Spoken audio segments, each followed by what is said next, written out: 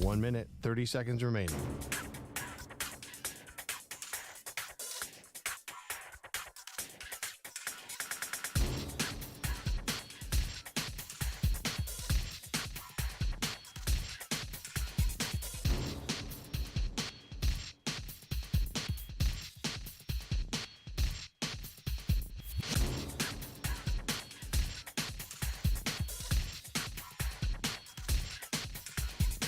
One minute remaining.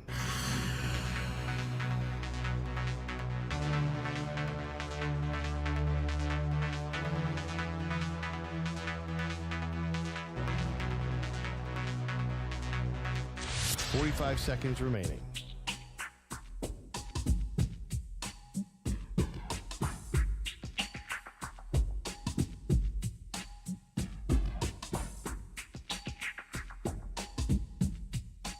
Seconds remaining.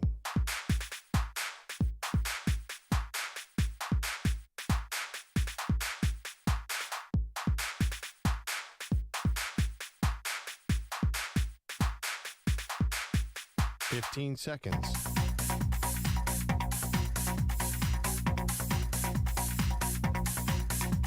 Break ends in 5 seconds.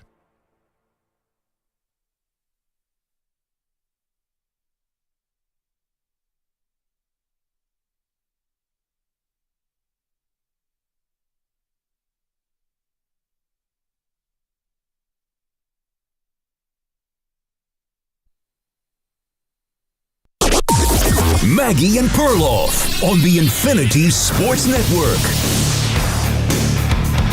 Chiefs still coping with the blowout of the Super Bowl. Welcome to the show. Maggie Gray. Andrew Perloff is on vacation, and EJ Stewart is sliding over into the big chair. Good morning, EJ. How are you? Doing great, Maggie. What's up? Thank you for doing the show yesterday. By the way, you guys did a fantastic job. Manny and Ray are along here. We got a fun show for you. And what I mean by the Chiefs still coping with the loss in the Super Bowl and them being blown out, we're getting new audio now because everything's coming out from the Super Bowl. Everyone mic'd up, and we're getting like a real-time sort of TikTok, if you will, of what the players were going through as the Philadelphia Eagles were beating them in Super Bowl 59. So we want to hear and play for you Patrick Mahomes.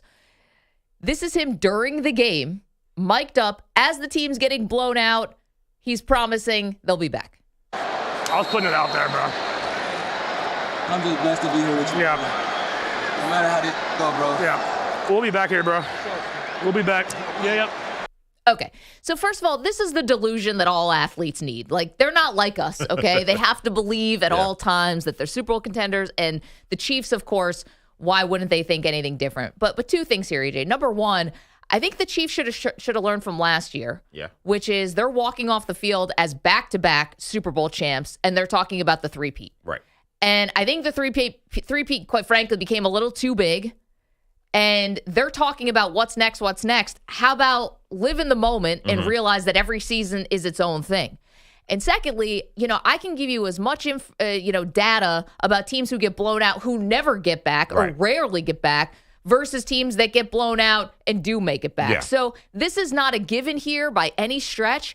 And I think it was honestly it was them just coping in the moment with getting so blown out. I don't think that it means they're more likely to get back next year because they suffered this loss in such devastating fashion. I think in some ways the best thing that happened to them was to get blown out because I think we've seen the Chiefs for the past several years win on the margins. We've seen them kind of getting by the skin of their teeth. And when you continue to do that, it's almost like when you're in school and you give bare minimum or not that much effort, but you still get the B, you still pass the class, and you move on. It doesn't give you any motivation to actually do anything more because you're still getting by. I think when you look at the Kansas City Chiefs the last few years, they've been winning these close games. Their offense has really been just a shell of what it used to be, where they were the high-powered. They were like the Detroit Lions, quite frankly, in terms of putting up big numbers and putting up big plays. They've been nothing like that really for almost 3 years now. So I think when you have a blowout like that, when you go into a game where your identity has been offense, but it's changed into defense, and you go against a defense like the Philadelphia Eagles, and you get just absolutely zipped up, I think it changes your mentality thinking, okay, we got to do things differently. So I think you go into this offseason and you realize, let's not let Patrick Mahomes be working with his hands tied behind his back. We've been asking him to be a game manager. We've been asking him to basically just not make the bad play. We've been asking him to take the short stuff. Right. We got to get back to scoring 40 points a game. We got to get back to going down the field. And that comment happened, I think, shortly after he made that bomb to Xavier Worthy, which was, when the game was totally over. Yeah. But it was kind of crazy to see because we haven't seen that Patrick Mahomes really in years. We're like, oh, wait, I forgot he has the best arm in the NFL. So I think when you go into this offseason, it gives the Chiefs the opportunity to say, okay, you know what? This whole dink and dunk and just rely on Kelsey and see what else happens, that's not going to work. Yeah. We're going to change things drastically on our offense, get some real speed and get some real playmakers. And I think you'll maybe see a more dangerous Chiefs offense next year, which gives them a better chance to get back. Listen, does the blowout give them a little more carte blanche to make some really big changes? Maybe, right? You can, I don't want to say hide behind the blowout, but you could use it as an excuse. And like we've already seen them tell Travis Kelce, hey, you've only got till March 12th to decide here. We can't let this thing drag out. You've got a $17 million cap hit. We can use that money elsewhere. Put in the screws a little bit to Kelce, I think is one way you know that the blowout means that they are like in a take no prisoners, I guess, even with their own team. But my whole thing about the Mahomes, let's like not pretend like this wasn't strategic. The league went through a change with Mahomes and Allen, maybe even Lamar to a certain extent, where they started playing this too high safety and really just trying to take away all that deep stuff and trying to take away those big plays. So what happened? You do what Tom Brady says you do. You're going to cover me deep. I'm going to go short. You want to leave the middle of the field open? I'm going to dink and dunk you, and I'm going to be disciplined that we're going to move down the field. And I'm not so sure that the Chiefs, if you're expecting Tyreek Hill 2.0, you got Worthy. I don't know if you're even going to get that. Because what has this entire NFL been about, at least this past season, and I think it's going to continue? Possessing the ball, running the ball, keeping these 17-play drives alive, and you believe with someone like Mahomes, you trust him, to actually execute a 15, 16, 17-play drive. Where some guys, it's like, well, I'm just giving you so many more opportunities to screw this thing up. Right. With him, I don't think you're worried about it. And so I would caution, and I know they got blown out, and it's the second time they've gotten blown out in a Super Bowl, but I don't think the Chiefs are going to be this drastically different team. Listen, getting Rashee Rice back next year will change the offense. We'll see if he gets suspended. Xavier Worthy, year 2.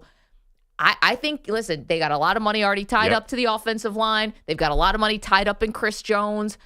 They're drafting still at the bottom of the first round. Like, I just don't see this makeover. But I think when you see teams like the Chiefs or teams like the Patriots in the past or some of these championship caliber teams, what we see is you end up getting guys for a dollar short of maybe what they're usually worth, right? You'll be getting a guy who maybe is towards the end of his career, but maybe has one great year left, right? Like, so it may not be them signing the biggest free agent that's available. I think it's T. Higgins. Let's put it that way. Yeah, it may not be that guy, but could it be bringing back a Tyreek Hill and he turns back the clock for 1 year? Or is it some other kind of star player that maybe is not quite the top guy, but you put him next to Patrick Mahomes, you put him in this kind of situation, now the whole thing changes. I just feel like I've watched the Chiefs and the Patrick Mahomes development over the last however many years he's been in the NFL, and I feel like I'm watching the Steph Curry story backwards. In many ways, those guys have been compared to because they were these guys who came in with this kind of unspeakable type talent. Yeah, changed the game. Right, and what we saw with the Warriors was they took that talent and said, oh, you know what, we're not utilizing him correctly. We need to actually really take the chains off and let him just be who he is. With the Chiefs, it's been in reverse. It's been, you start his career, he's throwing 5,000 yards. He's throwing for 50 touchdowns. He's going to Super Bowls, Chiefs' #1 offense. And then it's slowly been, okay, we're going to take away this guy in Tyreek Hill. We're going to take away that guy. Okay, Travis Kelce's getting a little older. We're not going to replace him with a guy who's in the incumbent who looks like he could be a star tight end moving forward. We were like, we're going to take away a little bit from you because we know you can handle it. The problem is now we know that he can't. Not against elite defenses like the Eagles. Yeah. And the Eagles aren't going to be alone. Like, I'm not someone who's down on the Lions like everyone else is because they lost their coordinators. Like, the Lions were putting up monster numbers before all the injuries happened. You don't think that the Lions are going to come back at a defense that's a lot more ferocious than we saw at the end of the year when they were basically a mash unit? Like, I think the Chiefs know that in order for them to catch up to these defenses now that are starting to figure them out, it can't simply be, all right, it's going to be Travis Kelce and a prayer, and we'll see what happens. It's going to have to be a lot more, and I think you'll see, quite frankly, Patrick Mahomes may go to that front office, that coaching staff, and say, hey, we got to open this thing up. We got to get some big playmakers in here because this whole check down stuff is not going to work for much longer. 855-212-4227. We're asking you if the Chiefs getting blown out in the Super Bowl, yet again, is actually a good omen for them. That's what they're saying. Could give you a little, permission, if you will, for the front office, everyone to make their changes, play a little hardball with guys like Kelsey and others. I just think, and you bring up the Lions as an example, I think that's an example of the other way, which is they had this great offense. Yeah. Guys were healthy on the offense. For sure. Offensive line was healthy. Lose to the Commanders at home. The defense is still the thing. Not to be the cliche about the defense wins championships, but they had so many injuries, it's a little hard to tell. It was just so devastated. But I think the Chiefs look at that and say, we could be the most high-flying offense ever. What does it matter if we still aren't doing our attention to detail on defense and if we still aren't trying to play this possession game? And just be the team that kills you in time of possession. And listen, if you need to tell Andy Reid you've got a Ferrari and Patrick Mahomes, then, he's one of the great coaches in the NFL. He knows what he's got. He's choosing to try to win this way. And I get that, but maybe it's because I'm sitting in this Andrew Perloff chair that I'm slowly becoming Andrew Perloff. I'll tell you guys if an Eagles hat comes out in the second hour. But he kind of kept saying this. I think he was right in hindsight, which is how long can you keep doing this? This idea that they're going to keep winning by a field goal, that some other team's going to hit Patrick Mahomes late, or that they're going to be able to, slowly win by the margins at a certain point. Getting calls. Luck, I'm with you on that one. That luck just runs out at a certain point. It's only so many times you can push the football gods before you have to look at this and say, okay, we're winning by the margins, but something's going to give. And I think this was the moment. This was the time where it's all right, the house of cards kind of came down when they came against a team who is really good, but I don't look at the Eagles and say, oh, this is the 93 Cowboys. That's not they didn't play the 85 Bears. They played a very good, very talented team. And I think it is a massive wake-up call to go into that game. You're only a 1-point underdog. This was not supposed to be a Eagles walkover. And I think this will make the Chiefs have to look at this and say, we gotta change things up. We can't keep going the way we're going. And that would scare me. If I was a team in the AFC and I saw the Chiefs take that kind of blowout, and then I hear Patrick Mahomes saying, we'll be back, and I hear Chris Jones being like, you know what, this is good for me. I wouldn't feel good about that. I would have preferred them lose a close game and be like, all right, we've been unlucky against that team. If they come back with that same team, next year we'll get them. I don't think you're going to see the same Chiefs team next year. I think it begins maybe with Travis Kelce. Yeah, maybe. It maybe begins with them looking at him and saying, hey, you didn't show up in the Super Bowl. You came in the camp out of shape. You want to be a celebrity, and we're not sure if you want to be a football player anymore. That may be the beginning of them turning the page, and that may be actually the best thing that could have happened to them. 855-212-4227. All right, were the Chiefs getting blown out maybe the best thing for them? And are you expecting a massively different-looking team coming into next year? I'm still not sure about that. I'm still not. I think you can talk a big game and you can be frustrated by it. And listen, you lose in this way, you should be frustrated by it. But I also think it's a little bit, I don't want to say weak sauce, but it's a little weak to me that it's possible that the Chiefs didn't have the full motivation going into the game. If that's, if there was any question about how dialed in were you, you're standing on the doorstep of history. They clearly knew what was in front of them. Immortality. Mahomes better than Brady, or we'll have that debate from now to the end of time. All that stuff that was right there for them that they started talking about before they even left the field last season as the confetti's falling. To come out flat in the way they did, that's a whole other thing. Yeah, it's terrible. Maybe you need that kick in the butt, I guess, of literally getting your butt kicked.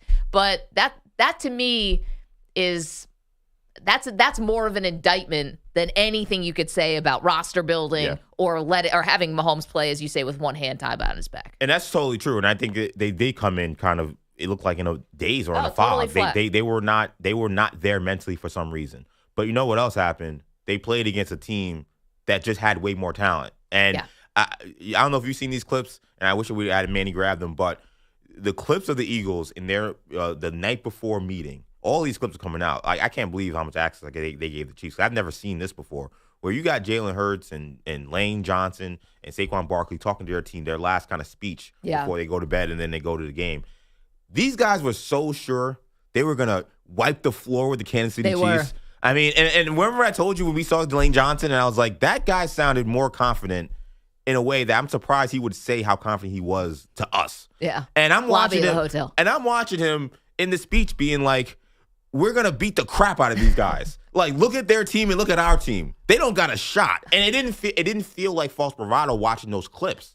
Like, it felt like they were like, this is just a matter of time. Just tick-tock, tick-tock. They got 1 day left before they get their ass kicked. Yeah. Like, that to me told me that this was just two teams on different levels. Yeah. And I think if you're the Chiefs, it doesn't really matter whether or not you were mentally into it, whether you were motivated or whether you were nervous because of the three-peat or any of that stuff.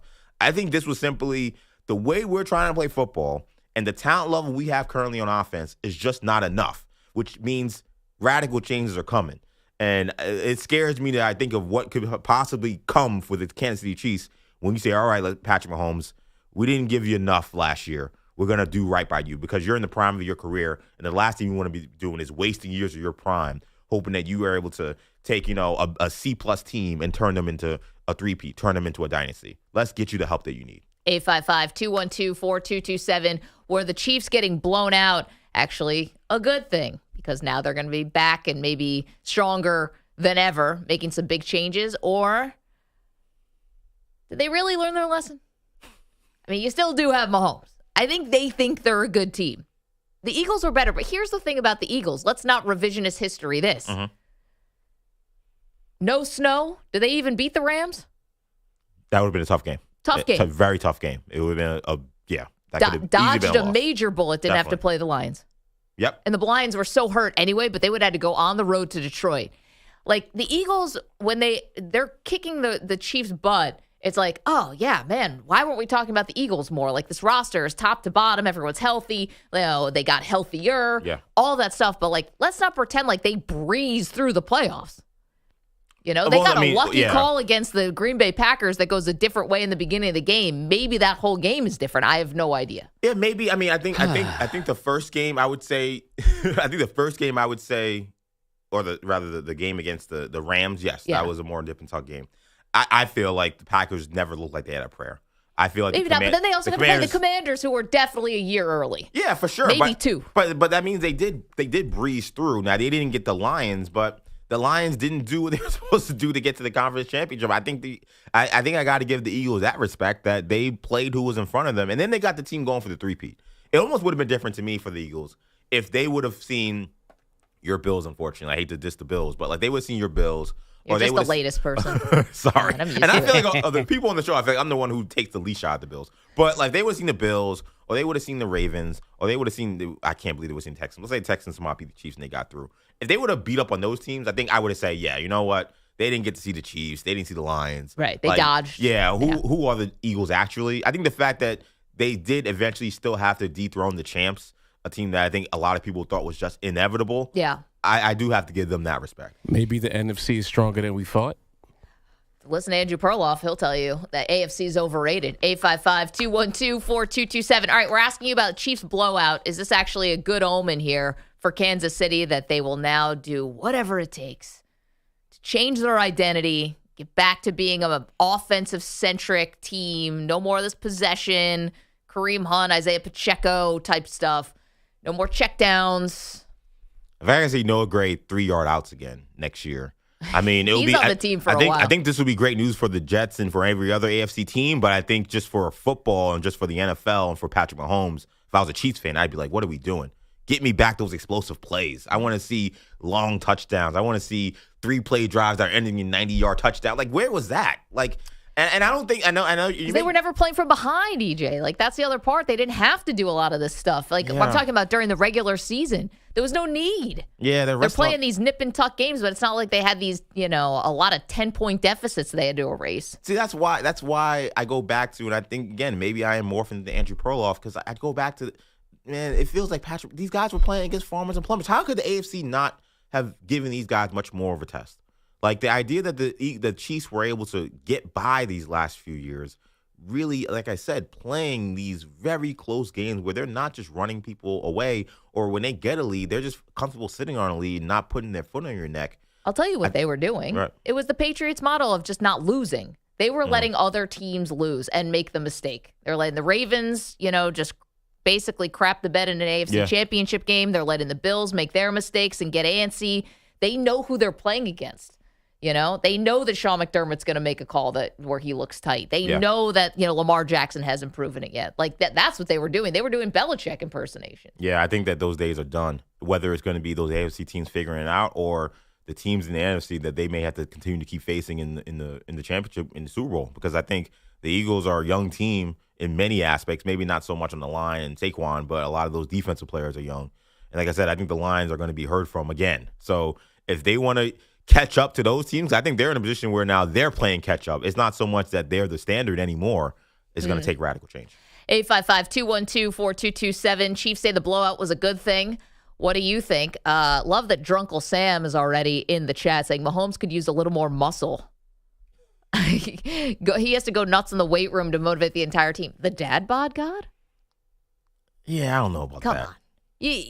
It's working for Mahomes. Whatever it is. That's not what this team is missing. A Mahomes six-pack was not going to be the difference between them winning and losing. Yeah, I'll be honest. It's not Luka. I'll be honest. After what happened to Will Levis, I think I kind of feel weird about the quarterback being super jacked. Like I almost think I kind of want the quarterback to look average build. You want them to look like Eli Manning. Yeah, or Peyton, or Tom Brady. Like, to me, like pliability. I don't know about Tom Brady. Tom Brady's diet is a little bit of a sicko mode. I'd rather look like Eli Manning. But just this idea. Seen that guy with the shirt off? Yeah, I know. It's not maybe not the prettiest sight. Looks like Mahomes. Right, male athlete. Yeah, you're talking about 1 and 2 greatest quarterbacks of all time. Like, I think if you're dedicating that much time and that much attention to simply getting jacked, it just makes me wonder, are you actually studying the mental aspect of the game? Are you actually studying the film the way you're supposed to? Are you actually working maybe with the receivers and your ball placement and things like that? Or are you just trying to get jacked? Too many crunches. Yeah, I don't know. The fact that Mahomes isn't like that, I think, is actually a good thing in a weird way. 855-212-4227. Manny, let's throw a poll up. Chiefs getting blown out. Actually a good thing? Yes, no? Let us know. We've got so much more to do today. We've got tons on the table. We've got more fallout from the NBA All-Star Game. We've got plenty of college football. Remember college football? Yeah, well, the whole sport is about to change yet again. So we've got that for you. And we're going to tell you who is going to be next year's Saquon Barkley. And by that, we mean who's the one person who's going to change teams that's going to help propel their new team to the Super Bowl. 855-212-4227. It's Maggie and EJ Perloff on a zip line somewhere in Costa Rica. Come on back. You're in a 5-minute break.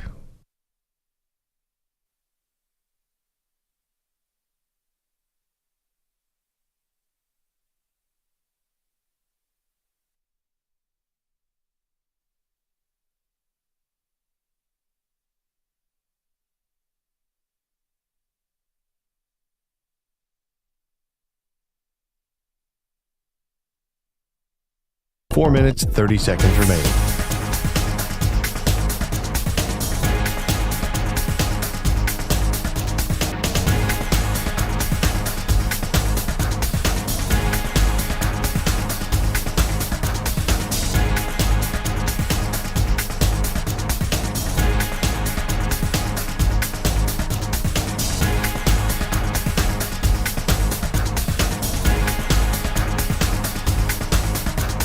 Four minutes remaining.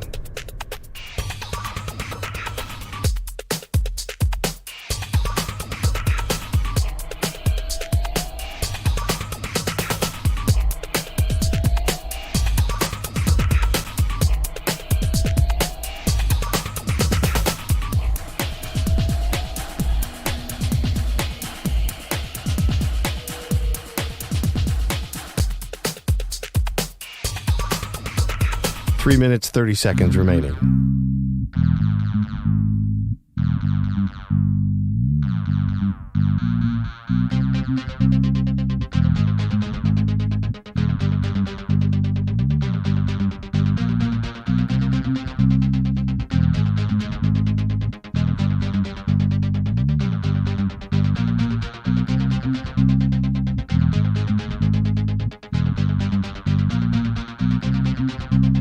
Three minutes remaining.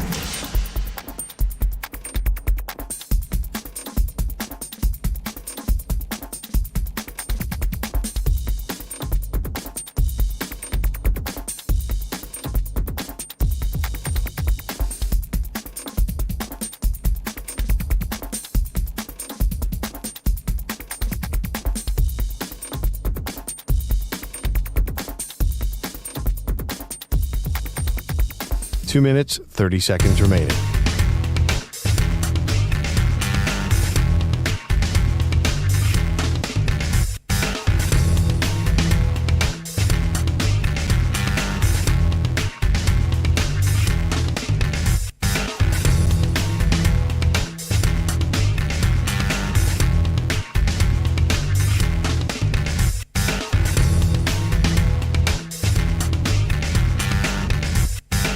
Two minutes remaining.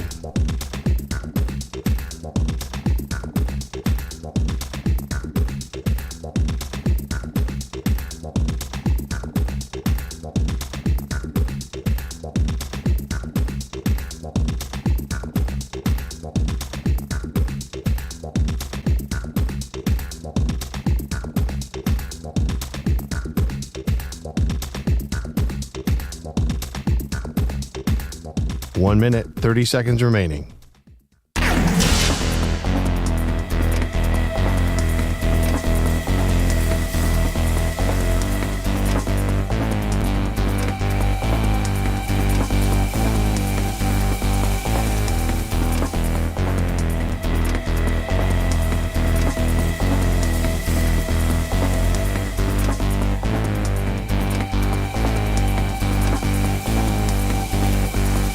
One minute remaining.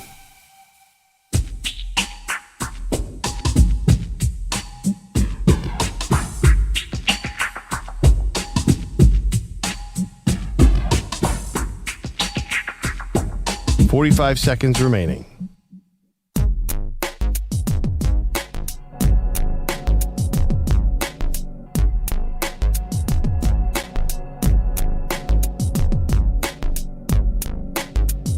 Thirty seconds remaining.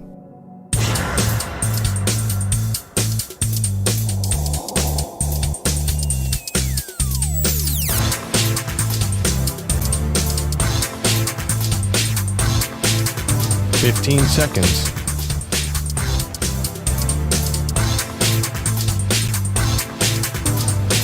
Break ends in 5 seconds.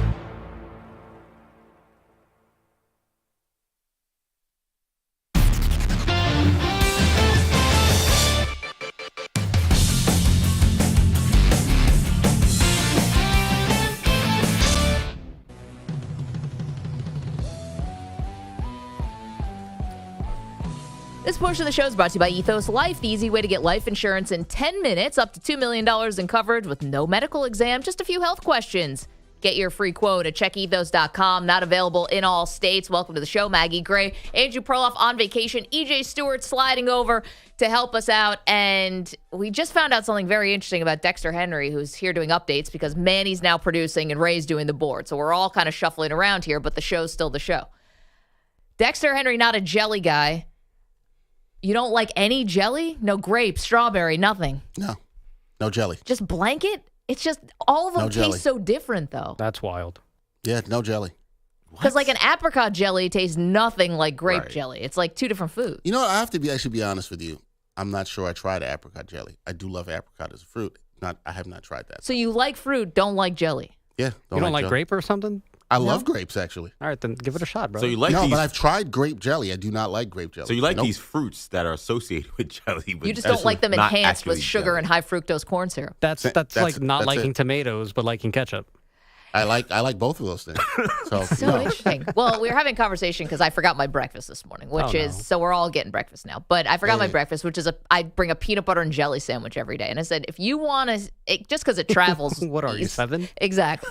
It travels What is going on? The reason why I brought it up is if you are a professional working like in a city, I know we all work from home these days or whatever. It's different. The world's different.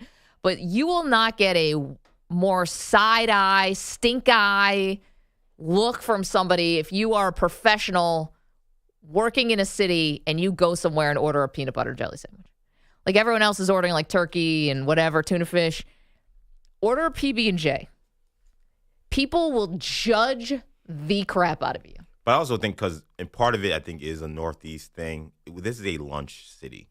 So I think if you go to like a place like that, like people will eat like steaks for lunch. Like they go hard. Like 3 martinis. They want like this is the capital of the bacon, egg, and cheese when it comes to the morning sandwiches. Like this is like we eat heavy, unfortunately, in New York, right? So I think the problem is like when they see your bacon, your peanut butter and jelly order, they're like, what? Oh, it's light. Yeah, like the things you could get. Like you can eat gourmet food really at noon or 1 p.m. here in New York. Maybe in other cities it wouldn't be as bad. I think this is kind of also a Northeast thing. I think San Francisco, LA, I think if you're in Nashville, Dallas, I mean, these are big food cities. You're in Milwaukee, it's okay to eat a PB&J. I think it's an adult ordering it. I think that's the disdain. It's not like, oh, this is, you could be having the surf and turf. I think people just think it's a kid's food. And it's like a top 5 sandwich, maybe top 3. Top 2, not 2. Top 2, not 2? Top See, 2 Ray? sandwich? You and I, it's a top 1 sandwich. I think the only thing PB&J is fine. That's how I feel like it's fine. I do feel like it's the sandwich that you can quickly get bored of. Of all the sandwiches you can have, and that's crazy because I watch you every day eat it, so I know you're not getting bored of it. What are you, a sandwich snob? What's going on? Well, no, I just feel like when growing up and going to school, and there was those times where your parents was like, look, I'm just going to do PB&J for the whole month. I know. And by week 2 or 3, it's like I need something else besides peanut butter and jelly. I need I never get sick of it. I need some protein. Throw on some deli meat or something. Like the peanut butter's the protein. It's a spread. That's not a protein. That's more of like a spread. I don't know. I think you can mix it up with the jellies. I don't know. There's protein in it. Also, we should ask a poll question: is peanut butter and jelly a top 2 sandwich, not number 2? Is it a top 1 sandwich? That feels like a leap. Is it the apex of sandwiches? Is the apex of sandwiches. I'm with Ray. Dexter Henry. There are so many sandwiches I would have before PB&J. I do agree with that. I know, but then you get into jelly. Well, that's part of it. That's part you of it. almost have to recuse yourself from this. But then you get into the mayonnaise, no mayonnaise, and like, are you a ham person? I think that it is top. I think it's top. I think we put a poll question out: is peanut butter jelly the apex sandwich? Dexter has headlines and updates for us. Good morning, Dex. Yes, I do. Good morning, everybody. 4 Nations continued last night. Team USA with a spot already clinched in Thursday's championship. They lost to Sweden 2-1 on Monday night. That game had no impact on the tournament. American forward Brady Tkachuk was hurt in the first period of the loss with a lower body injury. Canada's victory over Finland in regulation earlier in the day clinched their spot in the final and a rematch against the Americans. So it's USA versus Canada for the 4 Nations title on Thursday. U.S., they won the first meeting between the two teams 3-1 on Saturday. Guys, are you excited for this rematch? Yes. Definitely. I mean, for something, I've never seen an event, maybe in the history of sports, that went from, and forgive me to my hockey fans because I know they knew about it, but just a general sports fan, where a lot of people did not know this thing existed, to appointment television in less than a week. Like I can't remember anything else like this, where there were a lot of folks, because they are used to NHL All-Star Weekend being the same thing. NHL goes on break. They're like, all right, whatever. They're probably going to play All-Star game or whatever. And now I see people, hockey fans, non-hockey fans, are like, yo, I got to check this thing out. And I'm one of them. I know. It's me. I'm there with you. I'm trying to think. Now you got me thinking of something that went from didn't know about it to appointment television in a week. The first thing that comes to mind is maybe Caitlin Clark's first run to the championship game, where you may not have actually been that familiar with her, and then all of a sudden they beat South Carolina. It's like, oh my God, I've got to watch this game. I've got to rearrange everything in my schedule to make sure like I'm watching this chick, Steph Curry, just launch threes from everywhere. That's a good one. But this is what I'm watching here with the 4 Nations Cup. Is I think what goes to show is you can put 100 people in a room, smart marketing people. Like, how many people do you think are actually working actively right now to try to, like, air quotes, save the NBA All-Star game? No fewer than 20, like, Harvard MBAs, I bet, are in a room right now, whiteboarding out, how do we save this thing? It's the population of a small country. Probably. Exactly. And probably the GDP of a small country is the money they're spending to try to fix the NBA All-Star game. Meanwhile, I'm not saying that the NHL came to this by accident. Certainly not. They're taking from an Olympic model. They know that this could be good. But they just, like, found lightning in a bottle, too. It's like sometimes you got to just let it happen, Lean into the zeitgeist a little bit. We got some political stuff going on. You got people booing the national anthem in Canada and totally understand why. And guys are dropping gloves before when the puck drops. Yep. It's just created like the perfect thing. What I to that point, Maggie, what I feel like this tells you is that, and I've been screaming this for the last couple of days and all the talk around the NBA All-Star game, you don't need All-Star games anymore. It's over. It's over for All-Star games. Like we're talking about fixing it. Maybe the issue is we don't need them anymore. Because you can't play at half speed. I think that's it. In the Four Nations Cup, everyone's playing really hard. Yep. And that's all we want, right, is the effort. That's why the Pro Bowl was always such a joke. Like, you can't play football at half speed. It doesn't work. It always looks silly. And I don't think you can play basketball at half speed, quite frankly. And we're here, we're watching that. And I really feel like, as all these major sports look up at the NFL, I think all of them in hockey was smart. And Major League Baseball has tried it. I think it has worked. You have to lean into the international element. That's the one. That's the only advantage you have over the NFL. So I think that's why you saw those big numbers for the World Baseball Classic. Is why you're seeing this investment and the hype around the Four Nations. I think is why when we get to NBA All-Star Weekend, there will be a day where eventually this is something of USA versus the rest of the world. Or something. If it's not this next iteration of them trying something, it's going to be something down the line because this is the only thing you have. I think that the idea that people were just take pride in just going out there being an all-star, that day is over. But putting the USA on your chest, putting, Finland or putting Sweden or Canada on your chest, it adds a different weight to it. Yeah, I agree. And you just have to be giving the max effort. Like in the baseball all-star game, you can't groove a meatball to Mike Trout, right? Like the pitchers are actually trying to strike out the batters. Like, you have to care. Exactly. Yeah, I get it. All right. Over to college basketball. Men's college basketball, it is. Third-ranked Duke, they dumped Virginia 80-62 on Monday. But despite the win, the team suffered an injury loss. Forward Malik Brown dislocated his left shoulder late in the first half, did not return. He was expected to get imaging done later on Monday night. On the women's side, there's a new number one in the AP Top 25 women's poll. Notre Dame moved up to the top spot for the first time since 2019. On Monday night, the Fighting Irish, they won their 18th game in a row, 17th consecutive conference matchup. They disposed of Duke 64-49, 19 points for Hannah Hidalgo. Let's talk some NFL lastly. So the Combine is next week, guys, and your boy, EJ, Cam Ward, has yet to decide if he's going to throw or not at the Combine. But the QB is aware of how he will answer the questions that could come up from the team scouts or personnel regarding him not playing in the second half of his final game with the Hurricanes and whether or not he quit on the team. So prior to receiving the Dave O'Brien Award on Monday night, Ward said this, quote, "Okay, you're either going to draft me or you're not. If you don't draft me, that's your fault. You've got to remember you're the same team that's got to play me for the rest of my career, and I'll remember that." Ward also added the decision to not play in the second half of the Pop-Tarts Bowl was predetermined by him and the coaching staff. He also added, quote, "We feel like we're doing what's best for the program and myself." So, guys, my question here is... the fact that it's the Pop-Tarts Bowl just makes it, like, endlessly funny. It's like, how dare you not take this seriously? It's the Pop-Tarts Bowl. Agreed. Do you think Cam Ward's response here is an appropriate one? I love it because to me it sounds very similar. I know he didn't do any of this stuff, but it's similar to Peyton Manning. I love the Peyton Manning story of when he talked to Bill Polian the last time about the draft and what they were going to do. He was like, look, you can decide whatever you're going to decide, but know that if you don't pick me, I'm going to kick your butt for 15 years. And I think that's the only way to approach it, right? Like, Cam is very unapologetic about who he is and the confidence in his abilities. And at the end of the day, I think he's right. Like, if you think that you would have drafted Cam Ward, but now you won't because of the Pop-Tarts Bowl, I mean, that to me, that general manager needs to get his head examined. I mean, that can't be part of the calculus in terms of finding your franchise quarterback. I think it's a straw man, quite frankly. Right. I don't think that NFL teams are judging these guys when they don't play bowl games or sit out bowl games or anything. I think we're past that. I would be curious if guys start sitting out college football playoff games, which we haven't seen yet. But if you're going to pass on an opportunity to actually win something beyond a trophy that doubles as a toaster so you can warm up a Pop-Tart, then we'll see about that. Hey, but we had that trophy in the studios. I took a picture with it. High moment for you, Manny. It definitely was. I still miss the edible mascot. That was the coolest thing. My one thing, though, about this is it's a fine thing to say. That's a good example that Peyton Manning said it and he ended up being right. How many guys say this in like Johnny Manziel, don't pass on me? It's like, well, it turns out the Browns probably should have. There's also a lot of guys who say it and don't really get to, they write a check that their playing career really can't cash.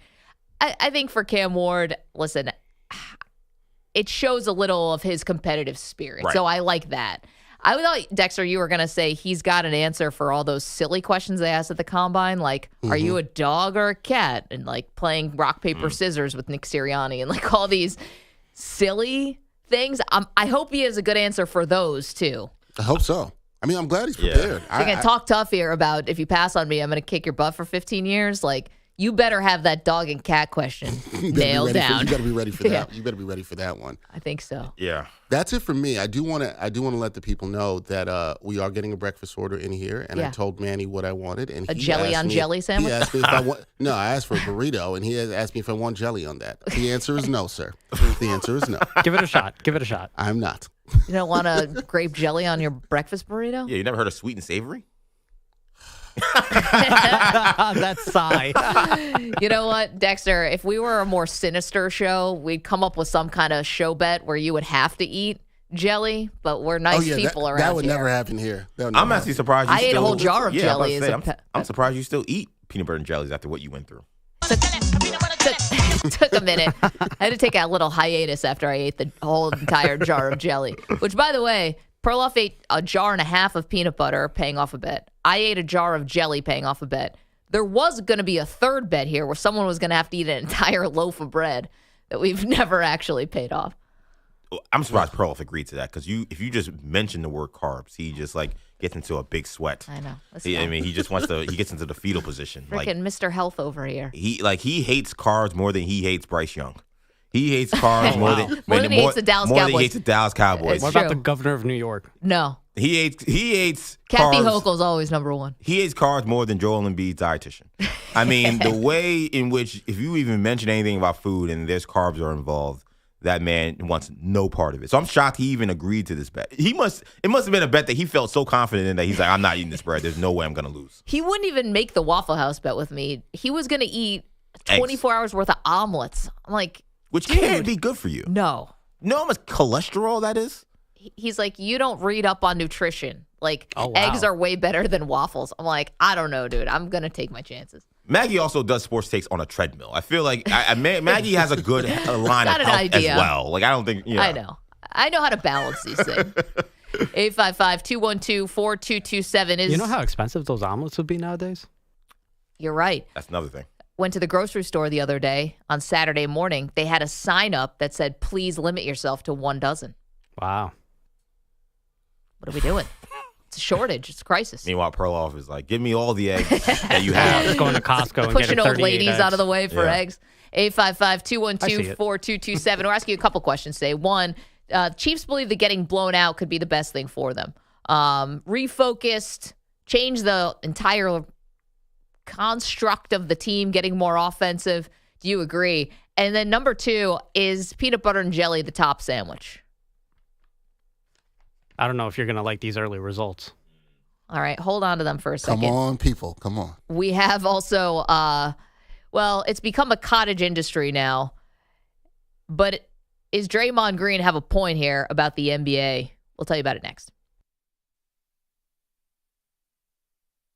You're in a 5-minute break.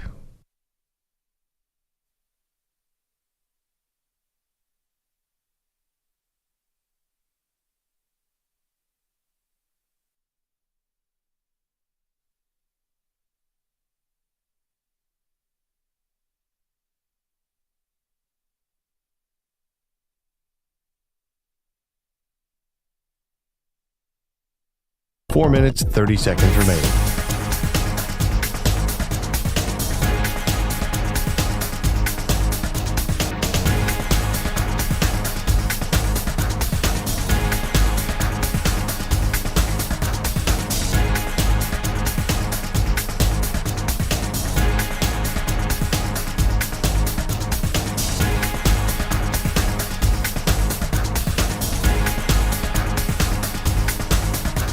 Four minutes remaining.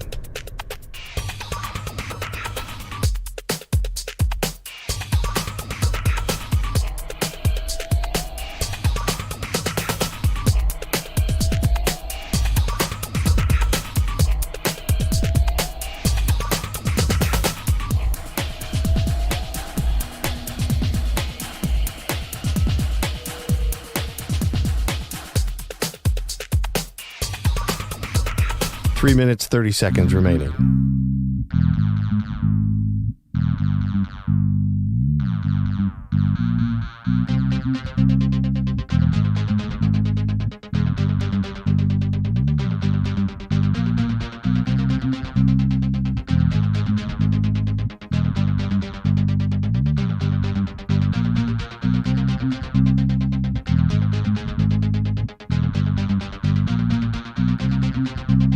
Three minutes remaining.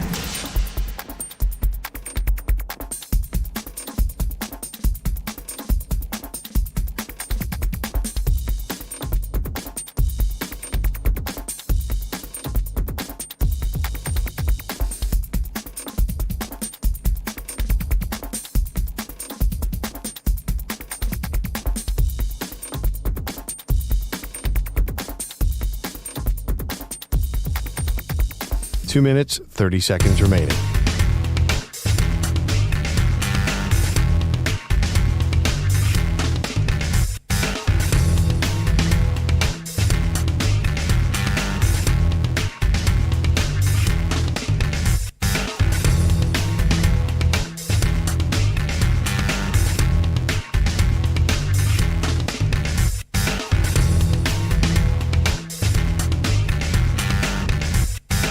Two minutes remaining.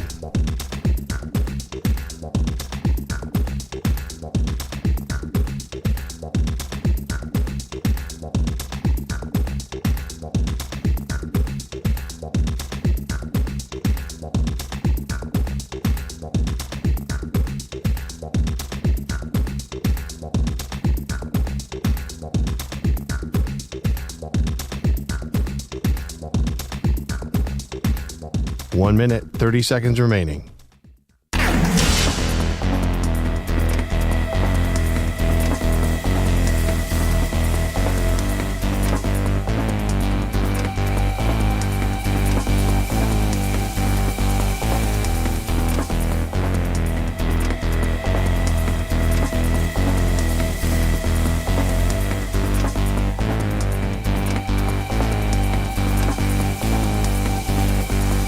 One minute remaining.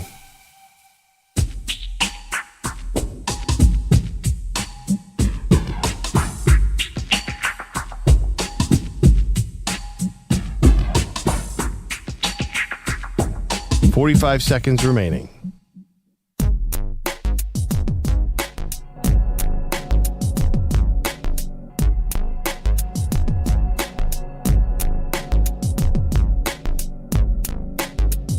.30 seconds remaining.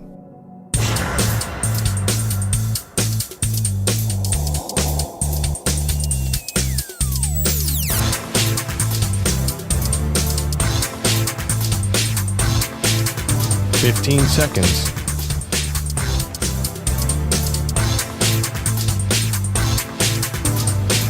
Break ends in 5 seconds.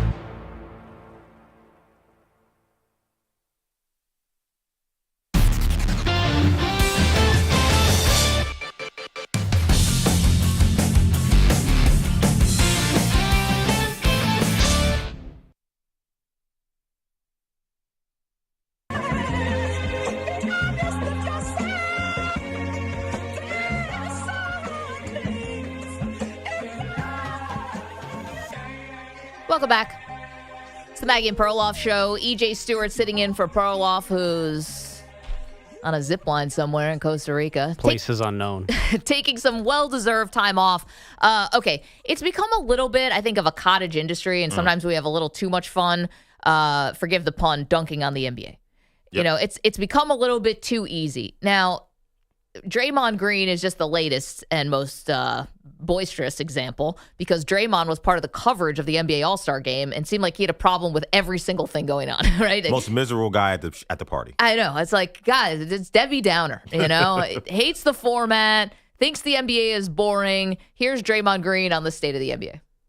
It's not smart basketball no more. I saw a clip not too long ago where Kobe said, like, yo, it's accidental basketball.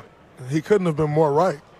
It was so refreshing to play against Bron because every possession is like a chess match. But you don't just get that on a regular basis.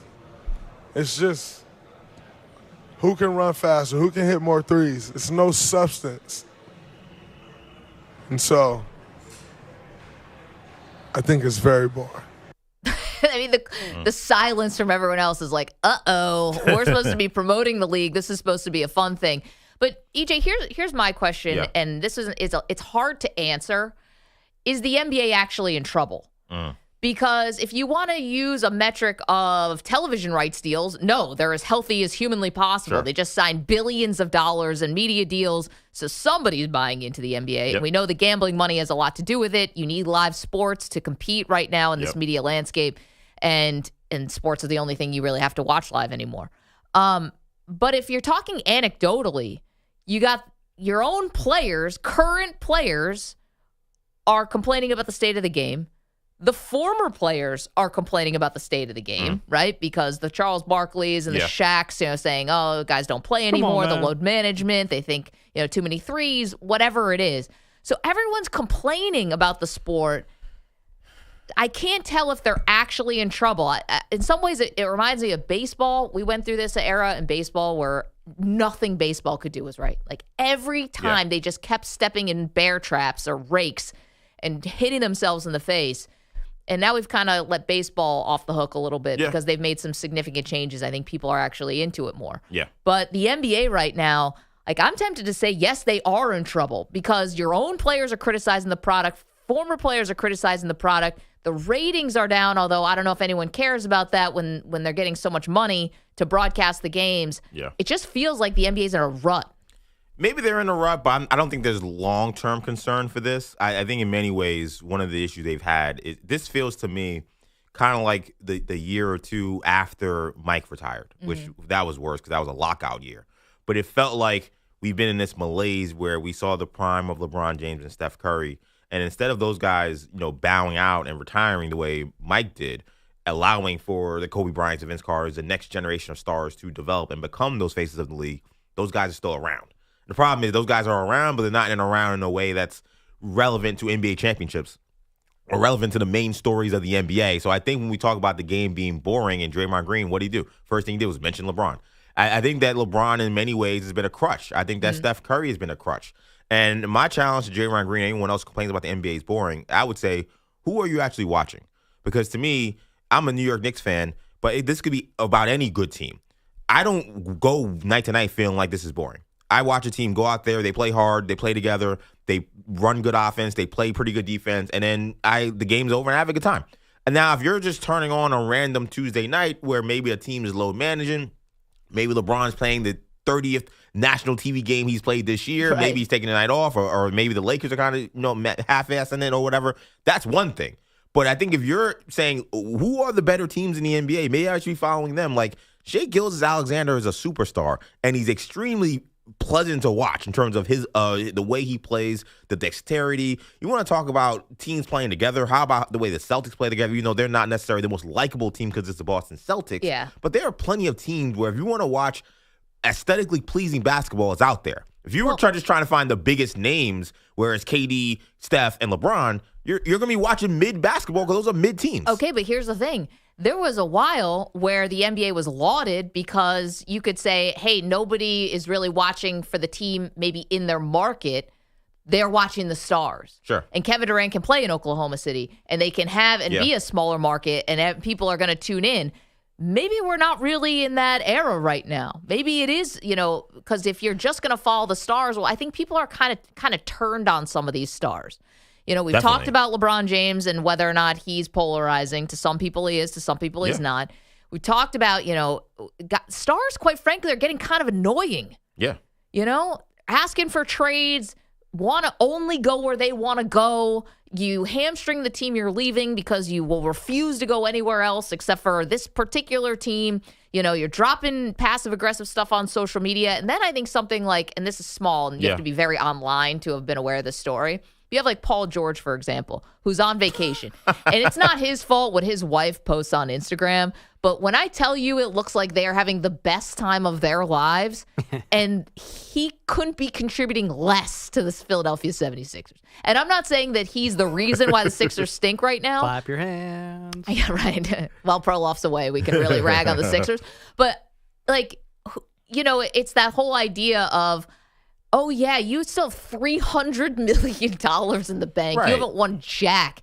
And I think the stars in the NBA, it's kind of turned on them. I think the stars have actually become kind of annoying. I'm not saying Shai Gilgeous. I'm talking about the older guys. Right. But they that's have so much baggage with them now. It's like, I don't care about James Harden anymore. He's beaten the care out of me. I don't care about Kevin Durant anymore. He's beaten the care out of me. I don't care about Jimmy Butler anymore. He beat the care out of me. It's like I rode with you guys and watched all your games because you're stars, and now I just don't care about you as much. Well, I think that comes down to also an issue with us, quite frankly. I think us in the media, I think us as basketball fans, and what we're giving our attention to. Because we have put in our heads that the regular season doesn't matter, right? We still keep these stars relevant because we think, well, maybe if they're in the playoffs, maybe they end up making a run. So therefore, we should still be talking about them. We should be still paying real attention to these teams. When what we've seen in the past few years is, regardless of whether you think the regular season is nonsense or not nonsense, the best teams tend to be the teams at the end. And that ends up being, at the end of the day, the story, not the LeBrons, not those guys. So to me, it's like, let's focus on the players that are fun. And there are plenty of them still in the NBA. Coming up, who could be next year's Saquon Barkley, a guy who switches teams and has a huge impact on their new team? Come on back.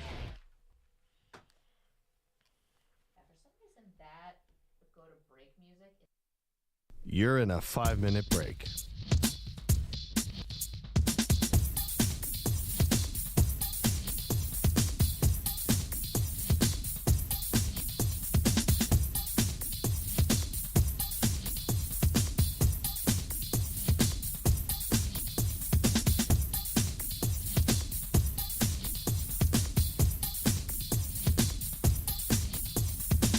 Four minutes, 30 seconds remaining.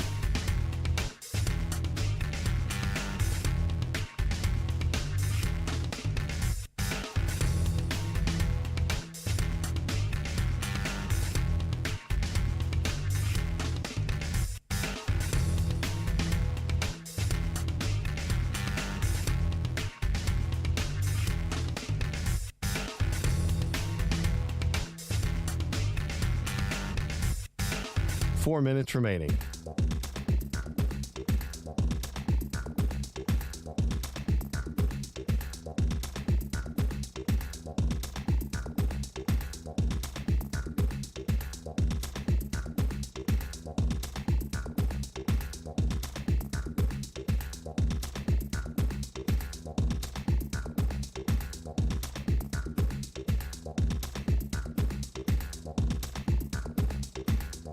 Three minutes, 30 seconds remaining.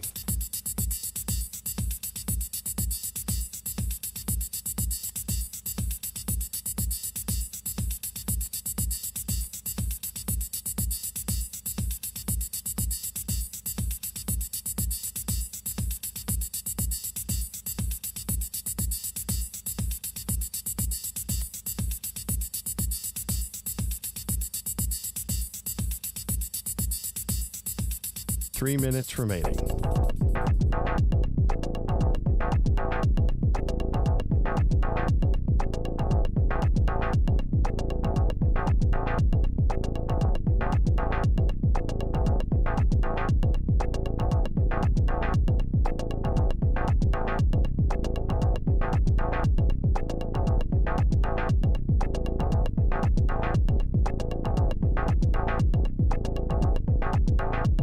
Two minutes, 30 seconds remaining.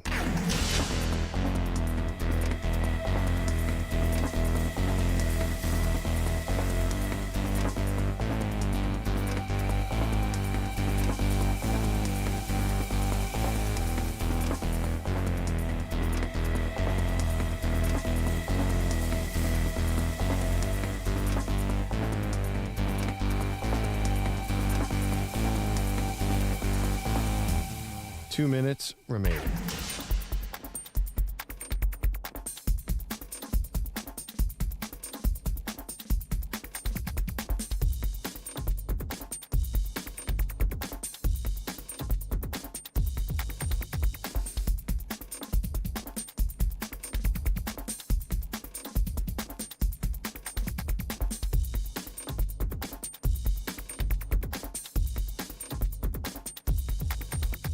1 minute, 30 seconds remaining.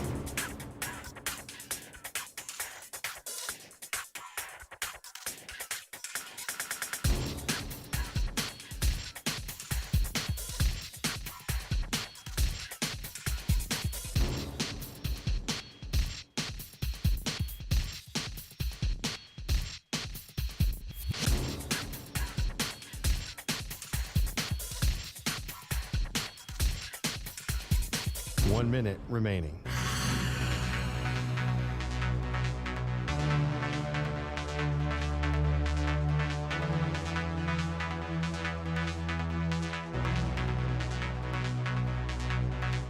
Forty-five seconds remaining.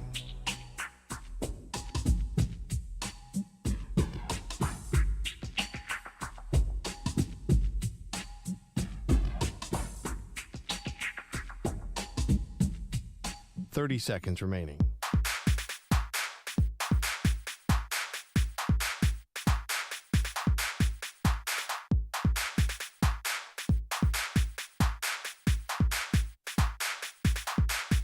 Fifteen seconds.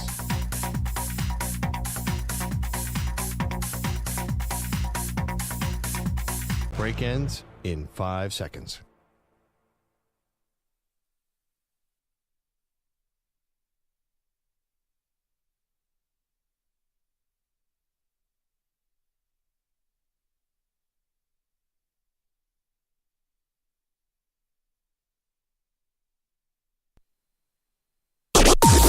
Maggie and Perloff on the Infinity Sports Network. I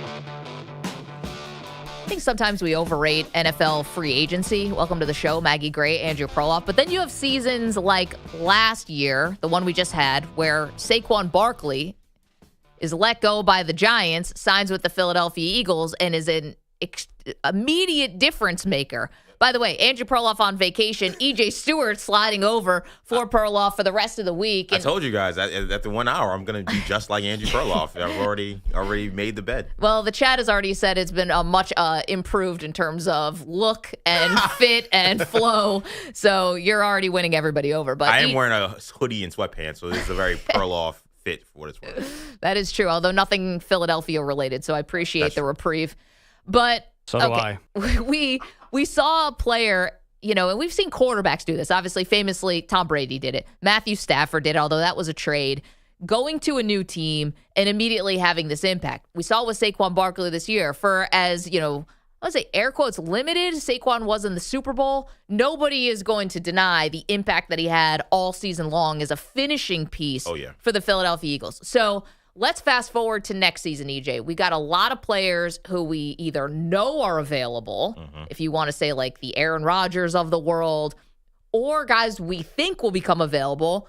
Myles Garrett, who's requested a trade, Cooper Kupp, who he and the team are trying to work together to find a new home. Of all the people who could be available, who do you think could have the biggest Saquon Barkley-like impact on their next team? And this guy definitely falls in the category of could be available, but the more I read stories about this, the more I think it's going to happen. It's Matthew Stafford. And I said yesterday on the show that Matthew Stafford gets to certain teams, I think you go from maybe an average team to a potential Super Bowl contender. Matthew Stafford, he may not fit in every location because of his age and because of the guy being a pure pocket passer. He's going to need good protection. He's going to need good weapons. He's not a guy who's going to be able to run around and create plays on his own, so to speak. But as far as a guy who can simply just deliver the ball to the weapons, deliver the ball to your playmakers, and we talk about the quarterback position being so important, Matthew Stafford could change the landscape of either conference if he goes to a team that has been kind of under the radar, a team that hasn't quite been able to get over the hump, and he becomes their quarterback. I've been a guy who was a Matt Stafford skeptic for a lot of his career, and he made me a believer during his tenure with the Los Angeles Rams. I don't want to see him go to New York. I don't want to see any situation where perhaps there's, off the field expectations or off the field reasons for him wanting to go somewhere. But there are real football fits, like I mentioned yesterday with Indianapolis Colts, potentially with the Pittsburgh Steelers, where if he went someplace like that, I think you look at a team that was a playoff team that was kind of middling, or a team that's right below the playoffs, like the Colts. Yeah. And now your whole situation is different. I think Matthew Stafford is a game changer. Okay, so first thing, I wouldn't send him to Pittsburgh. You're going to put him outside as he's getting older. It's not like he has no injury history, and you're going to put him in the AFC North. Good luck to you. Like, I don't love the Pittsburgh fit, because I think he's going to have to do too much maybe there. And they don't even have good enough weapons, I don't think, as far as wide receivers. They need way more help to make Stafford look good. Okay. One thing about Stafford, you said he could maybe like tilt the balance in either conference. I like Stafford. He's won me over too. I never thought he was a Hall of Famer. Now I definitely think he is. But here's the thing. We saw him have to elevate a team in the Detroit Lions for years, even though he had Megatron. Yep. And really couldn't do it, right? And there were a lot of issues with the Lions. Yeah. So then what happens? You go to L.A., where you're paired up with one of the best offensive minds we maybe have in the NFL. Mm-hmm. Cooper Kupp is a phenomenal, wide receiver. Yeah. Then now here comes Puka, but we can even go back to the Super Bowl year. I mean, they traded for Odell Beckham midseason, who had a chip on his shoulder. Yeah, they were a dream team. They still had Andrew Whitworth, as far as offensive line, and Aaron Donald on the defense, Jalen Ramsey. Yeah, they had Ramsey. I mean, they were all in, them picks. They were a team absolutely built to win, and he won with them. So kudos to him. Yeah. But he hasn't been able to do it when it's been anything less than perfect. And I think if you're asking him to go to the New York Giants, great, good grief. What, do you hate the guy? Thank you. You're ask him to go to Pittsburgh Steelers. Easy. The thing about the Colts, I like that a little better. At least you're inside, and it's like maybe an easier division. But I think asking Matthew Stafford right now to elevate a team that has a lot of warts is too much. Okay, as far as the person I think who could really be the impact guy if he changes teams this offseason, like Saquon Barkley did last year, it's got to be Rodgers, guys. Oh, no. Here's the thing about Rodgers. Count him out at your own peril. Listen, Rodgers, can he be annoying? 100%. Can he be a little me, but yet pretends that he's all about the team? Yeah, it's like an act. Like, we totally get who Rodgers is. He's been in our lives for 20 years. Here's the thing, though. I do not want to bet against Aaron Rodgers when the whole league is down on him. I don't want to do it. We saw this happen in Green Bay when they drafted Jordan Love, and he went on to have 2 more MVP seasons. He's one of those assassin guys where all you have to do is just give him a little bit, and he's going to take it and run with him. He's a bleep you guy. Mm-hmm. I think that's where he gets his juice from, whether it's talking politics or whether it's football. This is his whole thing, is I'm going to prove you wrong. And I think if this story is true that came out from the New York Post, and obviously, they're not going to run with a story that's fake. Someone's telling them this. That they was begging for his job. Yep. I mean, that's a legacy crusher. Even more than just actually going to the Jets. That's a legacy crusher. And you root for that team. For sure. Who leaves there in better shape? Nobody. Absolutely nobody. But these things have all now lined up to bury him. And that's the last place you want Aaron Rodgers. So somebody is going to give him a chance. He will be 2 years off of the Achilles. And I think he is the guy who all of a sudden, if you want to dial up one good season, I'm not betting against Rodgers. Maggie, I need to do what the Packers fans did to me. My brother is a huge Packers fan. I know several Packers fans who have talked about this. I need to do what they did to me, which is have at it. Oh, but okay. when you get them, you're taking a lot of crap, and don't come back talking about you were right. Because, Maggie, you sound like E.J. Stewart 2023. This is who I was. And I was like, you know what? I didn't like what I saw in Green Bay at the end. He didn't look motivated. He seemed like he didn't like his teammates. He seemed like he didn't like the coaching staff. He blamed everybody else for his mistakes. But you know what? He's going to be motivated. The whole league is doubting him. Yeah. Everyone's doubting him. He's going to come back like gangbusters. And then, unfortunately, he got hurt immediately. And we'll never really know what would have happened. But I think that leads me to the point about Aaron Rodgers. Is you talked about the stuff with Stafford. That's a guy who's older. That's a guy who's more injury prone, more brittle.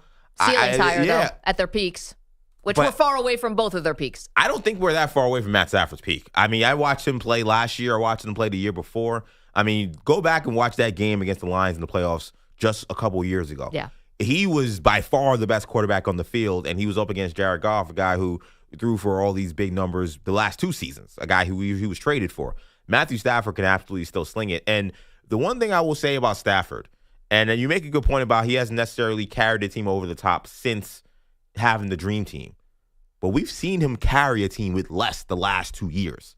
The Rams team he's been playing with is not the Rams team that has all these veterans, all these guys that are know how to win. I mean, Puka Nacua is great, but the guy was like a 4th-round pick. Yeah. Like, the defense, they're great, but they were doing it with guys who were 2nd, 3rd-round picks, guys who were rookies that were playing. They're just throwing them right into the fire. I know, but EJ, look at how good those young guys have been. Like, the thing about the Rams, the irony, is that they were an F them picks team. Sure. They're a great drafting team. Sure. They find these guys, and not even find, like, 1st round, they have the rating defensive rookie of the year. They had 2 guys who were up for the award. Yeah. I mean, they're really good at this. So they're good at drafting and developing.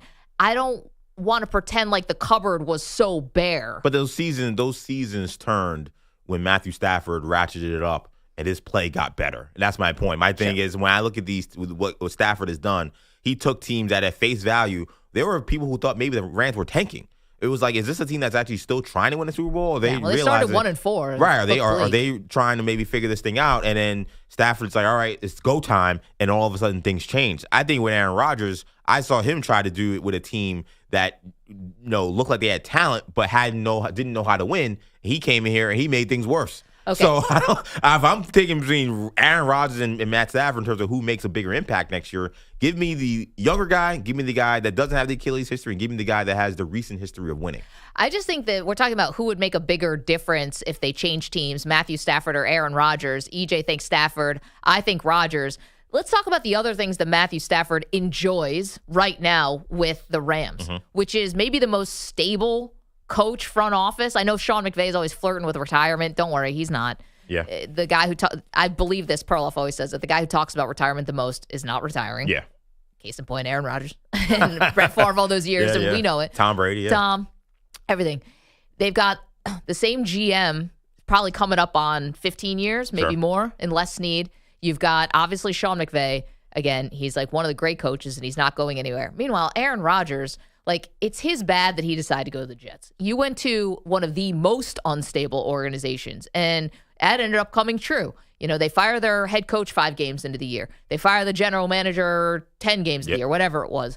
It's a revolving door. The owner's a mess. The front office is a leakier ship than the Titanic.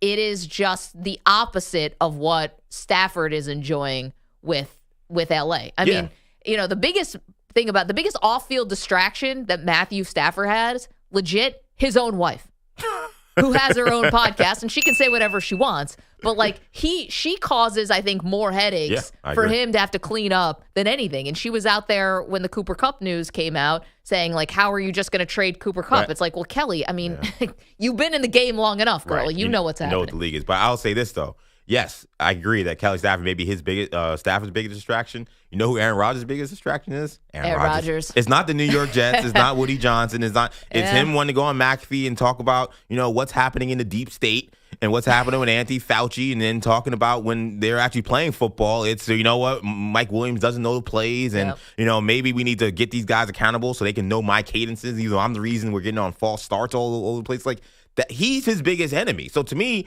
I mean, a situation at home, I think Matthew Stafford has shown he can deal with that.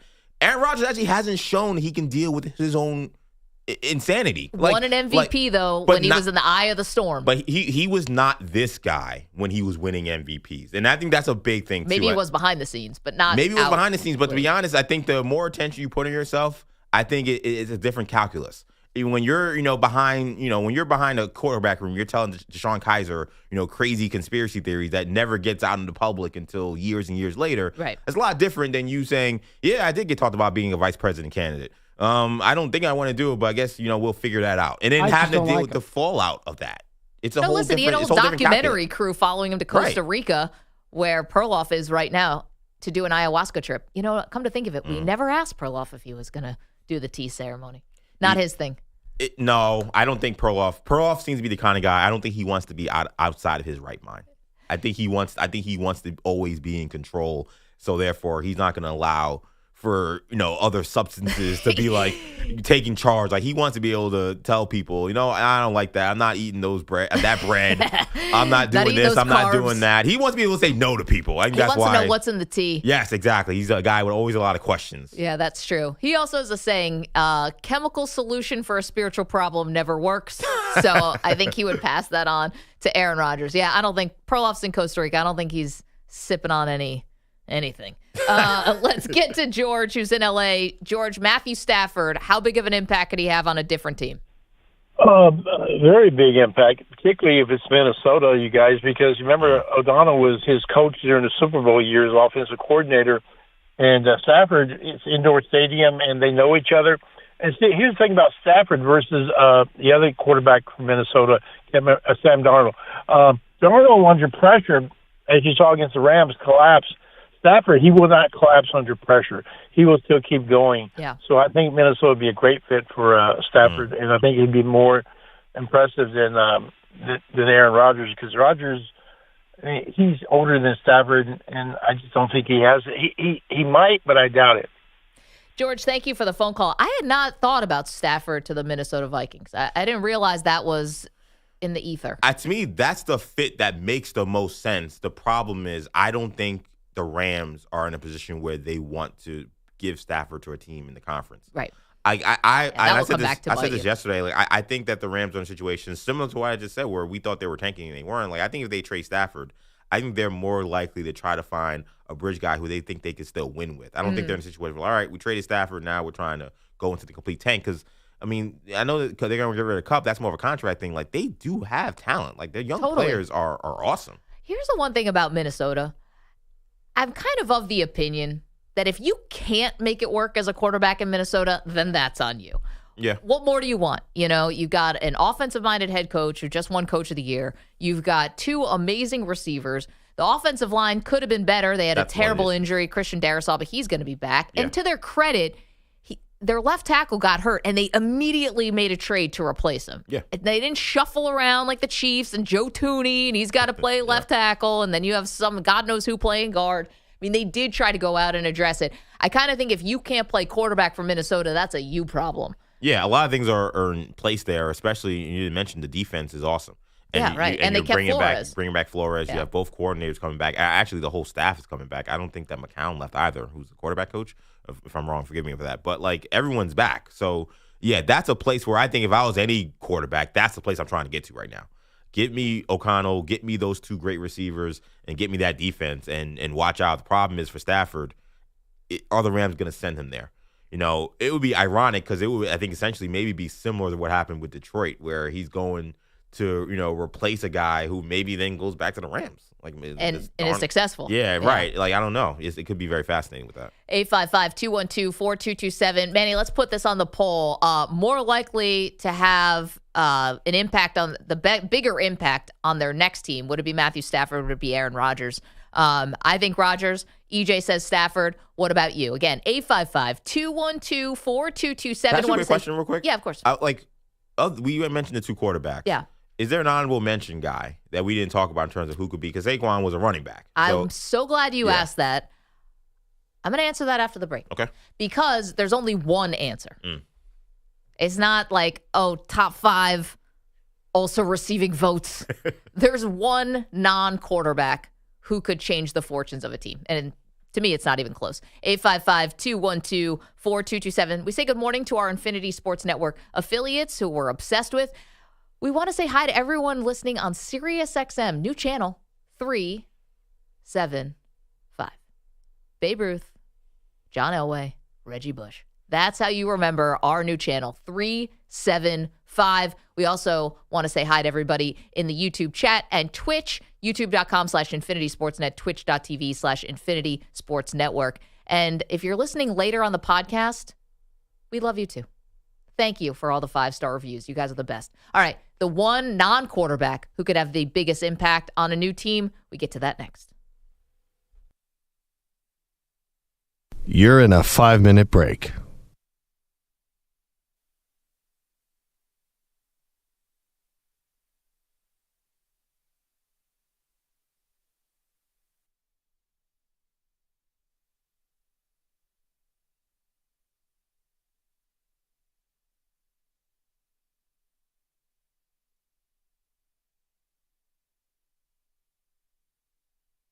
4 minutes, 30 seconds remaining.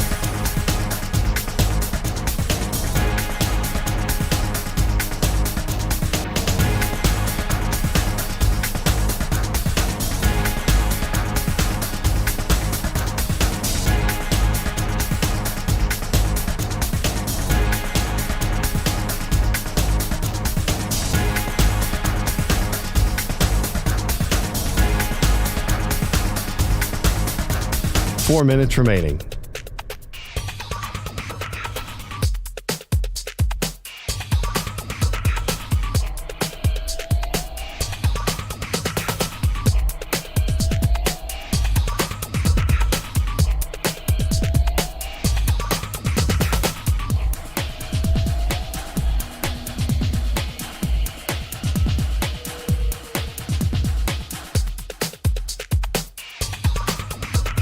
Three minutes, 30 seconds remaining.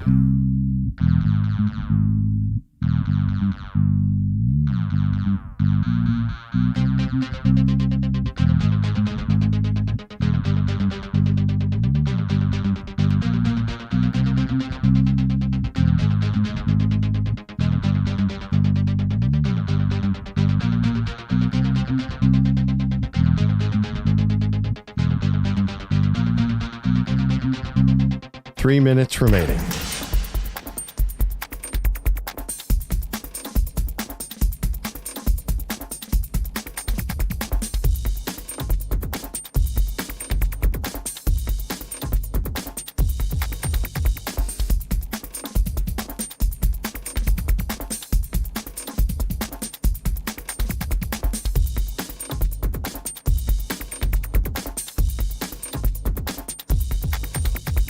Two minutes, 30 seconds remaining.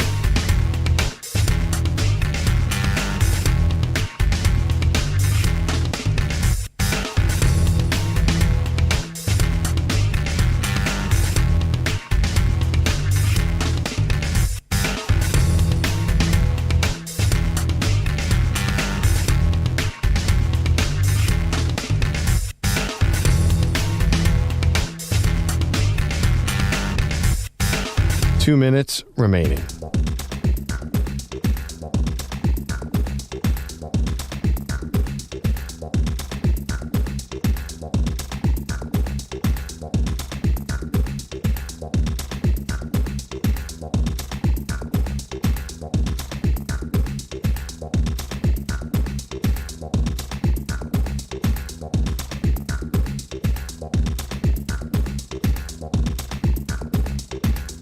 1 minute, 30 seconds remaining.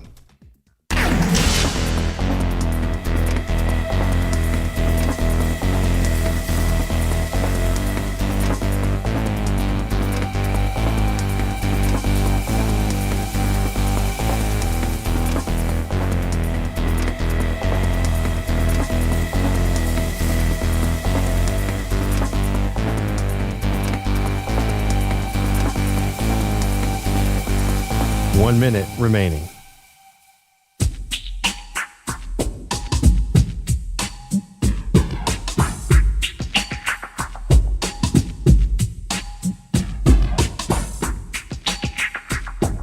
.45 seconds remaining.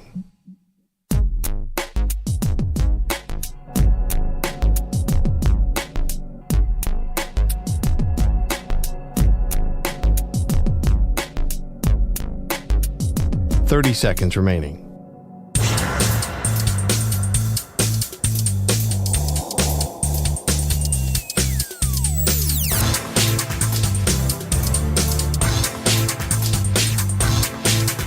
.15 seconds.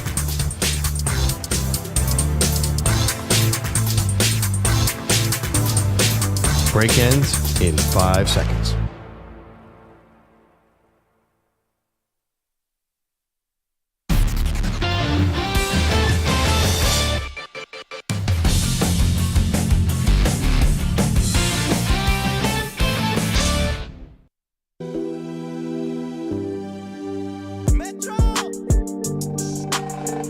Welcome back. It's Maggie and Perloff show. EJ Stewart's in for Perloff, who's taking a much-needed vacation. Meanwhile, here we all are together, and we're asking the question, could Matthew Stafford or Aaron Rodgers have the bigger impact on a team if they change teams? Now, we know Rodgers is not welcome back with the Jets. That's it. Don't let the door kick you on the way out. Don't let the door hit you where God split you, Rodgers. So he's going to be somewhere else. Stafford, we're not really sure. I think it's a lot of smoke and that he's just going back to the Rams. Okay. It makes the most sense to me, but we'll see. So you can vote on that poll at Maggie and Pearl. But EJ, you asked going into the break, who's the non-quarterback? Like Saquon Barkley was last year. Right. Goes to the Eagles, has an immediate impact, helps this team get to the Super Bowl. Who's the non-quarterback who has the biggest impact? And for me, without a doubt, it's got to be Myles Garrett. And I know that Garrett has not been able to overcome every terrible thing that's happened in Cleveland. Yeah. There's not, Superman couldn't overcome that. There's no person, Tom Brady, like I don't care, Mahomes, there is not one person who would be able to overcome all the dysfunction in Cleveland. To me, take a line from Good Will Hunting, not your fault, Myles. It's not your fault. Just come in and give a big hug to Robin Williams because it's not your fault. He goes somewhere else, whether it's going to be Dallas, which I know is a popular destination. If he goes really anywhere, he's immediately an impact player. But here's my problem with the Garrett thing. I love Myles Garrett, and I think he's an awesome player. I think he's in some ways somehow still underrated in weird ways. But I do feel like I did just watch him go to a team that desperately needed help, and he was no help. So you mentioned dysfunction. You mentioned question marks in the front office. I mean, you just mentioned Dallas. I'm like, does he change the Dallas landscape? Like, I would want to hope that he does. Pair him up with Michael Parsons? Yes. That's where the talent, I think, supersedes. I mean, who's the guy? Like, listen, and at times, Cleveland actually still had a good defense. They just had. Right, their defense was great, actually. Nothing from the offense, and less than nothing, because Deshaun Watson has been one of the worst signings of all time. Yeah, and that's why I go to the offensive side. And I love Myles Garrett, but I'm still looking at this T. Higgins situation. And I think he's the kind of guy that, I don't want to say he was miscast in Cincinnati, but it felt like, especially 2 years ago when Jamar Chase started missing some games, it feels like when he stepped into wide receiver 1, I'm looking at this guy, I'm like, is he a top 5 receiver and we just don't know it? Like, is he a guy who, because he's playing second fiddle, he's not really able to get off the big numbers he has? He's already been an awesome player for the early part of his career. I wonder if you get T. Higgins with another star quarterback, does he not become a top 3 or 4 receiver in the league? And does he not completely transform an offense? Because he's the kind of guy that I've seen, whether it's with Chase or without Chase, he's a baller. And what happens is he may help your quarterback the most. Garrett may come in and maybe he helps your defense, so to speak, but your quarterback, I think, becomes exponentially better when T. Higgins is on the field for you. So I wonder if he's that guy that's the difference maker. Well, I love Garrett even helping the offense, because if you can get the other offense off the field on third down, if you're getting them into long situations on like 3rd and 8 and things like that. But I hear what you're saying. Here's the only thing about Higgins, and nobody's talking about this, and I'm surprised nobody's talking about this. You bring up a good point. Could T. Higgins be a number 1, right? And he just happens to be number 2 because Jamar Chase is like otherworldly. The problem is that you don't know for certain, and I don't know for certain, but he's got to be paid like a number 1 before you find out if he actually is a number 1. And that would be my one hesitation, because I don't know if he's going to get tagged and traded. I don't know if he's going to just get re-signed. I don't know if he's just going to be able to get, tagged and then renegotiate with a new team. But here's the deal. He's going to get $30+ million. Yep. So you're going to pay him like number 1, and I actually don't have the solid proof that he can be my number 1. And I'm not saying that's a devastating mistake if a team makes it, but it would be a mistake. But I think the one thing about T. Higgins that would give me a lot of confidence that he can be is you're not talking about a guy who's, 5'11", 180, who's doing it because the offense is getting him a certain way, or he's a target merchant, or he's just working in the slot and therefore he's getting a lot of easy targets. This guy is an outside receiver who's going one-on-one with his guy, and he's just out-muscling, out-toughing guys for jump balls. He's one of the best contested catch guys in the NFL. This is not about, I like Brandon Ayuk, and I defended a lot of his, negotiations last year. But this is not a guy where he's in a great offense, and because he's a great route runner, he's able to just pick apart defenses and find holes in zones. Right. This is not T. Higgins. T. Higgins is an outside receiver. Jump ball guy who if nothing is working, just throw the ball up and he can make a play. So that player, to me, profiles more like a number one than maybe some of the other receivers we've seen acts to be a number one who then become a number two and then don't live up to those expectations. Well, here's the thing, though. We've only ever seen T. Higgins play with Joe Burrow. Yeah. So you have, Joe's top 3. Joe's awesome. Top 3 quarterback in the league. We can quibble probably he's about awesome. that. Maybe he's top 2. Maybe, hell, he could be your number 1. He is that good. Inarguably, I think top 5, in my opinion. Without a doubt. Yeah. I wouldn't even want to even do that argument because it'd be stupid. Yeah. But never seen him without a guy who's elite. And again, is he a 50-50 guy? But you got Joe Burrow passing you the ball. It's going to be a little different than, let's say, you got Will Levis passing you the ball, obviously. 855-212-4227. We know wide receivers can be very quarterback dependent. So 2 questions for you. Stafford or Rodgers, who could have the bigger impact if they change teams? And Rodgers will be changing teams. Not so sure about Stafford. And then who's the non-quarterback who could have a Saquon Barkley-like effect on a new team? 855-212-4227. Dexter Henry is with us this morning. He's on updates. What's up? Not much. Actually, we do have some stuff in the world of sports for the people. Joe Buck, he will return to Major League Baseball national broadcast booth, for the first time in 4 years. Buck, who was called the most World Series on TV in history, will call the opening day game between the Yankees and the Brewers on March 27th.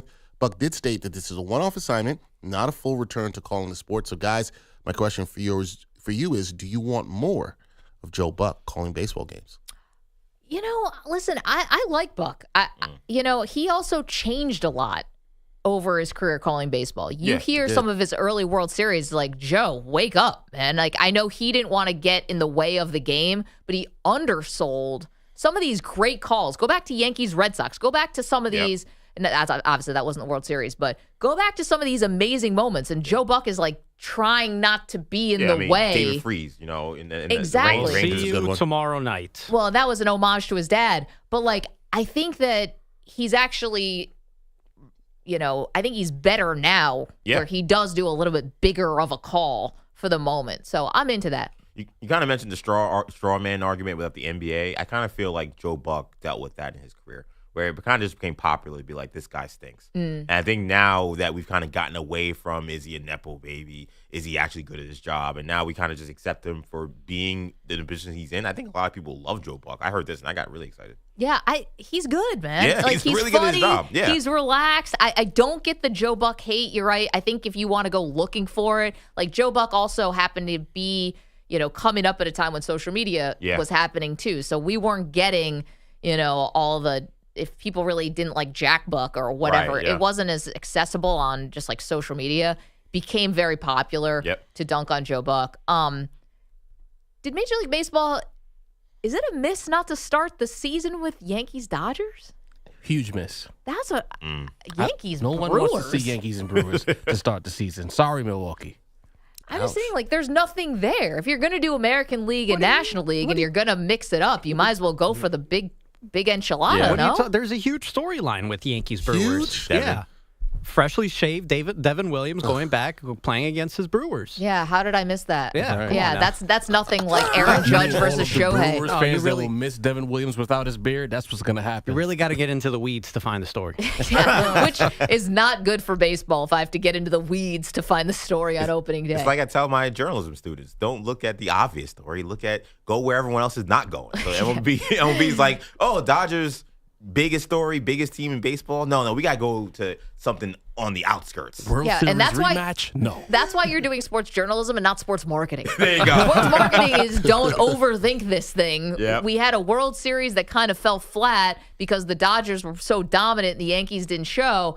And you could have just let's put the biggest stars together. But to be honest, I feel like Major League Baseball, and I promise I'm not doing what we were talking about earlier, where we're just dunking on baseball for no reason. I think we have moved on from that. But I feel like they haven't taken, the opening game seriously. Like the Japan series that they were doing was happening while spring training was happening. South Korea, you mean? South Korea, I'm sorry. Yeah, there are these issues happen in these first games, whether it's a matchup that really isn't all that exciting or the time in which they're playing or the date in which they're playing, where they're like, oh, it doesn't actually matter. And I'm like, opening day, I think of all the sports, week 1 in the NFL is big too, but I feel like is massive. It's like a holiday. Yes, it's a holiday. So my thing is like, this is your opportunity to give the biggest game possible with the most eyeballs, and I feel like they kind of always drop. By the way, the Cubs and the Dodgers are playing in Japan in the middle of spring training again. We're doing that, the faux opening day. That's right, yes. That's whatever. Mike Imanaga and Shohei Ohtani back in Japan. Cool. That's going to happen at what, 3 o'clock in the morning? Right, It'll be good for us, but because we keep crazy hours. No, but we actually can watch the game. Here's the other thing, though, and I think this is what Perloff said about who the Eagles are going to open the season with. And I said they should open with the Lions. He goes, why would you blow that on opening day? Like, make that week 7 or whatever, and you're already going to get high ratings for the opener. I think Major League Baseball has taken opening day maybe for granted. They know they're going to sell it out. They know that people are jonesing. And because it means spring is coming and everything. But again, Yankees Dodgers, it's right there. Yeah, it's right in front of your face. I don't know what I don't get it. I was about to say Gary Sanchez's return to Yankee Stadium. Oh my God! But then I looked up Gary Sanchez. He's no longer a member of the Milwaukee Brewers. He is now a Baltimore Oriole. Did you guys know that? No, I did not. And furthermore, didn't care. What else you got there? Sorry, if Gary's not going to care, why am I going to care? I've got some more baseball. It is a wrap for Mike Trout's days as a center fielder. The Angels' future Hall of Famer shared on Monday that he and the team had made the decision to move to right field in an effort to preserve his body. Trout has played just 266 games over the last 4 years due to injuries, and he has not played a position other than center field and DH since 2013. He has 17 career games in right field, none since 2012. Guys, you think this move to right will keep Mr. Trout healthier? No. I don't think so. No. It's like, hey, Mike, we're going to need you to go about 50 feet to the right, and now all of a sudden everything's going to be solved. Yeah. No, listen, he's got DH written all over him. Problem is, I think the Angels have a couple guys who are probably only DH. Anyway, they've got to wrap him in bubble wrap. It's been one of the, it's weird to say all-time disappointing careers because he's blown away some of the numbers, and we should be celebrating Mike Trout for just the journey we've all been on. Like, don't cry because it's over, smile because it happened. But the fact that he's played 3 postseason games is just one of the all-time sad trombones. Yeah, in some ways he's like, the Ernie Banks or, go to football. He's like the Barry Sanders of the sport, where a guy undoubtedly one of the best, if not the best player of his generation, but just was playing on losers the whole time. And I do wonder, when we talk about his legacy, once he retires and moves on, will he kind of be a forgotten man? No, I don't think so. Because, Ichiro Suzuki played for some pretty bad Seattle Mariners team, and, he's still revered everywhere he goes. Yeah, but Ichiro didn't have what felt like a prime cut short due to injury. Also, the baseball writers love Trout. They've been touting him since he came into the league. They do, but he's playing in Anaheim, which is not Los Angeles. I just feel like when we talk about his stardom and his talent, it's just I think there's a chance with Shohei and Judge, who have become such megastars in the game of baseball. I do feel like he may end up, maybe 10, 15, 20 years from now, we're talking about the great players. I think we may kind of forget. We don't know how many championships Shohei's going to win. We don't know. Judge, I know he's played poorly in the postseason, but given that they're Yankees, you think at some point they crack through. Who says he doesn't win 2 or 3? Like, there may be guys who not only stack up to him talent-wise, but also will stack up way beyond him when it comes to being a winner. Yeah, Juan Soto. Other of his contemporaries. I'm kind of with you. And I don't say it's no fault of his own, but there was one thing that Ichiro had that Mike Trout doesn't have, and that's charisma. He was able to cut through not speaking English in a way that people really cared about Ichiro's career. And I don't know if people care as much about Mike Trout's career. Yeah, I think that's part of it, too. I'm not sure people care that much or will care in the future, EJ, to your point. Yeah. Right? Like, I'm not really sure about that. Well, the other part, too, is I think he should be lauded for spending his whole career with one team. Now, we don't know if he's going to, how that's going to go. But in some ways, I hate to talk out of both sides of my mouth here because I like when guys do play their entire career with one team. But in some ways, could he have benefited from, going to Philadelphia, his hometown, Philly with Bryce Harper, just a lot more star power.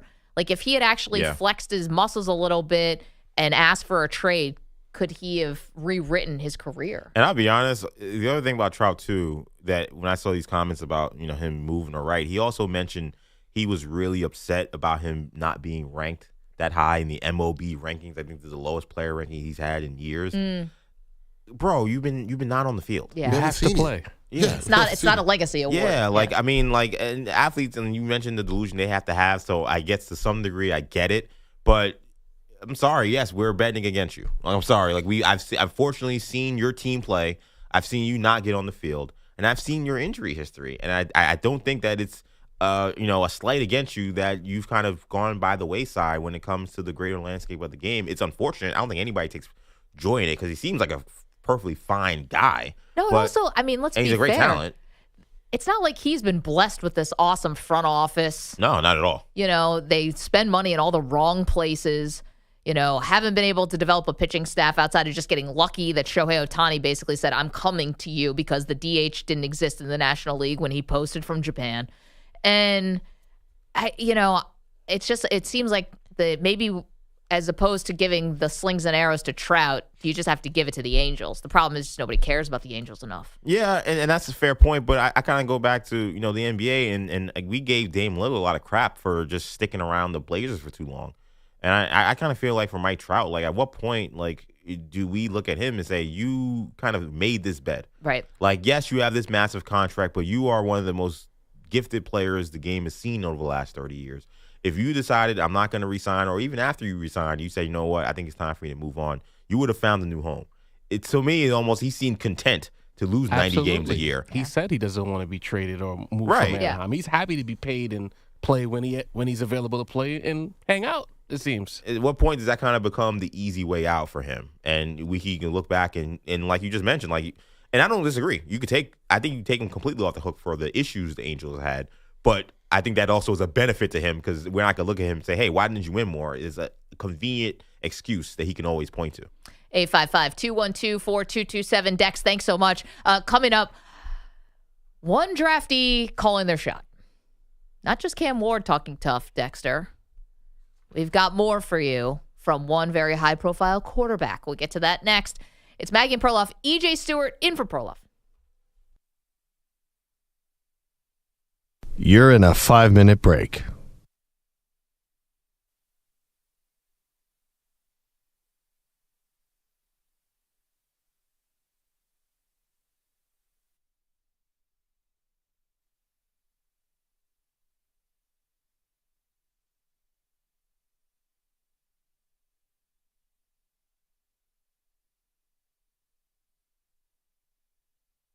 Four minutes, 30 seconds remaining.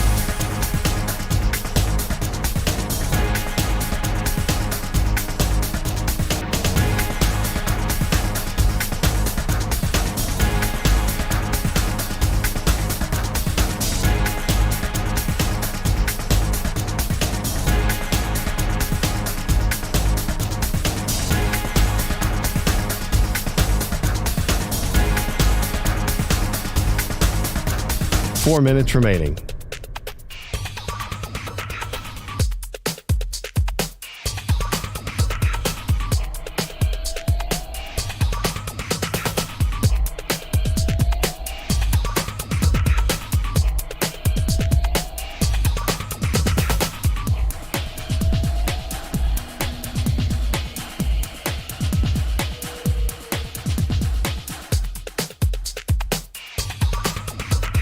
Three minutes, 30 seconds remaining.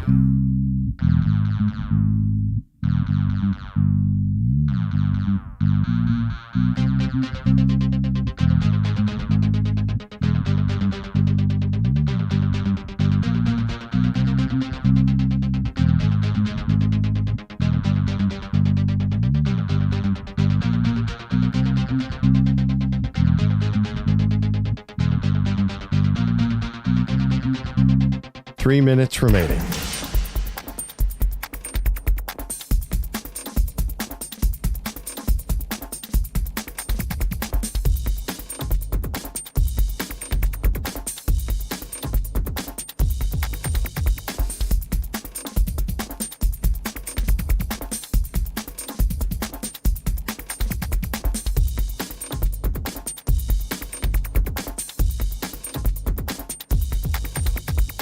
2 minutes, 30 seconds remaining.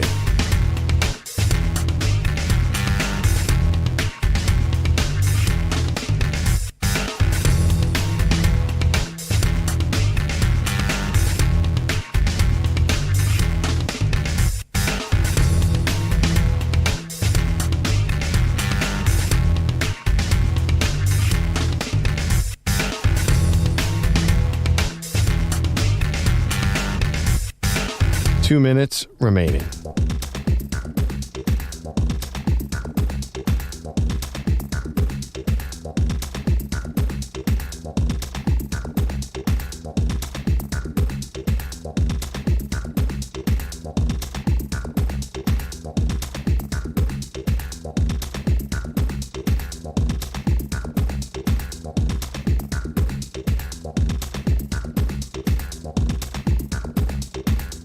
One minute, 30 seconds remaining.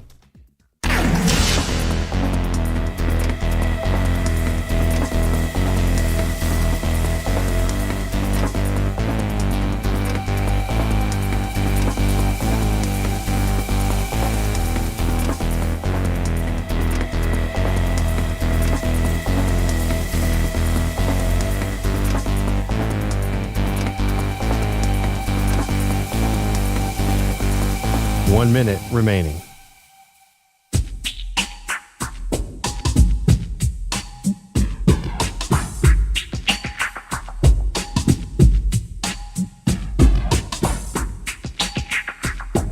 Forty-five seconds remaining.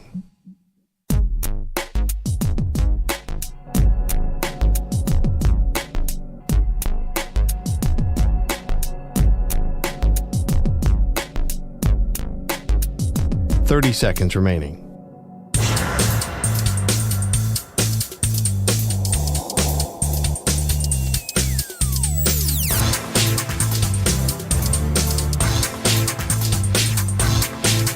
Fifteen seconds.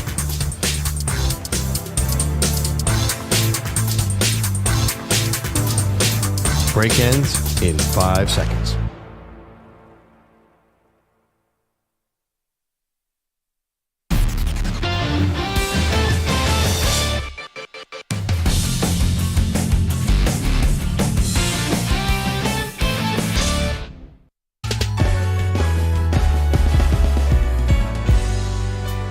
Defensive Player of the Week is sponsored by the Navy Federal Credit Union, who proudly serves the armed forces, DoD, veterans, and their families. Their members are the mission. Learn more at NavyFederal.org.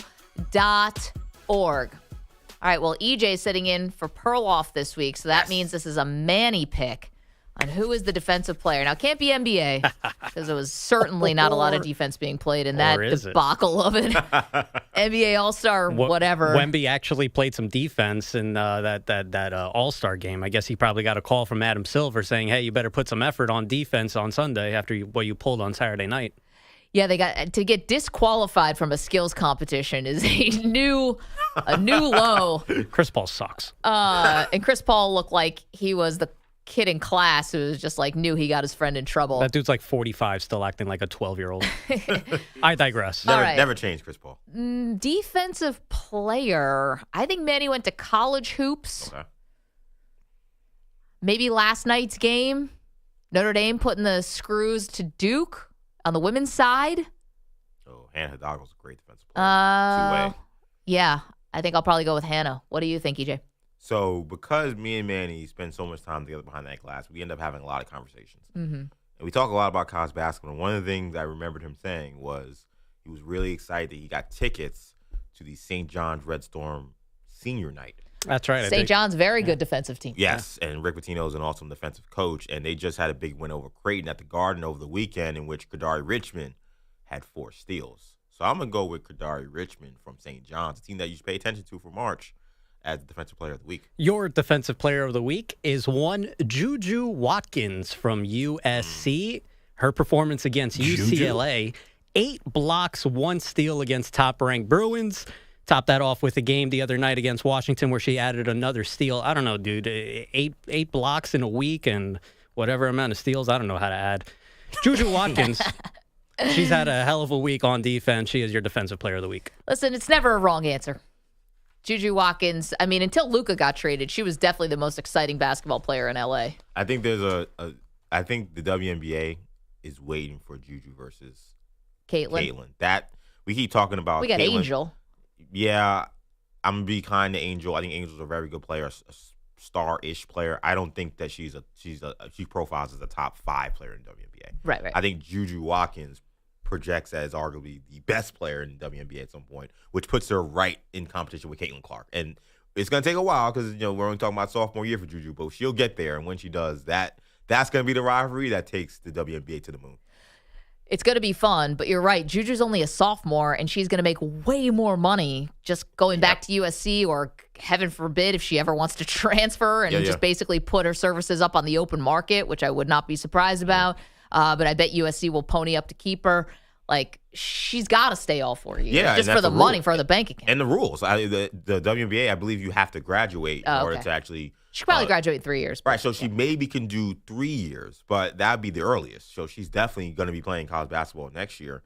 And, you could play 5 years if you want. Caitlin Clark could have come back another year. So we're not going to see her in the WNBA yet, but she's also one of those players where I think as soon as she steps on the court in the WNBA, she immediately becomes one of the best players. I mean, she is phenomenal. Yeah, it's also going to depend on market, though. Like, where do you get drafted and how good is your team? Do you get drafted to a team that's like, you're going to be one of the bottom teams? That league, in a smart way, seems to find a way to get their stars in the right market. It just feels like, it's just what happened that Sabrina Ionescu ended up in New York. And think about some of the great players. Cameron Brink ends up in LA. Like, I don't know what it is, but, and there be trades that be happening where I'm like, this doesn't seem like this makes much sense from a basketball standpoint. This feels like a Nico Harrison situation. But it always seems to work out for the WNBA. I feel like Juju will be in a spot where we will see her.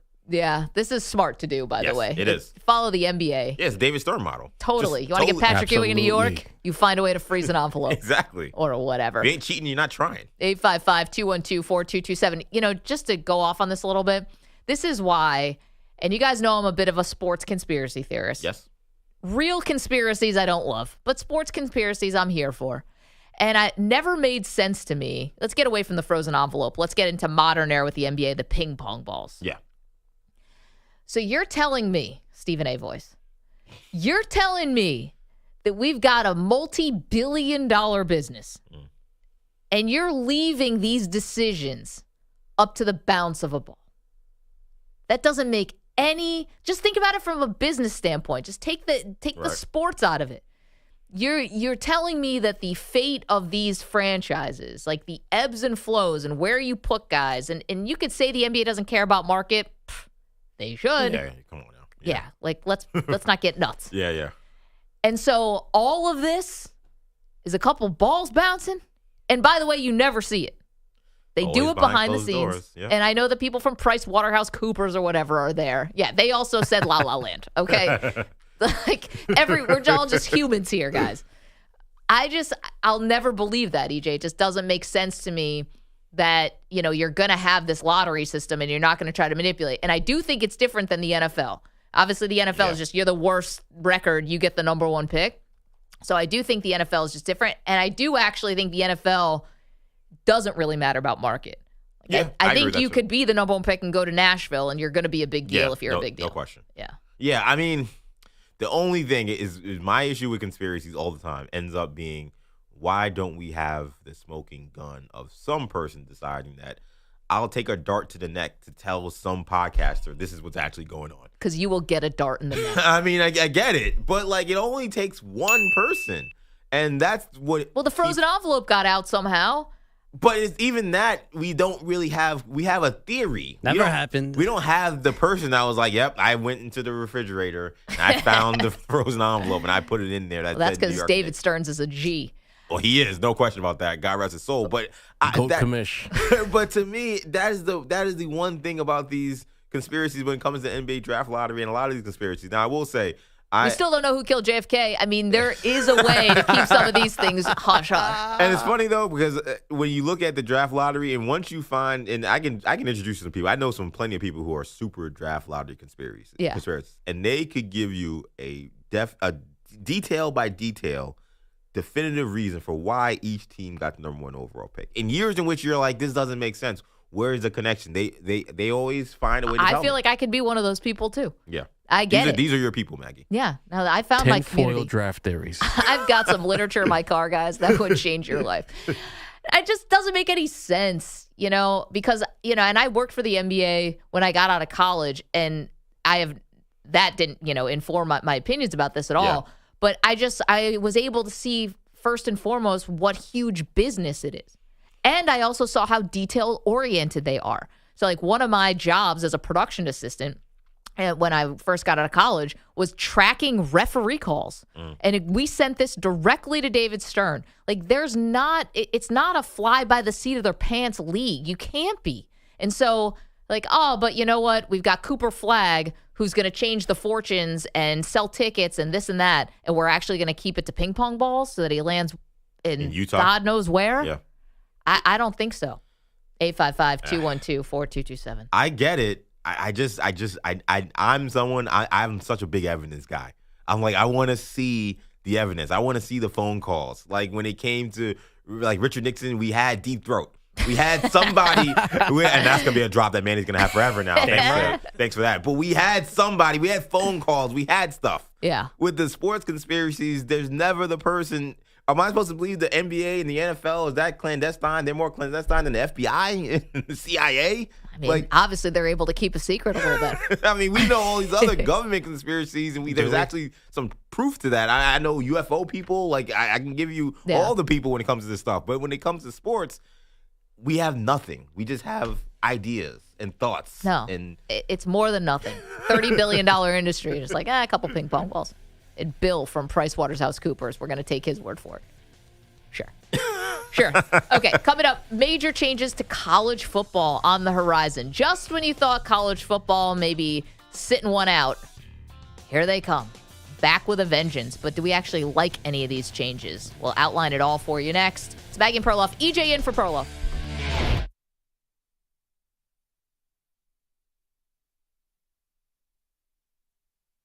You're in a 5-minute break.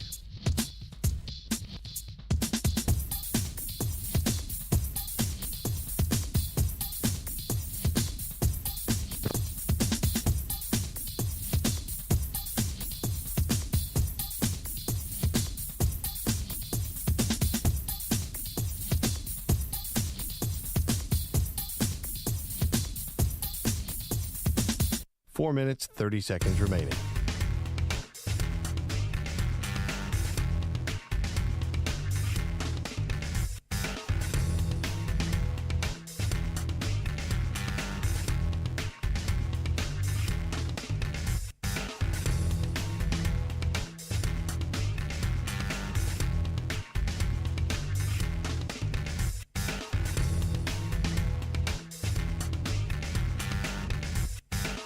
Four minutes remaining.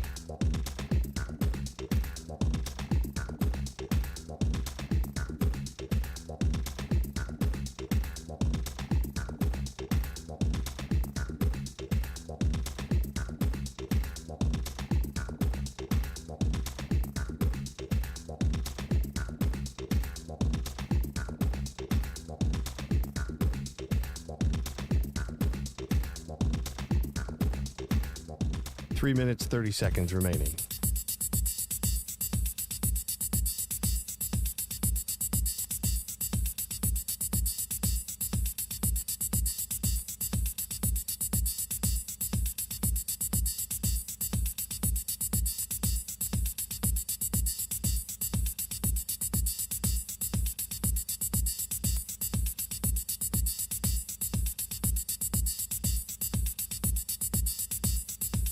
Three minutes remaining.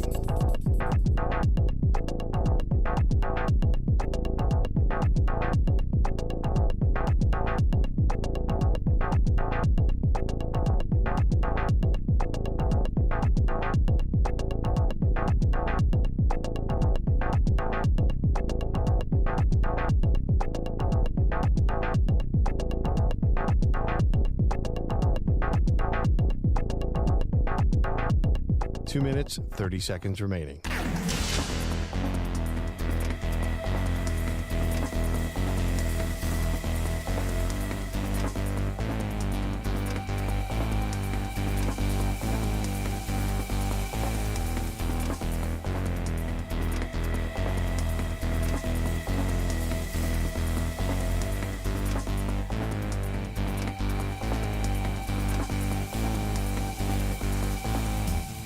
2 minutes remaining.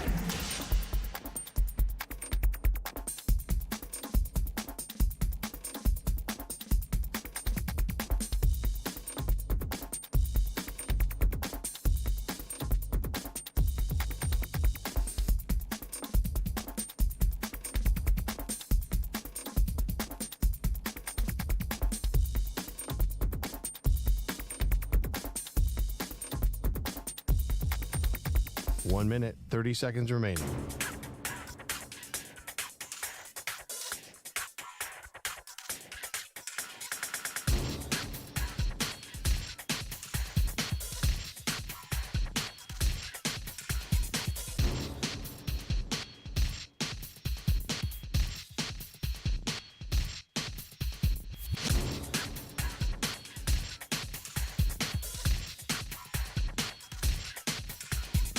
One minute remaining.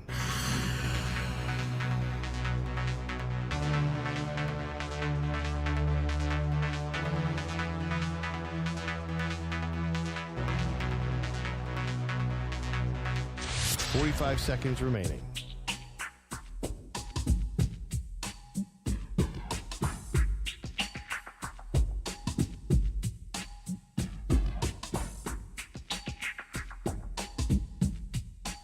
Seconds remaining.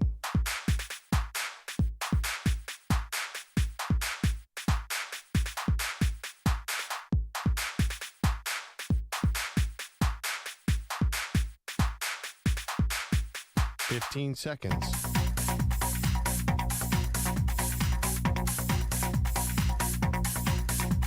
Break ends in 5 seconds.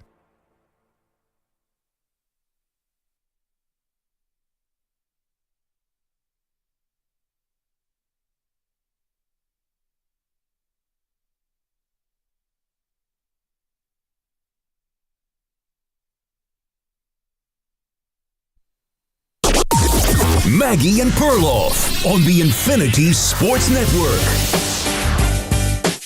I thought college football was going to sit this one out. Think again.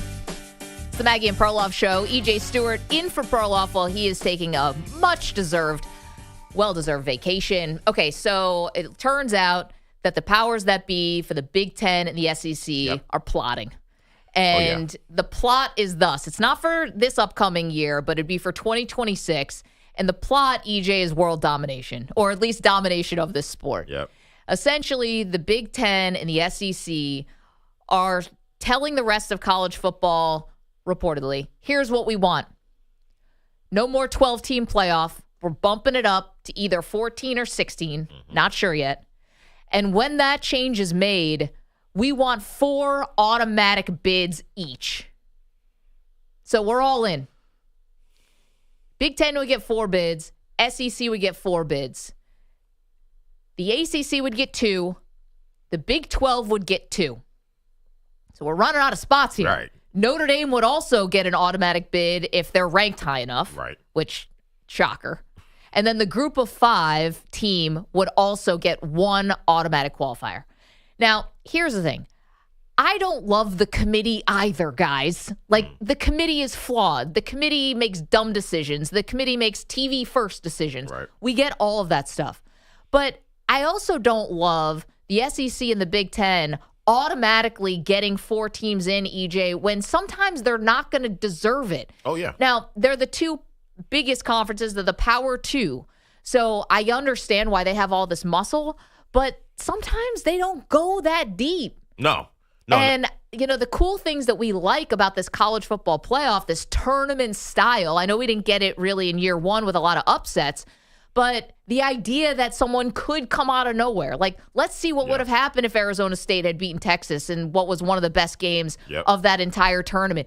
You know, we like the idea that sort of anything can happen to crown a true champion. And I feel like now you're just basically looking at the standings for the Big Ten and for the SEC and saying, all right, we're just going to put our finger on the scale and make this tip our way so much. Yeah, we can't let the SEC and Big Ten keep getting away with this. It's getting ridiculous. And, you know, this is one of those years where they take in one season in which you had kind of weird things happen, like, you know, an SMU finish undefeated in the ACC play. and the Big 12 in their first kind of year or second year where they've kind of tried to figure out, first year without Texas and Oklahoma, those big powers, trying to figure out kind of what the landscape is. And they took that year to now do all this nonsense where I really still feel like if you gave this format that they have currently that everyone hates, if you gave it another year, you would see more normal results that people wouldn't be complaining about so much in terms of where's Alabama, where's Ole Miss and all this stuff. We're taking 1 year in which Alabama lost 3 games, in which a team in Ole Miss that was highly ranked before the season and the team we expect to see in the playoffs missed out because they lost some games at the end of the year, where a Miami team that looked like they were a playoff team lost some games. We taking a year where I think this was, college football is crazy, but I think this was crazier than even normal. Agreed. And they're using this. And it was a down year for the SEC. Yeah, and the SEC and the Big Ten are using this as an advantage, and they're using this like to take advantage of this, and that's the part of this I dislike. And the other thing I think that's an issue with this, Maggie, is you're walking down a dangerous line that I think, quite frankly, college basketball is dealing with a little bit, and I think really a lot of the professional sports are dealing with as well, in which what's the point of the regular season? Yep. Like, at what point do we watch these games week in and week out? Is it purely just a gambling sport at this point? Like, is it purely like I'm only watching these games to see what's the over under? I know you can't do props for the college football, but what's an over and what's the spread? That's well, the you only can reason. do props, just not in the state we reside not in our state, but and not the in a rest lot of the country you can. Yeah, not in some states, but so, okay, I get what you're saying, and to be honest, like college football's regular season is like the thing. Yeah. And it was the one real thing I think that set it apart, even almost more than the NFL. The NFL, the season is so long now, you can be the Rams and start 1-4, and you can still make the playoffs. Yeah. And the one cool thing that I actually do like about this proposal is you have an idea that instead of conference championship weekend, you would have basically like a play-in between like the 3rd and 6th seed and the 4th and 5th seed to see who would get that last automatic bid for either the SEC or the Big Ten. I kind of like that more than a conference championship, which feels like it's beyond meaningless now, except for the money grab. But you're right. I think the regular season, see, you can look at it 2 ways. You can say, well, more teams have a chance to actually make this thing. But if you're going to divvy up and give all these automatic bids, where's the wiggle room? Right. 4 for the Big 12, 4 for the SEC. So that's 8. Then you get 2 for the Big 12, 2 for the ACC. So now we're looking at 12. Then you get a group of 5 automatic, 13. If Notre Dame is ranked inside the top 14, they get an automatic bid. We're at 14. And you also run into the problem that is not getting fixed. I don't know how it gets fixed, which is you have teams that are going to have conference schedules that are not going to be balanced. The Big Ten, Indiana this year, for example, the Big Ten has more teams than the Wu-Tang Clan. Like they have a zillion teams. The SEC has a zillion teams. Like, but don't you have to account for these mega conferences? They kind of have to have a say in how the playoff shakes out when you have all of these teams, especially in the SEC and the Big Ten, where you have teams that are usually in the Pac-12 or the Big 12. They're in there. So if they're 2 mega conferences, I don't see the issue with them having 4 spots in the playoffs. But the problem becomes you have a year like this year where Indiana gets in, and then after they lose to Notre Dame, everybody's like, well, how do we let Indiana in with their schedule? They're a Big Ten team. Yeah. They are one of the teams that in this scenario, they would have made it anyway. But we talk about the Big Ten and the SEC needing more teams. They're a team that played in the Big Ten, and then we looked at their schedule and said they played nobody. So when we talk about the SEC or the Big Ten getting all these teams, how are you going to guarantee me that those teams that are the 3rd or 4th team in their conference, that they played Alabama, that they played LSU? There is no guarantee. You're going to need more conference games, which is something that the SEC had kind of balked at, saying, hey, we're not just going to give the networks a 9th conference game or whatever, right? They want more money for all of that. Right. So everything is all going to be about money. I know there's another part of this where you would do like a Big Ten SEC kind of crossover, like guaranteed you get a crossover match there. Yeah. So maybe that would help too, but they want more money for that. So we'll see if it actually the SEC, happens. We're talking about 1 additional game. I mean, again, who's to say that game isn't against Vanderbilt? Who's to say that game isn't against Kentucky? And I know we could say SEC this, SEC that. There's a difference between playing against Vanderbilt and playing against LSU. There's a difference in the Big Ten playing against Northwestern and playing against Ohio State. All records aren't the same. So when you sit there and you say, well, we need more spots because we have more better teams. Well, how are you going to guarantee me that the teams that are going to be at that top, that they would have played the best teams in their conference? Or are we going to have it's all about schedule. We're going to have an Indiana situation next year or 2 years from now where a team that somehow, because of the mass number of teams in your conference, you were able to skate by and avoid the best teams. Yeah. That's not getting fixed. Listen, I think a lot more people are with Ray, though. I do think that there's a lot more people across the country who would say, listen, they're the power two. They're the best conferences. They're the deepest conferences. It's not going to be perfect, but they actually deserve to get more teams in. I'm telling you, if Andrew Perloff was here, he'd be saying that. The problem is that we just actually watched Tennessee, very worthy of being in the college football playoff, right? Sure. They went to Ohio State and got smoked. Now, listen, Ohio State ends up winning the national championship. Right. So maybe that was never going to happen. That wasn't even close. I mean, the SEC teams performed terribly in this conference, exactly. in this playoff. And that's why I feel like they're getting ahead of their skis. They're trying to get ahead of the curve. Because the other factor about college football that's different now is we are expecting more parity because of NIL. Totally. And we're still understanding the transfer portal and teams being able to turn over their rosters overnight. This advantage that's kind of been embedded into the sport that the SEC had, where they had more state money, where they had better facilities, where maybe they had some boosters, who had or some bigger bread, or whatever. commitments. No, maybe. Commitment into the we know what program. time is, right? Like those embedded advantages that they had, they don't have anymore. So what do you do when you don't have those advantages and now it looks like it's a more playing field? You tip the scales. Yeah. And now that's what we're seeing in the SEC and the Big Ten too. They're saying, people are a little upset about our teams. This is a golden opportunity, as it looks like some of these other teams in other conferences, maybe they can be the next SEC Big Ten powers. Let's move the scale to us before all that stuff happens. But here's the thing. They've been tipping the scales for a while because you think Texas and Oklahoma didn't trip and fall and land in the SEC. USC and Oregon, didn't trip and fall and land in the Big Ten. They've been plotting this stuff for a while. Sorry, Ray, go ahead. Absolutely. And there's another thing to the playoff, too, that I think we're kind of glossing over, and it's these participation awards. SMU didn't belong in the playoff. Come on now. Indiana had a strong year, but that was a participation trophy event. Arizona State, stop. We have to start telling the truth, and we're going to put these playoffs together. Stop lying to the public. We're doing this for the power schools, not for the participation trophies who get ran off the field in a so-called playoff. Come on now. But Ray, then what are we judging then? That's what I don't understand. The elites. That's what we've always done in college. So you just want to basically make it an SEC Big Ten tournament. If they want 8 spots, I'll negotiate. If you want 8, then you guys have your own side of the bracket. My problem though is that when we say, well, SMU, they just didn't deserve it, or Indiana, they just didn't deserve it. Well, then why do those teams even strap their helmets on and play football? Right. For your conference. Right, but on a national scale, we know. As sports fans, we know. Well, here's the thing. They got kind of painted themselves into a corner last year. You're asking why SMU was in is because they played in their conference championship game and they lost, but you didn't want to penalize a team for playing an extra game, right? If they had sat home and done nothing, this is where it got tough, because the conference championship game kind of messed everything up, because even win or lose, you had to make the college football playoff if you were in that championship game. And I think when we walk down we walk down this line of we know the power teams are better than the teams of the SMUs and Indianas. Let's treat them as such. You walk down that line I was talking about at the start of this segment, which is your regular season being meaningless.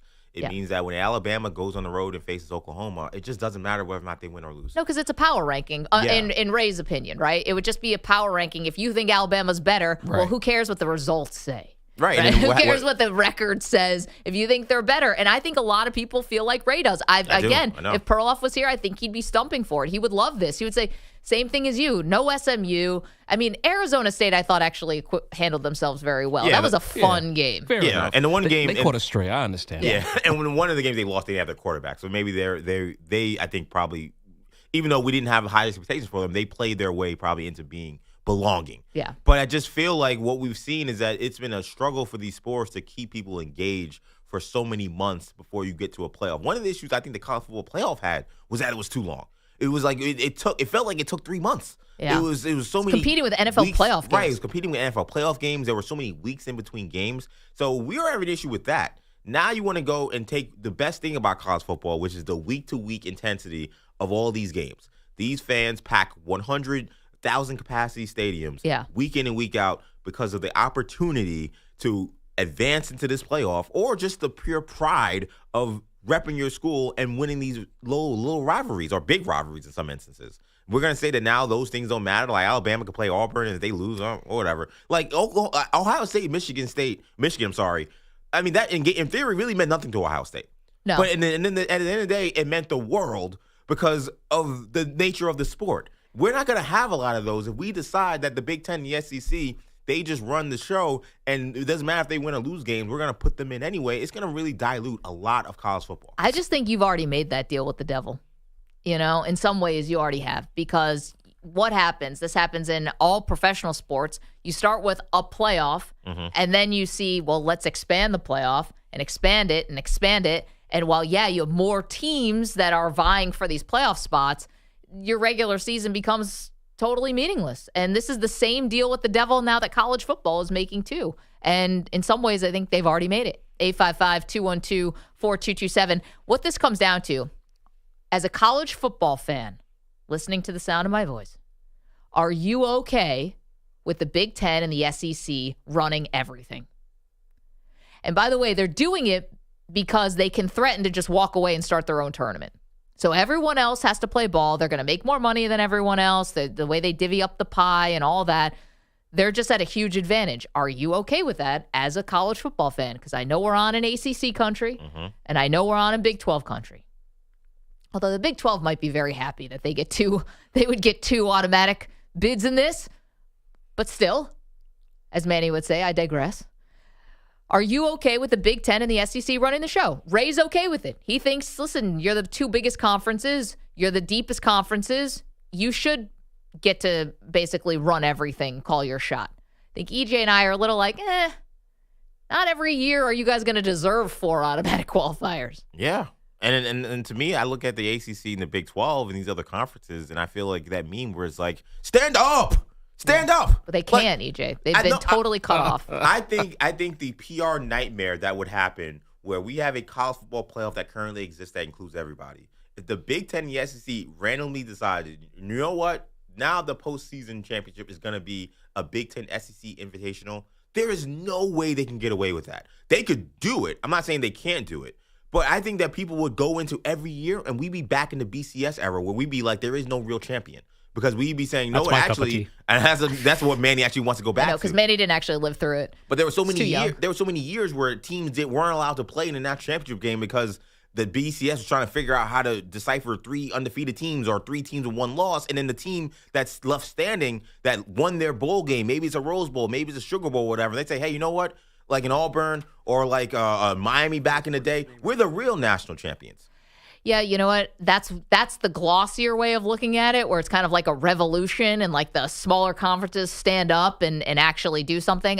I think, in fact, a 180-degree turn would happen, which is the SEC and the Big Ten, because of who their media partners are and how good their PR mouthpiece is, they would claim the real champion and everything else would be the NIT.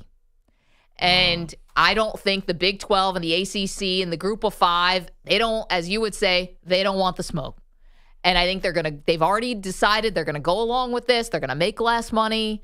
And now the Big 10 and the SEC just flat out run the show. 855-212-4227. So that's the latest of what's going on with college football. Do you like it? Do you think the SEC and the Big 10 have deserved this level of power? Or do you think it's going to ultimately be a bad thing? Let us know. Again, 855-212-4227. EJ Stewart's in for Perloff. We're back with more in a moment. You're in a 5-minute break.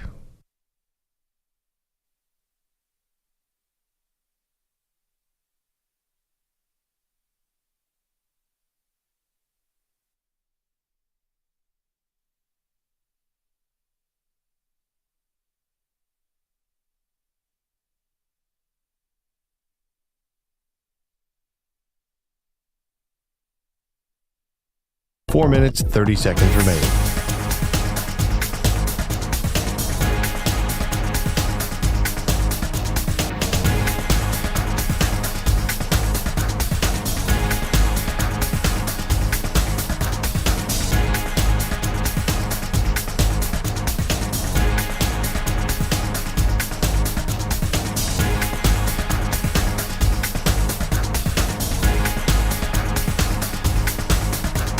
4 minutes remaining.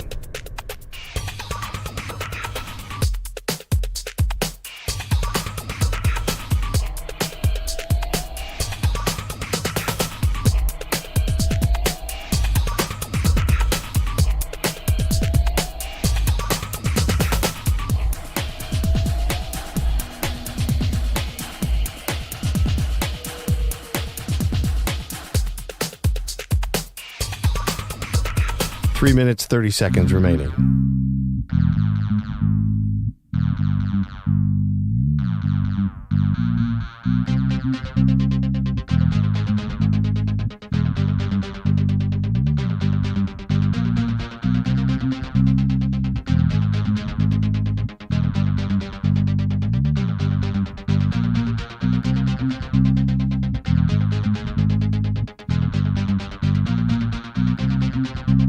Three minutes remaining.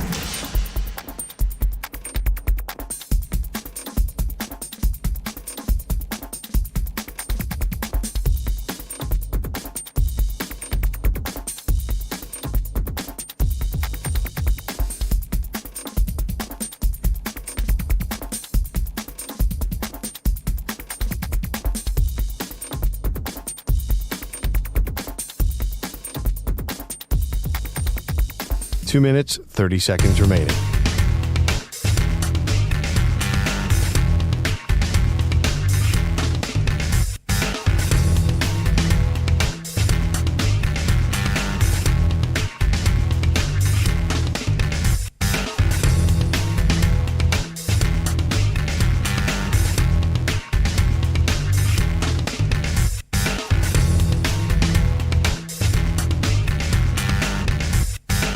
Two minutes remaining.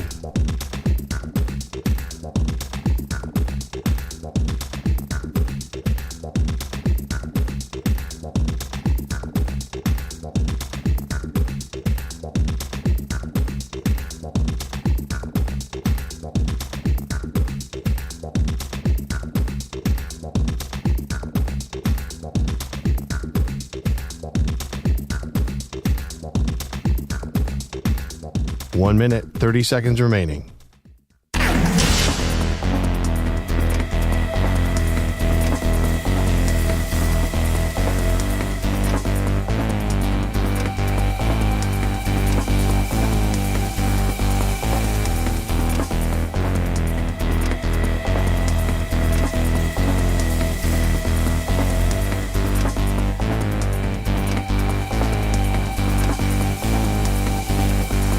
One minute remaining.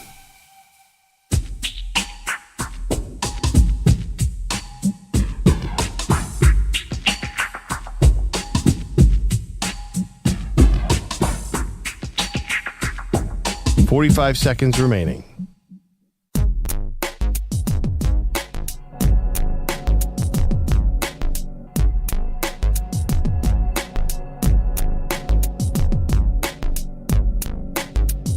Thirty seconds remaining.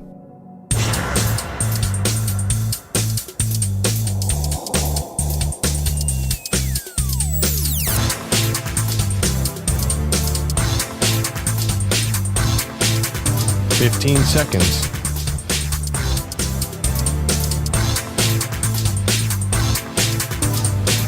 Break ends in 5 seconds.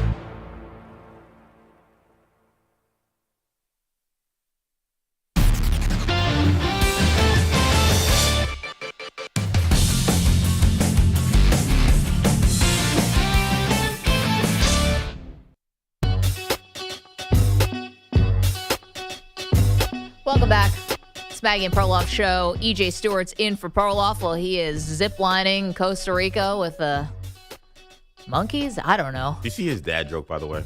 I did see his dad joke. He said, I'm in paradise with some exotic birds. Yeah, in paradise with birds. But he was wearing his Eagles hat. Whenever you have to say get it, your joke is dead. Dead on arrival. Same thing with a rapper. Whenever a rapper says blah, blah, blah, blah, blah, get it? Blah, blah, blah. It's like the line's dead. No, it doesn't work. You cannot explain a joke or explain an double entendre. You have to just do it. Yeah, right. It's already lost the magic. But, I mean, the fact that Perloff would have nailed a dad joke on vacation, I mean, odds were slim to none. I mean, he must have sent that thing as soon as he got off the plane, because I felt like it was like Saturday, or it was so early on in his vacation. I'm like, we're already at it? It's a 6-hour flight, man. Lots of time to think. He had that one ready to go. Bullet in the chamber. He was just waiting on it. Just a way to get the Eagles into his trip.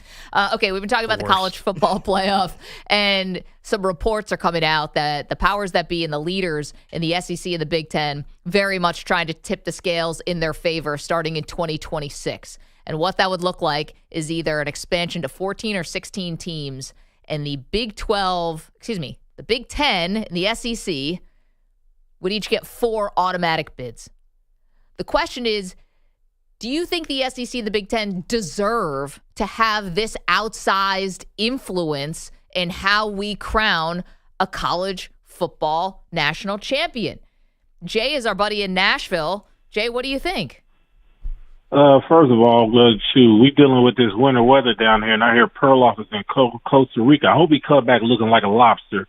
Don't worry, he will. As soon as he walks in the studio, I want all of y'all to give him a nice pat on the back. Like, good job. Yeah, I'm glad you had a good day. Actually, can I tell you a little something about Perloff and I were talking on Friday night, and he was packing for the trip. They left really early Saturday, already pre-applying SPF 50. I'm like, dude, it's not going to work this far in advance. Already applying sunscreen before he even got to the airport.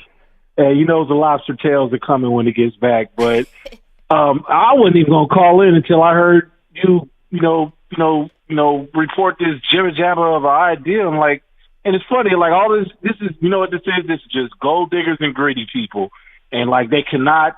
I mean, their greed is like a tractor beam on them. And it's like, dude, they got to be able to see that this is not a good idea. But with greedy people and gold diggers, they don't care that it's not a good idea. It's almost like they're crack. You know what I mean? It's almost like they're crack. They're addicted to the money. What don't you like about it, Jay? Why is it a bad idea to you? Because like Ray thinks that the Big Ten and the SEC deserve to have this much influence. No, they don't. And you know what? You're right, Maggie. They it's like Ronnie Lott is still playing, and they're a wide receiver, and they hear the footsteps coming, and they scared to catch the ball. They scared to let everybody to catch up to them. Mm-hmm. That's all. They hear the footsteps coming, and that's all it is. And it's really 12 teams are enough for one. And then on top of that, you're basically telling everybody we don't want parity. You're telling everybody you're shook and you're scared. Yeah. You see it coming, and that's the only tea leaves that greedy people and gold diggers can read is like it's going to affect their money. You know what I mean? And they're going to do whatever they can to keep that money, no matter if it hurts everybody around them or it hurts themselves. Like they will take it to the point where they'll just cannibalize the whole thing. Well, Jay, think about greed. it, right? They're a major chunk of the pie, slice of the pie, I should say, is going to now be taken up by the players. So now the powers that be, the leaders, and thank you, Jay, for the call. Stay warm down there. Now they're all very motivated to find more revenue streams.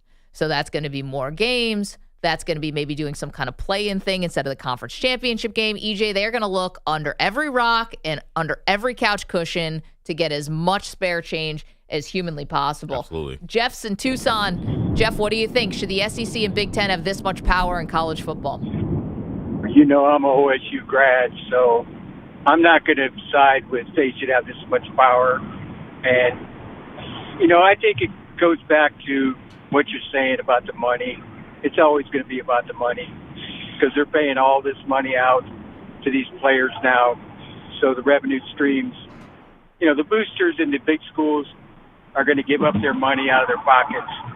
But the smaller schools in these conferences aren't going to have that opportunity, such as the Ohio States or the Michigans versus the Indianas or Northwesterns, or even Vanderbilt versus Alabama. So, it's always going to be about the revenue stream, and I don't want them to have the power, even though it would be better for me as an Ohio State fan, but I still don't want them to have it.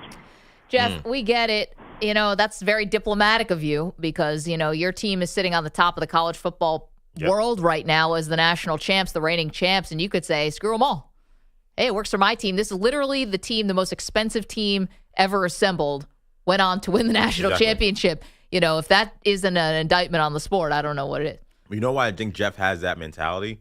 Because he's part of a fan base that watched Ohio State, who had, in theory, nothing to play for. They were guaranteed to be in the college football playoff. He watched them lose to Michigan, and it meant something to them. The fact that the regular season still means something to them, they want to earn their keep. They're not in a situation they want to be handed anything. They still, because that's the culture of college football, they still believe in kicking the behinds of your rival. They still believe in being dominant week in and week out. They spend their money. They go into 100,000, capacity stadium every week. They want to see greatness. And I think when we decide to say, we're going to just hand you this. An automatic bid. Regardless of kind of how you played through your schedule, forget about, your little, water cooler conversation with the Michigan grad. Forget about your little backdoor bet you might have against your Michigan State guy. That doesn't matter because you know what? You're Ohio State and we need that bread, so we need to put you in that Final Four. They don't want that. They were ready to fire Ryan Day, even though he qualified for the college football playoff, simply because he didn't do what their expectations are. My concern is, as time goes on, if we continue to live in this world where we're just going to hand things to the Big Ten and hand things to the SEC, those rivalries and that sense of urgency in the regular season, it's going to just disappear. Let's go to Adrian, is our pal in Maryland. Adrian, what do you think? Should the SEC and the Big Ten have this much power? I mean, they're like one of your callers said, they're scared. They're basically scared. They want most of the piece of the pie, so they want to guarantee that their conference wins a championship, so they get most of the money. If you looked at it last year, if Notre Dame won, Notre Dame's going to get all that money. They didn't have to split it with anybody. That's what was the crazy thing. So that's what they're looking at, and now they see, maybe Notre Dame can win. Maybe Arizona State could win. Arizona State gave Texas a scare. Yep. If Arizona State gets a chance to get in the national championship, you never know what happens. So I think that's what it is. They're just scared. They don't want anybody else to win except their conferences. Adrian, I mean, I think there's a little bit of that, right? And I think there's a little just of the SEC and the Big Ten also just kind of seizing on their opportunity to expand. And I don't think that's over, by the way. And no, this makes it more likely. We're at a Power 4, but you're telling me Florida State wouldn't pick up and move to the Big Ten or the SEC in a heartbeat? I mean, they're suing the conference to try to get out. Yeah, there are the last two ACC teams that were left right out of the cold. Florida State a couple years ago, Miami this year. They feel they were left out because of their conference. And the other thing, I just want to be fair to this proposal. And again, these are all reports and nothing's official yet. But the Big 12 would get 2 teams in automatically, and so would the ACC. I think they're doing backflips about this. Now, and that's why I think they're willingly going to go along with it, because Arizona State did put a scare into Texas. It was one of the best games that we got in the 12-team college football playoff. That, in theory, still would happen. In theory, it would. But again, what will happen, though, is you will have these teams like a Miami who would have been the 3rd team. Right. They would have been in a situation where even in this expanded playoff, now I guess in theory there's an at-large. Maybe they get that spot. If you go to 16 teams, you'll get an at-large. Right, if you go to 14, you right, make it 14 one. is one. That's it. And that's only if Notre Dame's ranked outside the top 14, because they would get an automatic qualifier. And by the way, because the Big Ten and SEC are guaranteed 4, it doesn't mean they don't get 5. An SEC team or a Big Ten team could absolutely get that last spot or last 2 spots. And so we could be having 5 or 6 of these teams in the college football playoff every year. So, yeah, they may be happy about getting the 2 teams. But to be honest, the ACC just got 2 teams in there. And they got them pretty comfortably. It didn't seem like SMU, they lost their last game and they still got in. And, Clemson was an automatic qualifier because they won their conference championship. So, to me, it's like it's the SEC is the conference that's really getting out of here like gangbusters, because of course they were the conference that underachieved and now they're being rewarded for it. Let's go to Russ, is in California. Russ, I think you like this. I love it. You know what? My theory is it costs to be the boss, right? So you get your school brings in the revenue, and then you pass that along to these top coaches, to these top players in the nation, and what you get the results. All the time, not, but most of the time, yes. So SEC and Big Ten, they're going to be in it for the long haul, and as long as they bring in the revenue, it's going to be that way. Russ, you're with Ray. I think you're with a lot of people who say, listen, are we not the best 2 conferences? Let's just call it what it is. Are we not the best too? Do we not want to see the best play the best, or do we want to let participation trophy teams play for championships? But the theory, the way to think about that, though, you're essentially applying a way in which we think of college football now to what the sport's going to be to the future when the future is different. We just watched this college football offseason where one of the top quarterbacks on the market went to Duke. Yeah. Duke paid $8 million. Like, everybody's got the bread. Everybody has the money.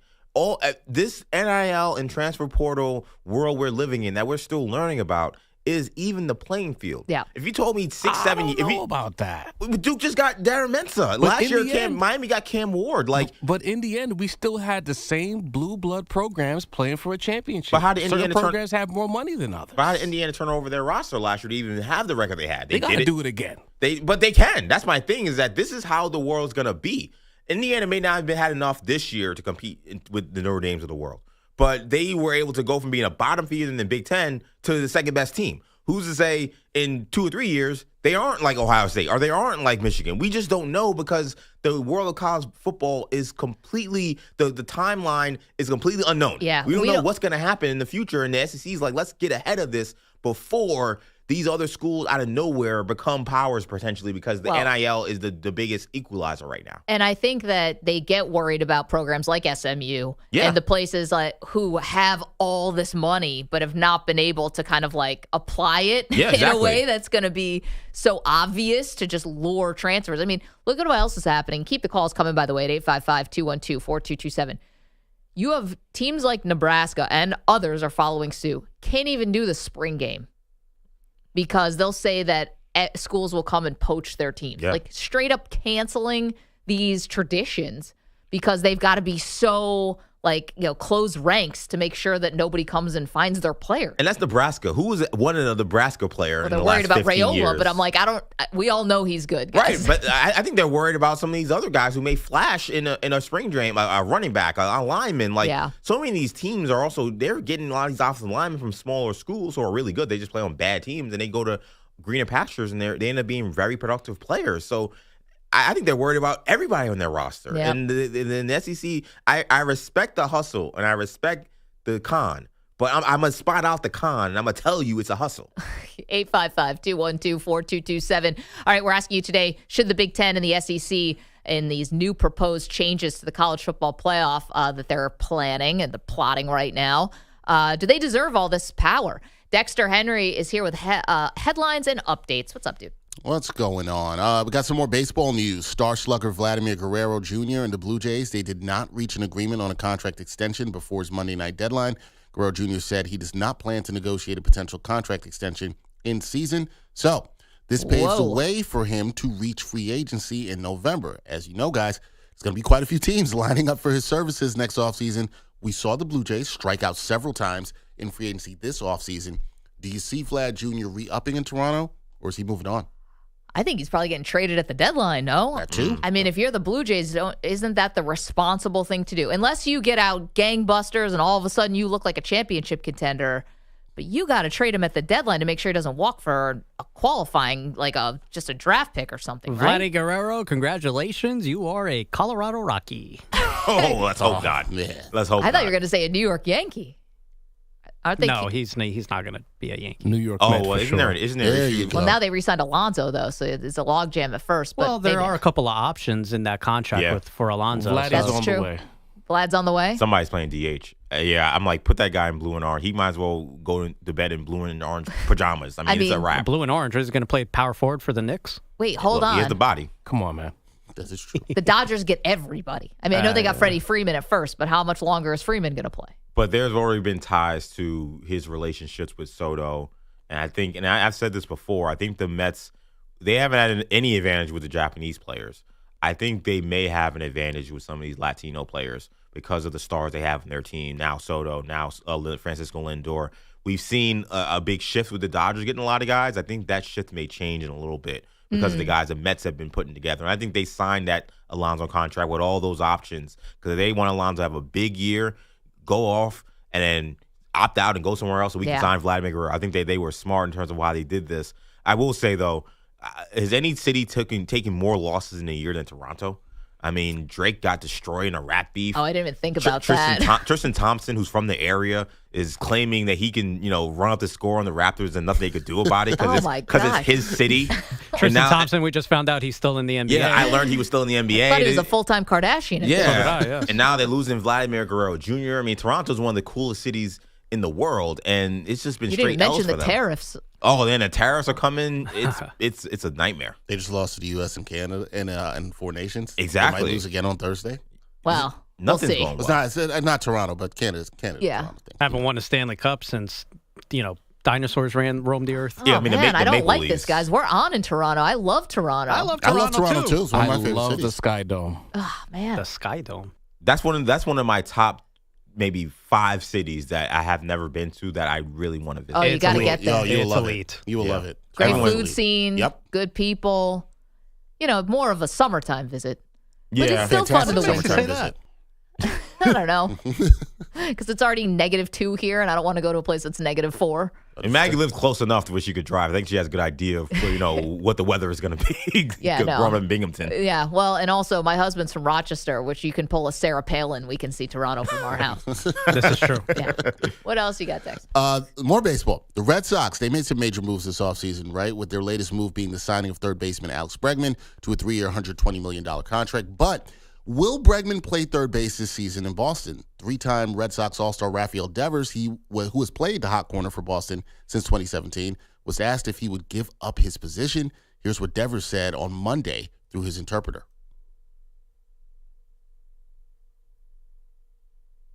Man, he's that ticked off, huh? Plans are. I know we had a conversation.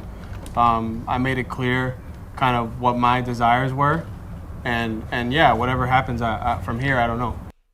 So he's made it clear what his desires were. Guys, do you like this response from Devers? And who do you think should play third for the Red Sox this season, Devers or Bregman? So Bregman can play second, right? So we Yes. know that he can play second, but obviously they both want to play third. I'm a little torn on this one because I get from Devers' point of view, he's got this long-term contract. He plays third. He's great at it. So it's not like he's a butcher over there, but, wants to stay out there. Yet at the same time, not exactly team-first attitude. I mean, if you really wanted to win a championship, you got Alex Cora as your manager. Don't you just have to put it in his hands? Like, hey, whatever the team needs, I'm willing to do. And if that's DH, I'm just going to do it. They're not taking the money away. They can't. Right. And he needs to be smarter, too. I know they told him something when he signed the extension, but this is a business. This is sports. These guys are promising things and going back on their promises every day of the week. Now, maybe he feels like the caliber player he is and what he's done for the organization, they wouldn't lie to him and say that you may have to move at some point. But it's a business. You're still getting paid. Yeah. And let's be real, he's not as good at third baseman as Bregman. Bregman's a little bit better. But again, Bregman's so versatile that he can just play second. This is a mess for Alex Cora. Yeah, I love it. I love every single bit of it. Injected into my veins. I know. The Red Sox haven't, Rafael Devers has been killing Garrett Cole primarily and the Yankees for a handful of years now. So if he is disgruntled about, potentially not playing third base, goodbye. Have Alex Bregman play the position. I don't care. He's been killing us. He's in my nightmares. He's up to Poppy and Manny Ramirez type levels when it comes to my nightmares. Okay, well, Alex Bregman has done pretty well against the Yankees. I know. I'm just better. He had a little help, but yes, he has done better. It's not Altuve, but I get it. I think a curveball is coming. Maybe. This was a tough one. Not a good way to start the season. By the way, also bad for baseball in the sense that I think the Red Sox have a lot of juice coming into the season. I think there's a hope that finally. Yeah, the Red Sox may be back if this Devers thing is untenable from jump. Are we back to the Red Sox being mid again? Is the situation really? God, I hope so. Second. He just put him at second base. I know, but they're going to make it a bake-off here. It looks like, at least that's what they're saying. That they're going to say, all right, go into spring training and may the best man win. I kind of feel like I have to trust Alex Cora that he knows what he's doing here. But I still wonder if Devers is disgruntled, even if, the fact that they're having to bake off because he's like, look, I told y'all what I want. Not that should matter because it's a business, and I hear you, EJ, but I wonder if he's just like, you should have given this to me. You didn't give it to me.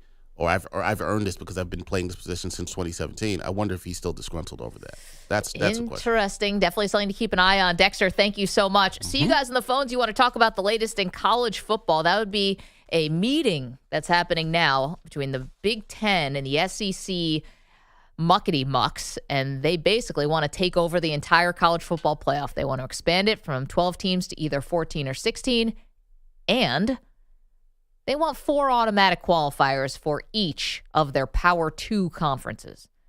You like this amount of power for the Big Ten of the SEC, or do you think they're overstepping? 855-212-4227. Back in a minute. You're in a 5-minute break.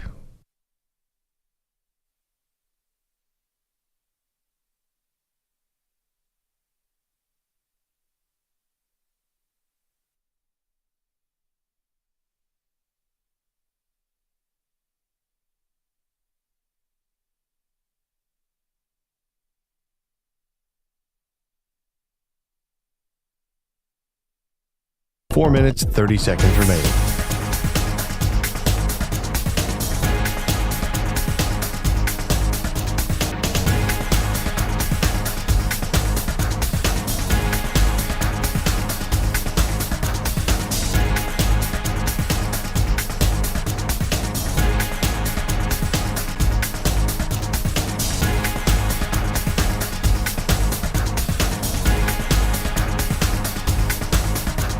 Four minutes remaining.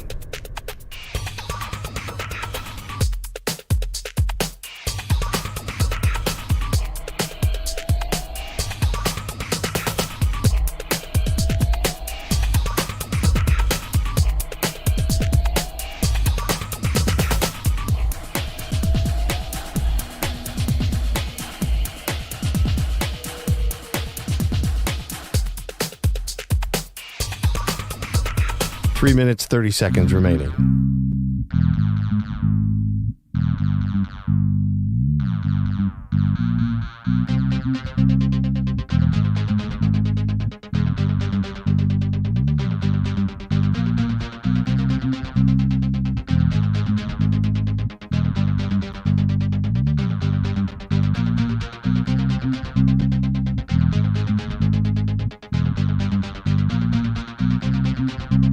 Three minutes remaining.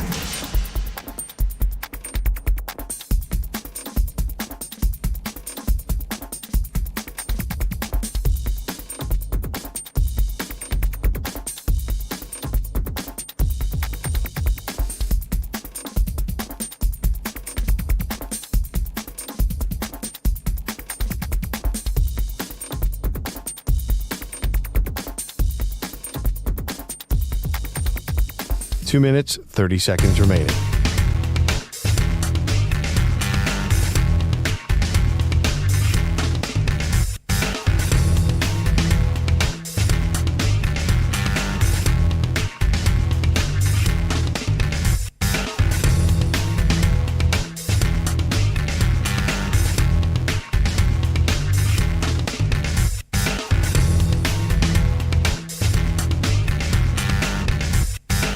Two minutes remaining.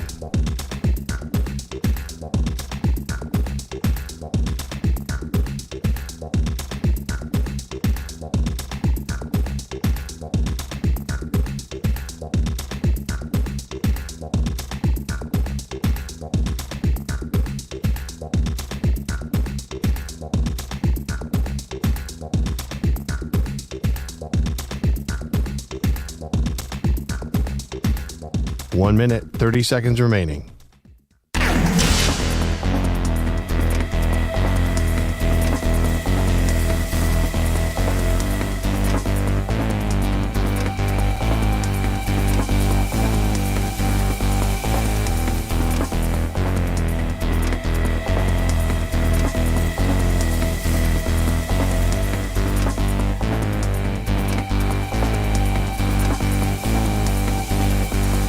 One minute remaining.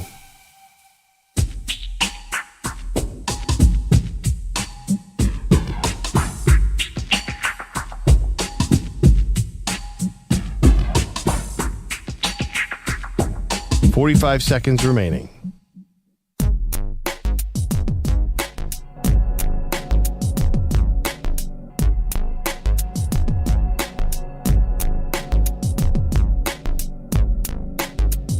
$30 seconds remaining.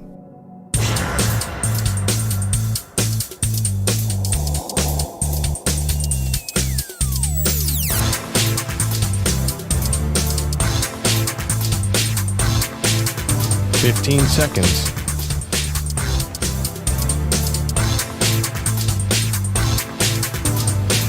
Break ends in 5 seconds.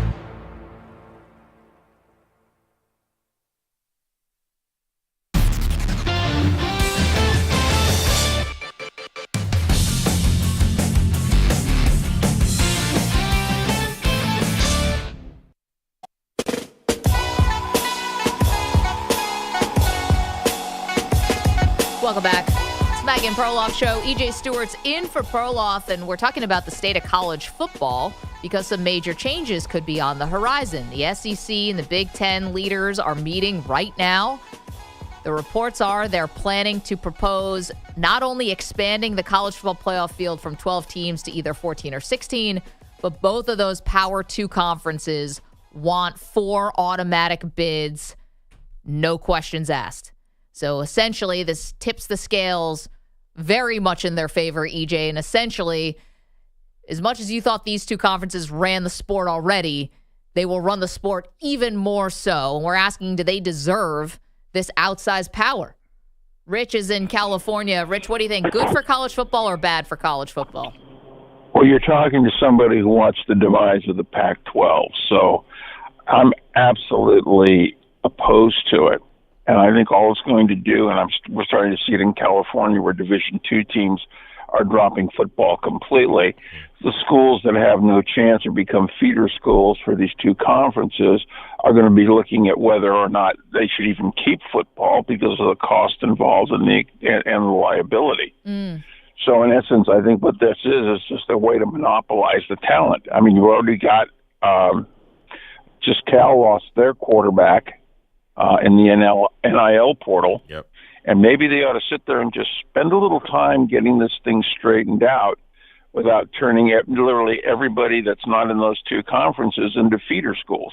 Yeah, it does kind of feel like it's going that way. Rich, we were just talking about how certain teams, even ones in power conferences, and thank you for the call, are canceling their spring games because they're so afraid of being poached. Now, listen, that could be changed with some schedule changes. You know, the portal doesn't have to be open, I think, as much as, and I know that you don't want to restrict player movement because now that's like against the law and that will lose in court. But at the same time, I do think you can have a few more parameters on when you can transfer. Yeah, I think that the transfer thing is something that they're going to have to really think long and hard about and how to adjust it that doesn't break the law, because I do think that is going to be one of the things that either makes this untenable, where we can say, okay, the SEC, Big Ten, you have all the power because you got all the players.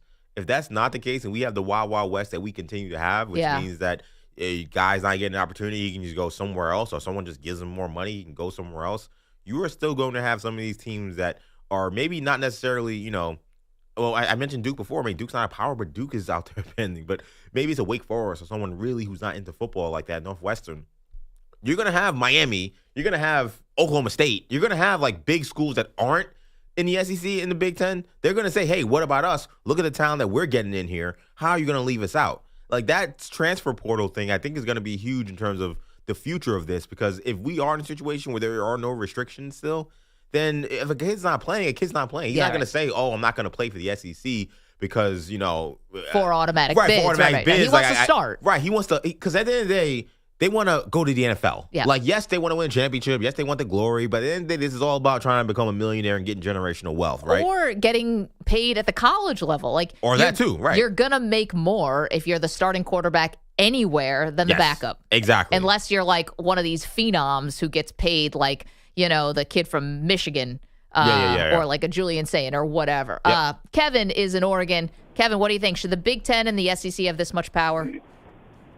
Well, I don't know if they should or not, but maybe what they should do is make themselves like a NFL minor league, and they can Big Ten and SEC can be like the NFC and AFC. They can have their own league, they can have their own playoffs, their own championship, and the rest of college, and you do it the traditional way. I mean, they're so uppity, they're so convinced of their superiority, and I think with the transfer portal that it's not true anymore. I think that. I mean, we saw it in the playoffs this year, Arizona State, and I don't know, some other teams as well. So I don't know. I think they should just they should just cut themselves off from the rest of college football. That's interesting, Kevin. Had not thought of that solution, if you will, which is to have more tiers in college football. So you have the SEC and the Big Ten are kind of like the top, and then you have like I don't want to say Division II because we already have that, but you have like a FBS, FCS situation, but you just make more of them. So Yeah. it's like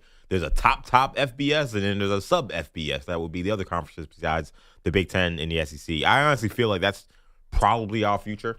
Like, I think that we talk about, what are we going to do about preserving these rivalries, and what are we going to do about Stanford and Cal playing in the ACC? I think there's a scenario within 5 to 10 years where all this gets played out, and it does look like the NFL.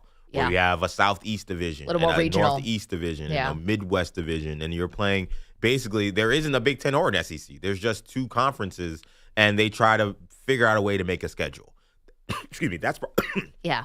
The only thing about that is EJ chokes is 32 Attaboy, teams EJ. in the NFL where we have over 100 teams in college football. Like, where do you put the cutoff, Well, that's what that cutoff's going to happen as long as these other conferences let the Big Ten and the SEC run them over. Like, I think if they don't stand up, like, it's going to be all you need is a few of these ACC teams and the Big 12 teams. All right, you know what? Fine, you guys win. We'll join you guys.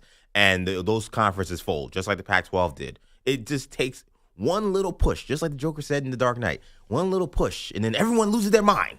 The only thing is, in this proposal, the ACC and the Big 12 would both get 2 automatic qualifiers. Guys, better than what they got now, which is no guarantees of getting anybody into the college football playoff. I think they're jumping for joy over this, even though it gives so much power to the Big 10 and the SEC. Okay, lots more to do. Next hour, we'll talk to Hall of Fame head coach Roy Williams. And also, does one player have a point?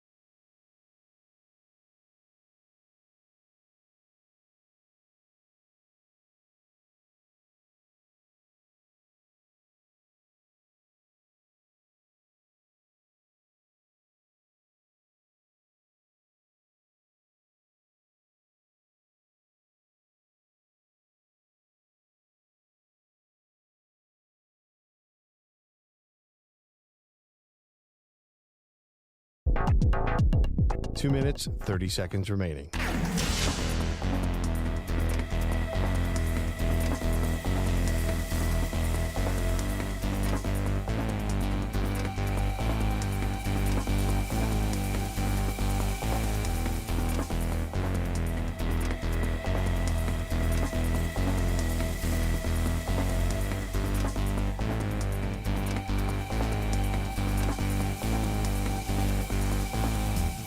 2 minutes remaining.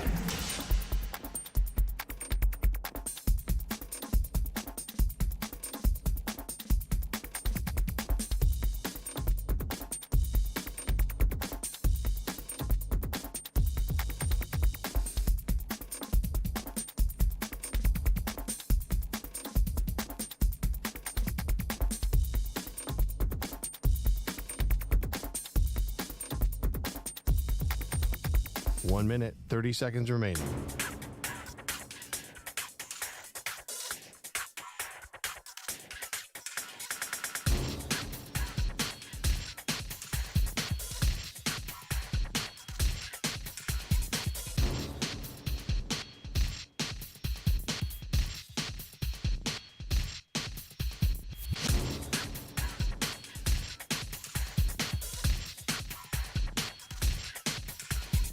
One minute remaining.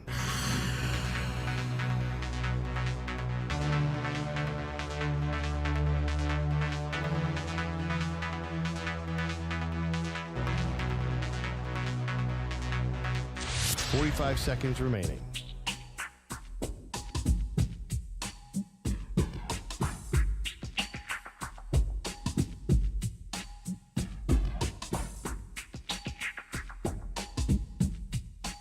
Seconds remaining.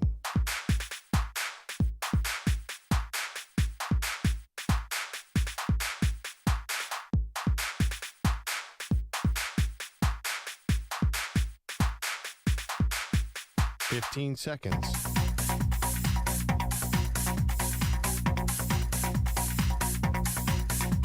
Break ends in 5 seconds.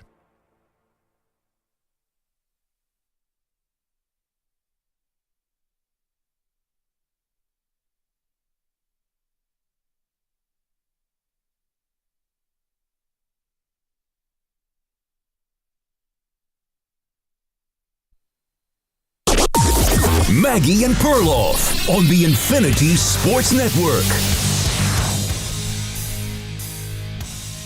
College football, the rich getting richer. Shocker.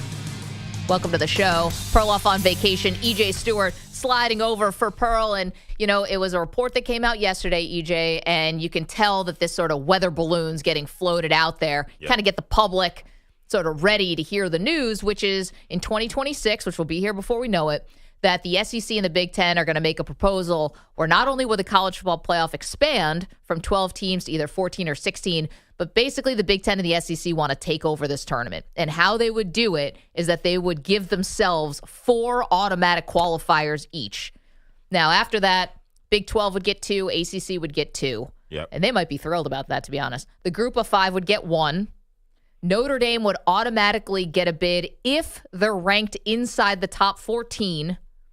And then whatever's left goes to, I guess, the committee. I don't even know why you would need a committee at this point. Yeah. Just take the AP poll and do it off of that. Yeah, I hate this. The more I think about it, the more I realize that the whole excitement about the playoff and the whole excitement about trying to figure out who's the best team. Like, I know there was a lot of anger, and I was part of that anger over what happened over the college football playoff and where teams end up being ranked. But that's also good for the sport. Like, it's good for March Madness that there is these quabbles about this team should have got in, that team should have got in. It gives you a day or two of being at top of the headlines where maybe we wouldn't even be caring about who's the last team and who's the last team out when we're talking about basically every spot being guaranteed. Yeah, right. Like, I think not a lot of drama. Yeah, I think that there is actually something good about that drama. That if you just eliminate all of it and then you eliminate the drama of the regular season, the one sport where I feel like the regular season still matters the most, and you say, you know what? Like, it's really just a numbers game. It doesn't matter when Alabama loses in a big spot. It doesn't matter when LSU loses in a big spot. What are the wins and losses and where are they in their standings in the SEC? As long as they're in the right standings, then that's all we need. And I don't think it fixes the problem of these teams in these bloated conferences being able to get away with terrible schedules. Because, yes, the SEC will have to play an extra game, but there's not all games aren't equal in the SEC. Exactly. When you're playing against Kentucky, you're playing against Vanderbilt, it's not the same as when you're playing against Texas or you're playing against Georgia. It's a totally different thing. And because those conferences have made themselves, quote unquote, too big to fail in a way, now you're going to have teams like in Indiana last year, and I guarantee you it's going to happen in the SEC too. In some ways, Texas was that team this year. Like they really only Didn't have to play anybody. They only played Georgia. They lost. Yeah, and still got in. Still got in. Yeah. Not a conversation. You know why? Because they're in the SEC, and we give them those flowers and we give them that respect. But there's going to be a lot of other teams that are going to have that same situation happen in this tournament. And then they're going to show up in the playoffs, and they're going to get smoked and be like, oh, man, maybe we should have realized they weren't that good. Now we don't even have that conversation anymore. They're guaranteed spots. The other part about this, too, and I know that if Perloff was here, he would disagree about this, but none of us can tell the future.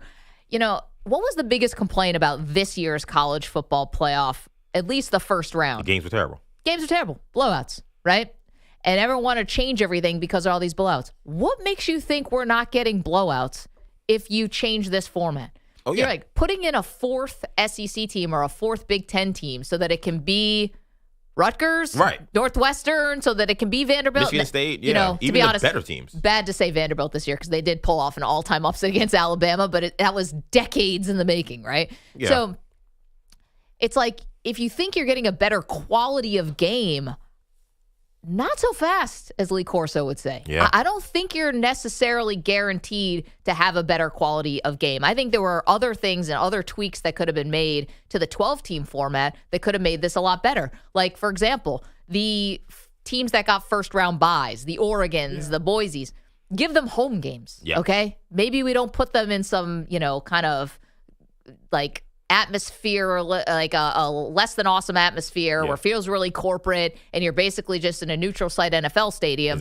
as opposed to the pomp and circumstance of your own stadium. That's very true because I think Oregon might have had the worst possible bracket a number one overall seed has ever had it was in a college disgrace. sports. Disgrace. They got absolutely no reward for being a number one overall seed. In fact, you had to play Ohio State, who had taken you to the wire earlier in the season, and you had to play them in the Rose Bowl. Like, it just, I didn't love it. I felt like we could have done some tweaks, but if you think this is going to solve that, well, can I offer and present Exhibit A, which was Tennessee, who went on the road and lost to Ohio State. Just because you're in the SEC doesn't mean you're automatically going to give us a great game. And the issue with the SEC, too, I have, and it's one of the issues I think that some of these other small conferences have, or in small, I mean, ACC is not small, but, it's not the Big Ten or the SEC, is when you play in those conferences, every week, because we automatically just give respect to the teams in the SEC, every week you get opportunities to show that you're quote-unquote better. So what happens is Tennessee had 1 week where they beat Alabama. Yeah. And we're like, oh, well, they're great. Like, they beat Alabama. It doesn't matter that they had other losses on their schedule. We give them automatic respect because they have so many opportunities to play against quote-unquote top teams. When you're a Miami or an SMU or you're Arizona State or you're a BYU, like, you don't get, unless you get them in non-conference, you don't get those opportunities. So there's an assumption that those teams aren't as good, but the SEC schools, they can win one of those games and then lose multiple games against teams that aren't even as good as those top SEC teams, but we give them the respect because they're in the SEC, because they have those 3 letters next to them, and because they have all the opportunities to play against good teams. You can work your way out of a jam. The fact that Alabama and Ole Miss couldn't get to the playoff, despite the fact they were in the SEC, is actually more of an indictment on them because you get so many more opportunities against good teams to rack up your resume. Oh, listen. It's your fault you're losing to Kentucky and Vanderbilt, but there should be a penalty for that. If you're Alabama, you beat Oklahoma like you were a 21-point favorite or whatever they were. I don't remember. You're in. And if you were Ole Miss and you just won at Florida at the end of the season. Or beat Kentucky earlier in the season. Or they lost to Kentucky and then they had a win over Georgia, but it wasn't enough because they weren't able to beat that Florida in that last game. In this expanded playoff, those teams are getting in because we're just going to say, you know what? Like, they lost some terrible losses, but you know what?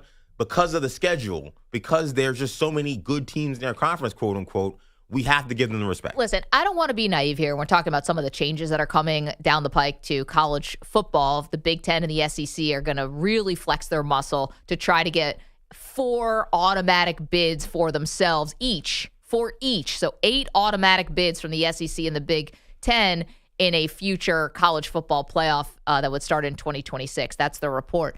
I don't want to be naive here. The SEC has enjoyed a boost and a bump because they have earned it and deserved it, I think, in the past. I do. Mm-hmm. Like, let's not be naive. It is hard to go play at LSU at night. It is hard to go play at Texas at night or in the day. It's hard to go into Tuscaloosa and win, whether Nick Saban's there or not. These are challenging places to play. You go to the swamp. That's not a picnic, okay? Going between the hedges, it's a nightmare. Oh, yeah. Like, good luck to you. And the SEC has earned that. The problem is we are in a totally different world in college football now. And where Alabama and Georgia could stack 5-star after 5-star after 5-star, now they're only going 2 deep at 5 stars. Mm-hmm. Now it's not 4 deep. Mm-hmm. And you saw that with Georgia, even with their quarterback situation, right? Like, they would have had another guy ready to go to replace Carson Beck at a moment, but I don't think they actually had a guy who was better than Beck. Right. And so, and we saw the backup, Stockton, yeah. And he tried, and he basically, like, ran his head into a brick wall trying to help Georgia win a game. That was a wild man out there. He's crazy. But anyway, I think that's like what we're getting at, which is if this was 10 years ago, give the SEC everything. Give the Big Ten everything. But now, when guys are the talents all over the country, and it's not just the SEC is definitely getting the best and brightest, and everyone else besides like Penn State, Ohio State, and Michigan have to pick up the pieces, it's a different world now. Should they still enjoy the same like perks when they may not be as strong top to bottom as they used to be? I think that's where we're getting. Yeah, you're coming up with a solution for 5 years ago when we're talking about 5 years down the line. Right. You're talking about what is the future of college football and what it looks like. This answer that you're giving in terms of how to fix the college football playoff is an answer that would have made sense 5 years ago. I just don't think it's going to make sense 5 to 10 years from now. I think it's going to be totally different. And look, the one good thing about this is in college football, it's like Perloff says, it's a completely corrupt sport. So they're going to make the rules up as they go.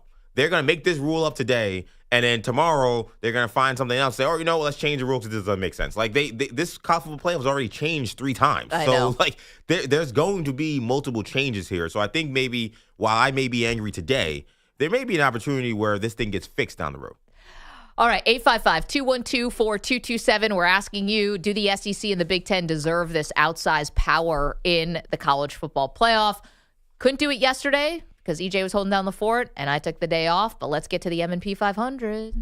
The M&P 500 on the Infinity Sports Network. Okay, a little stock up, stock down from a long, very extended President's Day weekend.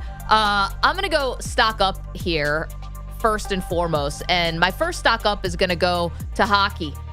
The Four Nations Cup, gangbusters. Loving it. Wasn't really expecting to love it, quite frankly. Not really a big hockey all-star break person. But this has been phenomenal. Feels like there's real stakes. Guys are playing hard. We're getting some cool fights. Feels like a little geopolitical even with I didn't think USA and Canada would have this much beef, but here we are. And hopefully not more in the future. Yes. But it's been gangbusters at a time when every league is trying to figure out how to do this thing. Hockey nailed it. They are stock up. Yeah, keep the beef on the ice, but definitely this Four Nations tournament has been awesome. My stock up, I want to give a shout out to Mac McClung because I was one of those folks who I defended Mac McClung's first 2 runs in the dunk contest that they absolutely needed him. It didn't matter that he was a G League player. And I thought year 3, I'm like, is this novelty going to run out? Yeah. And then the guy brought out a car. And then he jumped over a guy in a car. And then he had a guy on a hoverboard and he jumped over that guy. And then he brought in Evan Mobley, put him on a platform, and then he jumped over that guy. I mean, Mac McClung, you can say whatever you want about the dunk contest and how much is watered down. You don't have a pulse if you were not entertained by what he did. He was phenomenal. If you want to have the best dunkers, maybe not in the NBA, but NBA adjacent, let's say, in the dunk contest, Mac McClung belonged. And now he's a 3-time champion. He put on an absolute show. He saved All-Star Saturday night because that was a disgrace with the Spurs and what was happening with them. They had 2 of the worst dunk contest guys ever before him, and Matas Buzelis and Andre Jackson. So shout out to Mac McClung. He gets a stock up. If the stock goes up, the stock goes down. This is the M&P 500, and I did not think I was going to ever give this guy a stock down. It's Kevin Hart. Oh, my gosh. Just brutal. And he was the MC of the NBA All-Star. It was far too much Kevin Hart. I didn't even, again, is that even possible? I like Kevin Hart. He's hilarious. And I thought he was kind of like 100% approval rating kind of guy, except for Cat Williams, obviously. But I thought, like, he's funny. He was funny in the roast of Tom Brady. Like, Kevin Hart can do his thing, but for some reason they just had him out there way too long, way too much time on the mic. And by extension, his stock went down. People wanted him amateur night at the Apollo, like sweep him off the stage. Yeah, where's the cane? Just bring his good by the neck and just pull him away. Vaudeville style, just like yank this dude off, unplug the mic, just like enough. So stock down, Kevin Hart. Yeah, somehow he was the only thing worse in the game that happened. Damn. I'm going to stay in the NBA All-Star Weekend. I'm going to give his stock down to Kevin Durant. Because this guy, he's the only guy that somehow left All-Star Weekend more miserable than Draymond Green. He's always miserable. Because everyone was all focused on Draymond Green. And to Draymond Green's point, he had some people that actually agree with his takes about whether or not the Rising Star should have been in there if this was the right format. I'm some people. But at the same time, Ray, Kevin Durant comes in yesterday and says, all you people do is complain. We can't do anything right. Let's just cancel All-Star Weekend together. What's wrong with this guy? He is the human embodiment of wet blanket. You're 7 feet tall. You have one of the most awesome gifts to ever grace this NBA sport, which is your ability to handle and shoot at your size. Why are you so bitter? Why is he so miserable?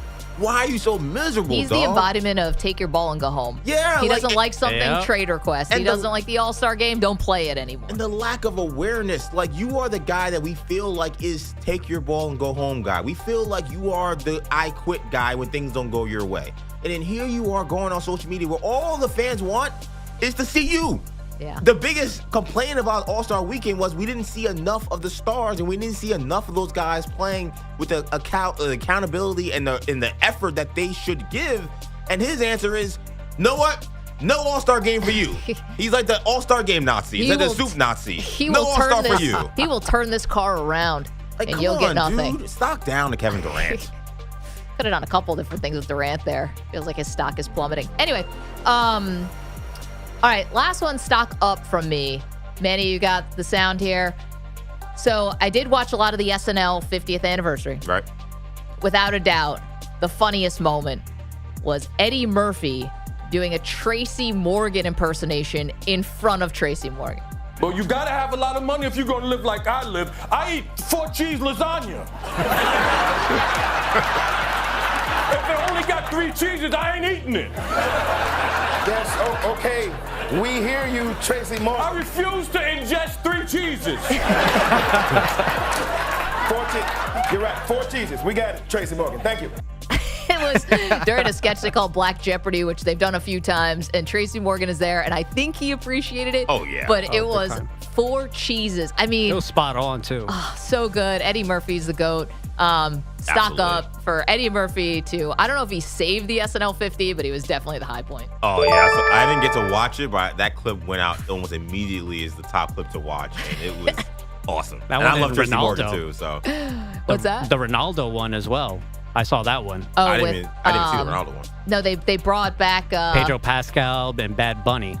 Yeah, so it's actually Domingo. Right. Is the name of the sketch. It's basically a recurring sketch about how this woman keeps cheating on her fiance at her bachelorette party with Domingo. Then it turns out Domingo's got a brother, Ronaldo, and That's it's Pedro Pascal. And then Bad Bunny comes in and he's the third brother. And he's sleeping with the mom.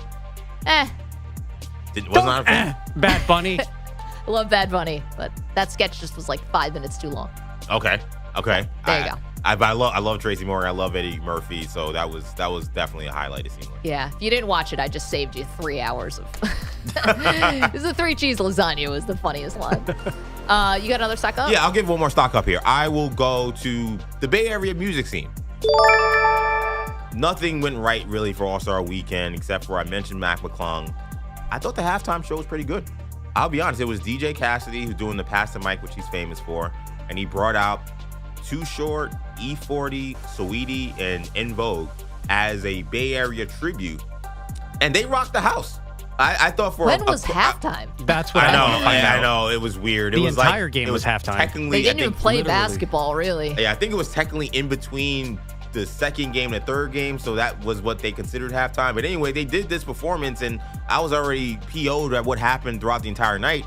But I was jamming. I was like, wow, En Vogue, they looked awesome. Yeah. Like, I didn't That's realize, my childhood I didn't right even there. realize Saweetie was from the Bay Area. So you got a younger person in there. E40 is not everybody's cup of tea, but I thought he did a good job. Too Short's always fun, and I thought that was one of the few highlights from that All-Star Sunday night. So shout out to the Bay Area and their music scene. They represented in that moment. Yeah, I saw Raphael Sadiq, right, was doing the player intros. Gave some stuff. clean dap to EJ.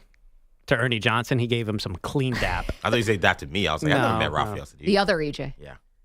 I wish I met Raphael Sadiq. He's a phenomenal artist. 855-212-4227. That's a little M&P 500. Whose stock is up, whose stock is down after a very eventful weekend. All right, coming up, we get to talk to a Hall of Famer, multiple Hall of Fames, the legendary coach from both North Carolina and Kansas. That would be the great Roy Williams, who joins us next. What does he think about the state of the Duke-UNC rivalry and so much more? Don't move. You're in a 5-minute break.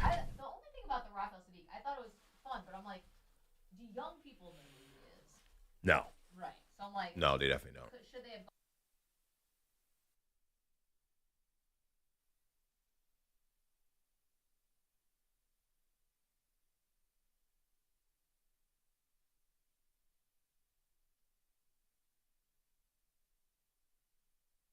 4 minutes, 30 seconds remaining.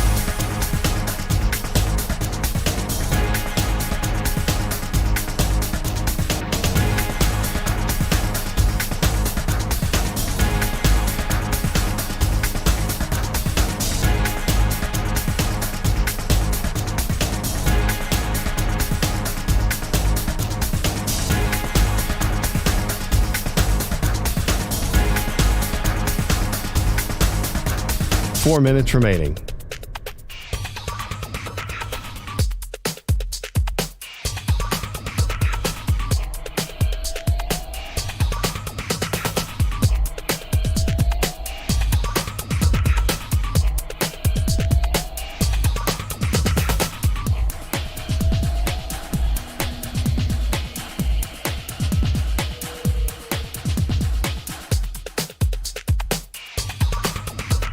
Three minutes, 30 seconds remaining.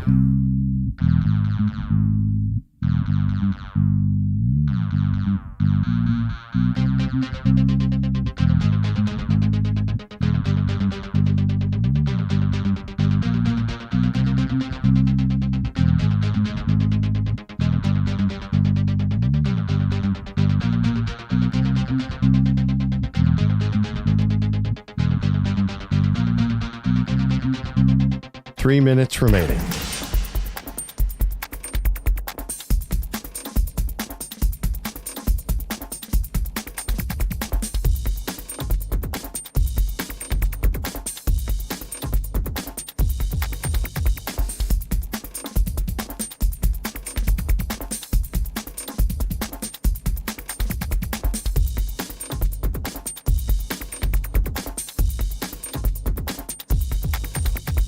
Two minutes, 30 seconds remaining.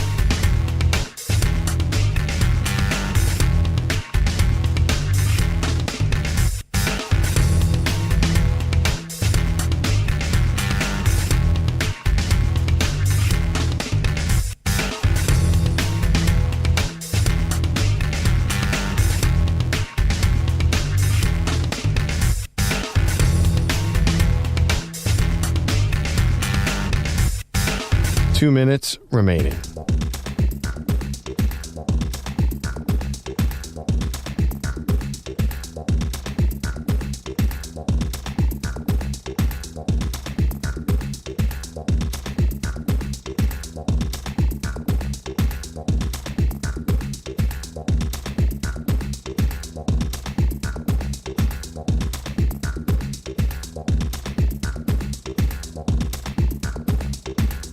1 minute, 30 seconds remaining.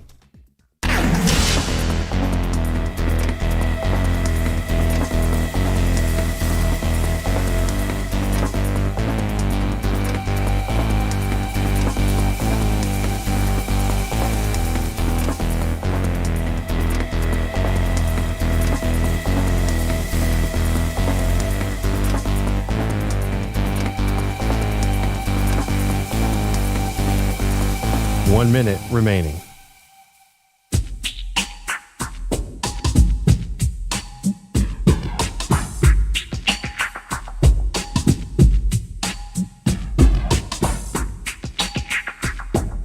45 seconds remaining.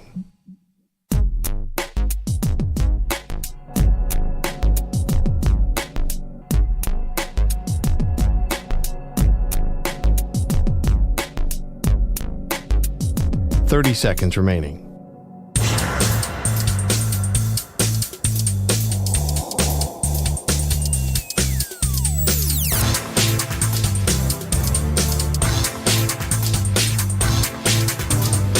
Seconds.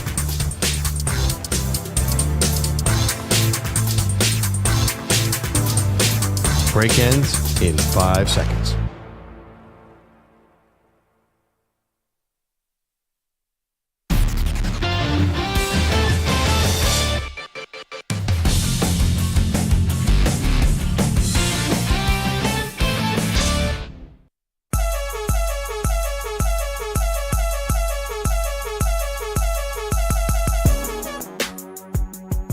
Welcome back to the Maggie and Perloff show. Perloff still on vacation in Costa Rica, so it's me and EJ who get the pleasure of interviewing a 3-time national championship, a man who's in multiple Hall of Fames. That would be the legendary college basketball coach, Roy Williams, North Carolina, Kansas. Coach, thanks so much for the time today. We appreciate it. How are you?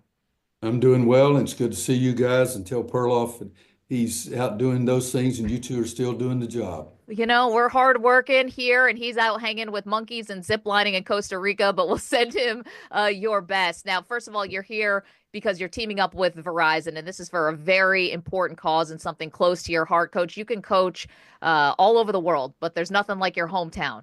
And I know you count Asheville, North Carolina, a place that was devastated by Hurricane Helene, as your hometown. As I mentioned, you're partnering up with Verizon to wipe away $10 million in debt from those who are still dealing with the devastation from that storm. I'm curious, when you first saw the impact that Helene had on your hometown, what were some of the emotions that it brought up? Well, you know, it was really unreal. I was down in Charleston, South Carolina when it first hit, and we had some 60-mile-an-hour winds. And I have bungee cords being snapped on the swings on my front porch. And we're out at 4 a.m. trying to tie the shutters down. And then came back to North Carolina, and then it got worse and worse. And 5 days later, I go to Cincinnati. Wes Miller, one of my former players, is the head coach at Cincinnati. I walk in the hotel and turn on the TV to the Weather Channel. And they're broadcasting the entire 60 minutes from Asheville, North Carolina. And they're showing all these scenes of places that I knew that's where I lived, and showing all the devastation. And it was nothing compared to what it is when you see it in person. And even 2 weeks ago, I guess it was, I went to Knoxville, Tennessee from Asheville, drove to Knoxville, and usually just get on Interstate 40 and go straight there. Now you have to go way around because Interstate 40 is gone. And to see the devastation, even in Biltmore, the little area where I lived in Asheville, I mean, again, this is 10 days ago. I saw trucks and cars in the river, and they're going to be there. And buildings that were there are destroyed. And, you know, people can't, it's been about 100 days now, and it's going to be 1,000 days before those places come back. And I know people who have lost loved ones, lost jobs, lost homes, lost businesses. So I'm so thankful that Verizon is doing something to help out some of these people. And it's been a neat deal for me. I'm old school, so neat may not mean very much to somebody else, but it's been a neat deal for me this morning, calling some of these people that Verizon's been helping out, and it's very emotional for them. Oh, I'm sure. We're talking with former North Carolina head coach Roy Williams, who's teaming up with Verizon to wipe away $10 million in debt from people who are still trying to deal with the devastation from Hurricane Helene. It's a place that you call home. We're on in many of those areas, Coach. Our radio show hits a lot of those areas. And so we're always sending our absolute best for everyone who's still dealing with that wreckage and devastation. Turning to basketball, there are a lot of people who are very curious to get your opinion on the Tar Heels. What's the state of the program right now, Coach? 15-11, 8-6 in ACC play, not ranked, which is a place we're not used to seeing North Carolina men's basketball. How would you assess where they are right now? Well, I'm sad because I want us to be 26-0 or whatever number it ends up being. But I have a tremendous amount of confidence in Hubert Davis and our staff. And I've said this jokingly over my career, but it's true. I've looked at the Constitution of the United States of America. And in the Constitution, it does not say that North Carolina has to win every game. Sometimes Wake Forest or Duke or State or, other schools, Michigan State. It's okay. It's not in the Constitution that we have to win all the time.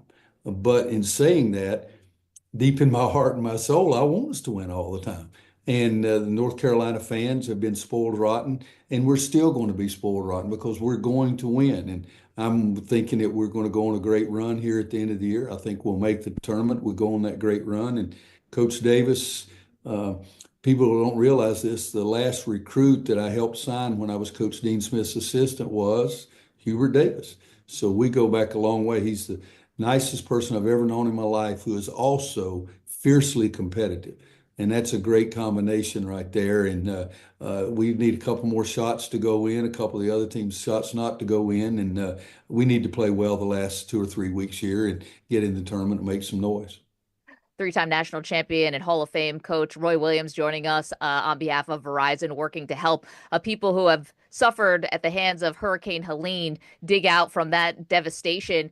Coach, so much changes in college basketball, college football. It seems like every day there's just another change. Do you worry with realignment still in the atmosphere and so many changes still yet to be revealed that the Duke-North Carolina rivalry could ever take a hit or could ever be watered down because of everything that's happening around college sports? Well, I think it has changed dramatically. I mean, I was a head coach for 33 years, and if you'd have told me 33 years ago what's going on now, I would have thought you were an idiot. But it's still college basketball, college football. People are going to care about it because people need recreation. People need something to get out away from their own set and doing a radio show or doing something like this. And athletics gives us that entertainment value.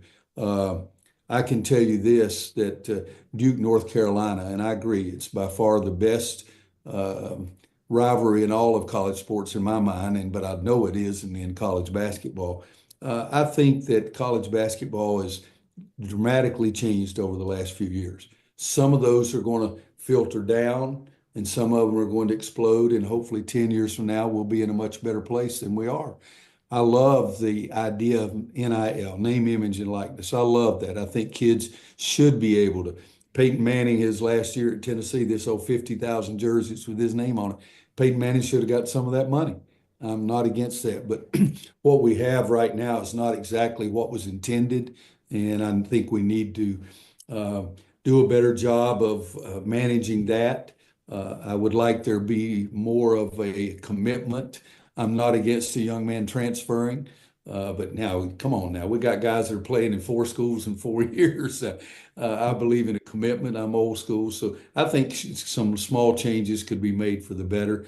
But when Duke and North Carolina tee it up to this 2 weeks from Saturday, I guess, or 10 years from Saturday, it's still going to be the biggest freaking show in America. And so that's the way I believe in it all the time. Coach, there's some talk to expand the tournament to 76 teams. I know you've probably heard this for many, many years.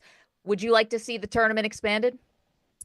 I'm okay with where it is. I was okay when it was 64. There's a carrot at the end of the year out there that everybody has an opportunity to play in. And I like something that is very difficult. So for me, I would probably keep it very close, if not exactly what we have right now. And yet I'm not one of those guys in charge looking out trying to see the big picture.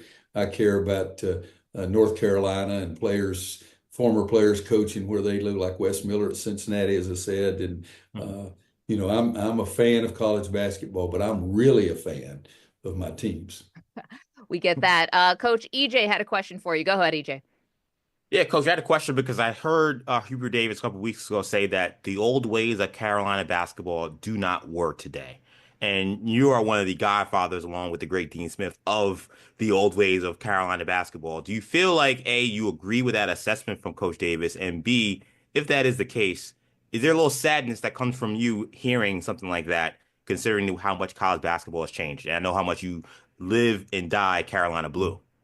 Well, no, it did not make me sad. What made me sad is the way people interpreted it. The game on the court, Hubert is still teaching, share the ball, run, be willing to help your teammates, all those kind of things. But everything around the court has changed. And we didn't have to put up with how much money are you going to give my son? That's not what it was. And so we went in a home, and I used to tell people, I'm going to see you more than any other coach. I'm going to call you every Sunday night at 9:15.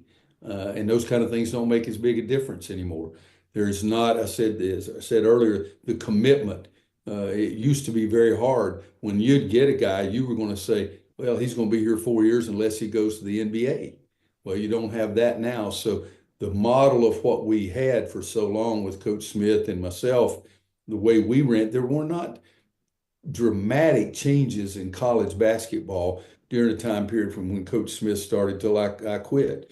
And all of a sudden, the last 5 years, hello, Pete. I mean, it's changed. It's a different animal out there now. So people have taken those quotes of Hubert and put it into areas it didn't deserve to be. Hubert still believes in doing it the North Carolina way on the court, but everything around that has changed tremendously. And, he's talking about getting a general manager, and other teams already have that. And those are things that need to be done.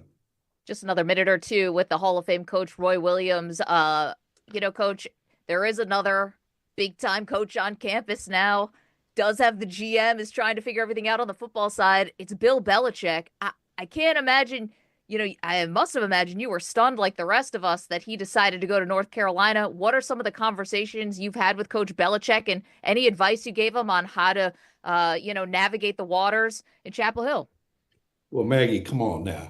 I coached high school football for 4 years. I've not given Bill Belichick any suggestions. He's the greatest coach in my lifetime. He's 8 Super Bowls, 6, 7 as the head coach. I think I'm getting that right. We've had conversations, 2 straight Saturdays of home basketball games. At halftime, I go into the practice gym and visit with 15 to 30 of his recruits, and have enjoyed doing that. He was, as a toddler, his father coached at North Carolina, and so there is some background there. But Coach Belichick is going to be fantastic. He is looking at the new model for college football, and he does have a GM. And Lombardi is great, and I've enjoyed meeting him. But I'm looking for fantastic things from North Carolina football, and perhaps we will learn some things from Coach Belichick, and perhaps he will learn some things from Coach Davis in our basketball program. But I'm all for it, and I'm very happy to have him. Coach, I want to do a couple rapid fire questions for you, if you don't mind. Here we go. And again, thank you so much for being so generous with your time today on behalf of a great cause, teaming up with Verizon to help those who have been impacted by Hurricane Helene. Here's a couple rapid fire questions for you. Who is the best pure athlete that you ever coached? Woo. A guy named Darren Hancock when I was coaching at Kansas. He could jump over the moon and do everything. He was as fast as you could possibly be, but pure athlete. I'd say Darren Hancock. Who's the smartest player you ever coached? 2 of them are on North Carolina's bench now. I had 5 guys at the top, and 2 of them are on the bench. That's Marcus Page and Sean May. Who's the one recruit that you really wanted that got away? Oh, there's about 100. I'll tell you one so some people can have fun with it, but I've told Mike this too. Shane Battier, I really wanted Shane Battier. I was coaching at Kansas at that time, and I just thought bringing in Shane would do so much for our program. We already had Jock Vaughn, who was the academic All-American Player of the Year, so we had some other people like that, but I would say Shane. And who's the player who had the strangest eating habits? Strangest eating habits, good gracious. Kendall Marshall, he was a point guard, and he passed the ball to everybody. And when he got the food, he didn't pass it to anybody. But Kendall will kill me when he hears that. But he was one of the 5 smartest players I ever coached too. But Kendall loved to eat. Last one for you. The player you coached who had a much better NBA career than you ever expected, completely exceeded your expectations. Well, I think, Paul Pierce was the greatest player I ever coached. He's in the Hall of Fame. The best college player I ever coached was Tyler Hansbrough, 4-time first-team All-American. But Danny Green goes from a second-round draft choice to playing 15 years, I think it was, in the NBA, and winning 3 world championships for 3 different teams. So I think I love Danny, to say the least, but I think that would be the one that if you went to put things down on paper, he would be the one to answer there. Coach, I think this is a great place to leave it. Again, you are lending your time and your celebrity to team up with Verizon to try to help your hometown, a place that is so near and dear to you, Asheville and Western Carolina, and wiping out $10 million in debt from those who are still dealing with the fallout from that awful Hurricane Helene. Coach, thank you so much for your time today and fantastic work that you're doing with Verizon to help people in need. Well, I can tell you one thing. Be sure to tell Perloff this was a great event for the last 15 minutes. Maybe because he wasn't here, Coach. Maybe because he wasn't I'll here. let you guys figure out how you want to handle that. Oh, just kidding. I will definitely tell him that, Coach. Trust me. Okay, Elijah. I know. Coach, thank you so much. Thanks so much, guys. Having some fun with the Hall of Famer there. So a couple things. Perloff would have been great. They know each other, obviously, from the Perloff's Dan Patrick days. So Coach Roy Williams, very familiar with McLovin's work. But if you're Kendall Marshall, are you insulted by the fact that Coach did say you were one of the smartest players ever, That's and true. as a point guard, you could you could really dish the rock, but never met a meal he didn't like? You got to, right? I mean, come on. You're a point guard. You're not an offensive lineman in a football team. You're supposed to be, in theory, the most in-shape guy on the roster. And he's saying you ate a lot, maybe a little too much. Especially looking at Kendall Marshall. I think if he wasn't the first-round pick, he might have been a second-round pick. He was a guy that could have had an NBA career and didn't, who knows why. But Lakers it makes me legend. Right. I knew he played for the Lakers. And part of me was just like, was it because he wasn't in the right shape? I was like, man, Roy. Reminder that Ray Felton also walked the streets of Chapel Hill. But when Ray Felton was there, he didn't look like Knicks Ray Felton, like he had eaten the other Ray Felton. It's funny, when I asked that question, who had the most interesting eating habits, I thought he was going to say somebody like ate Skittles before every game. Oh, yeah. Or, I did too, yeah. Had to eat the same meal. I didn't realize Coach was going to go to a place or look, who ate the most. Look, we had the guy on on the Carolina Panthers from South Carolina talk about eating raccoon. Oh, Xavier Legette. Yeah, I thought maybe we would go somewhere like that. Like he's gotten recruited some players from the South. Maybe they had some weird eating habits in terms of eating squirrels and stuff. Squirrels or weird animals. I didn't think it'd be just the volume. The volume of Just what the dude at the buffet way too hard. the volume of what Kendall Marshall was eating was a problem. He didn't want to share the rock. Well, he shared the rock, not the plates.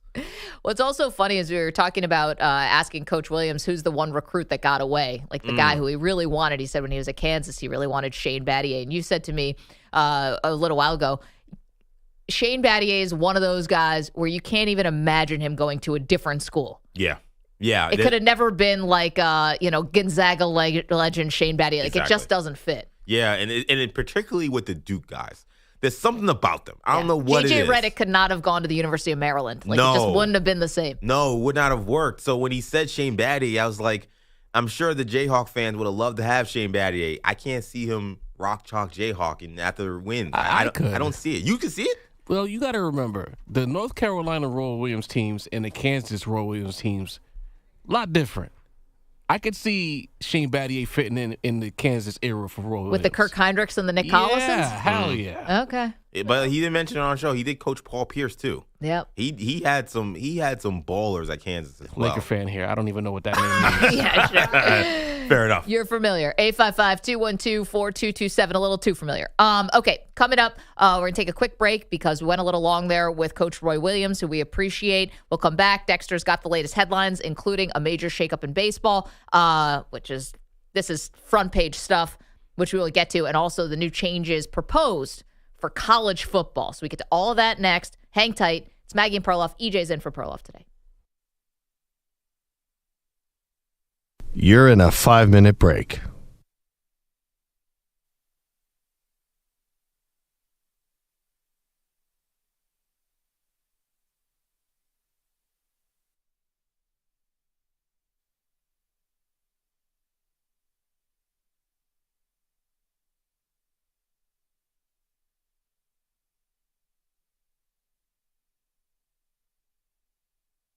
Four minutes, 30 seconds remaining.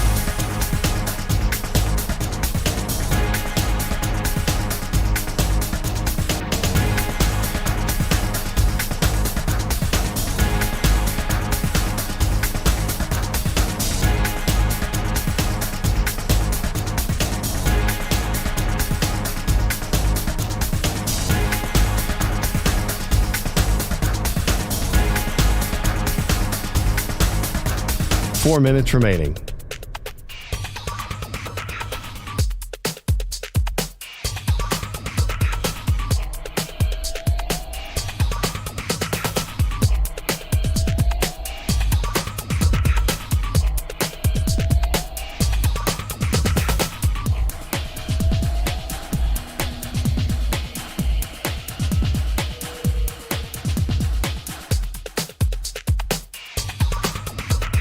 Three minutes, 30 seconds remaining.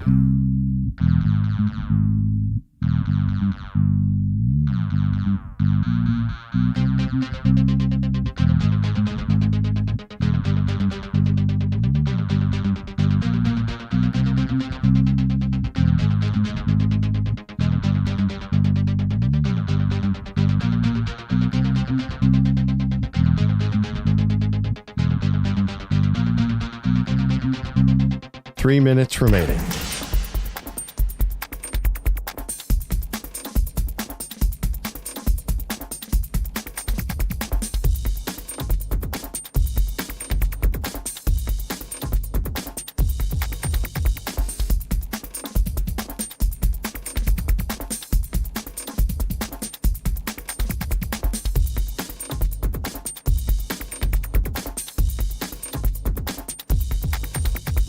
Two minutes, 30 seconds remaining.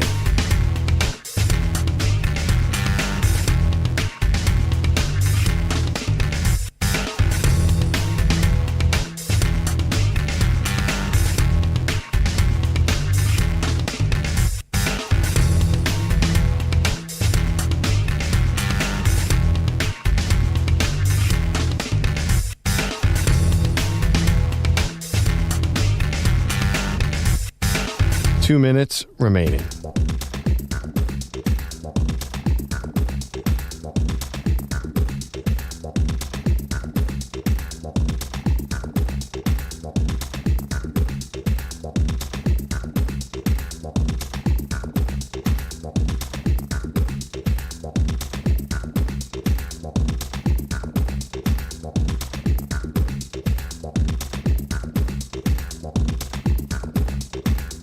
One minute, 30 seconds remaining.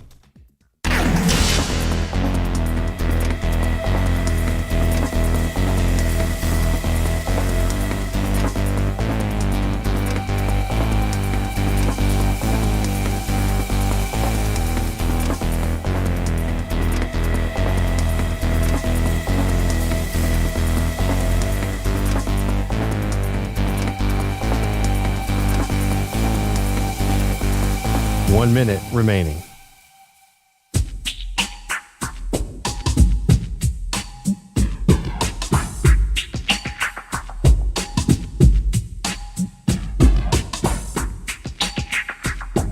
.45 seconds remaining.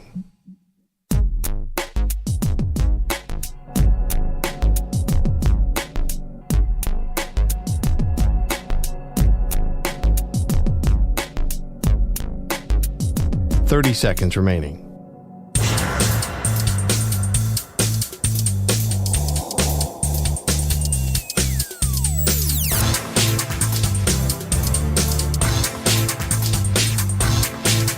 .15 seconds.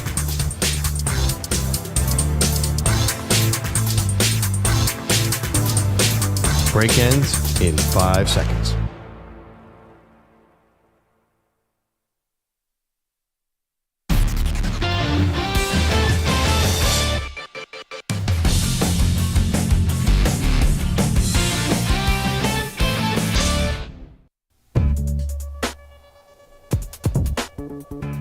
Welcome back. It's the Maggie and Perloff show. EJ Stewart's in for Perloff for the rest of the week as Perloff's on a well-deserved vacation. If you missed our interview with Roy Williams, the Hall of Famer, he was fantastic. The rapid-fire questions, awesome. Him talking about most athletic people he's ever coached, craziest eating habits, one recruit that got away. So cool. You can check out the Maggie and Perloff podcast wherever you get your pods. And if you would leave us a 5-star review, it's a small thing that really goes a far way. Chris is in Sacramento, wants to weigh in on the proposed changes that could be coming to the college football playoff where the Big Ten and the SEC are going to get even more power. They're hoping for 4 automatic bids each. Chris, do you like this power move or do you not like it?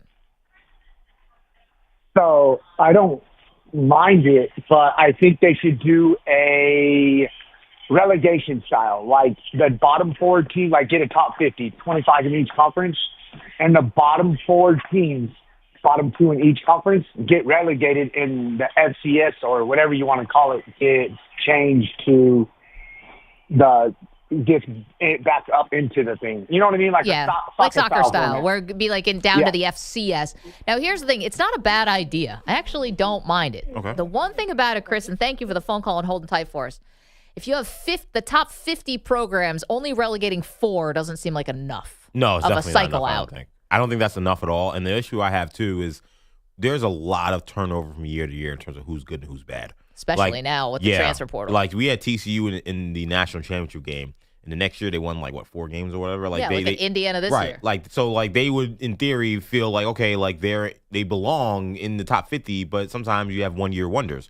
Or you'll have a team like Indiana, let's say, who had a great season, and maybe they're in the bottom tier, so to speak, and they play their way into the top tier. But guess what? All those guys that were seniors that got them to there are gone. So who's to say that they're going to still be at that same level? So that would be the issue, is you may be a year too early or a year too late in terms of rewarding teams. Yeah, because with soccer, guys are professional soccer, so you're assigned to longer-term contracts. Exactly. So you kind of understand who's going to be on the team and who's not. But when you do get relegated, your wages do get lowered.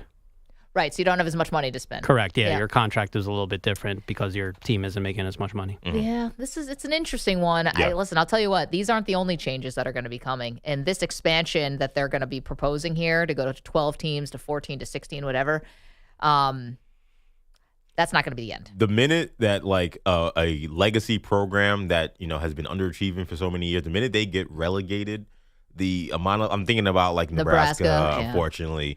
I'm thinking about some of these schools that we keep saying when they're going to be great again. I think about my beloved Miami Hurricanes. I think about a lot of schools. Florida State last year won 3 games? They would be relegated. The jokes and the memes and the way we would clown those organizations and those schools if they got relegated. Part of me kind of wants to see Oklahoma. Couple seasons with Texas weren't that great. There would be, the headaches that those administrations and those communities would have in terms of dealing with relegation.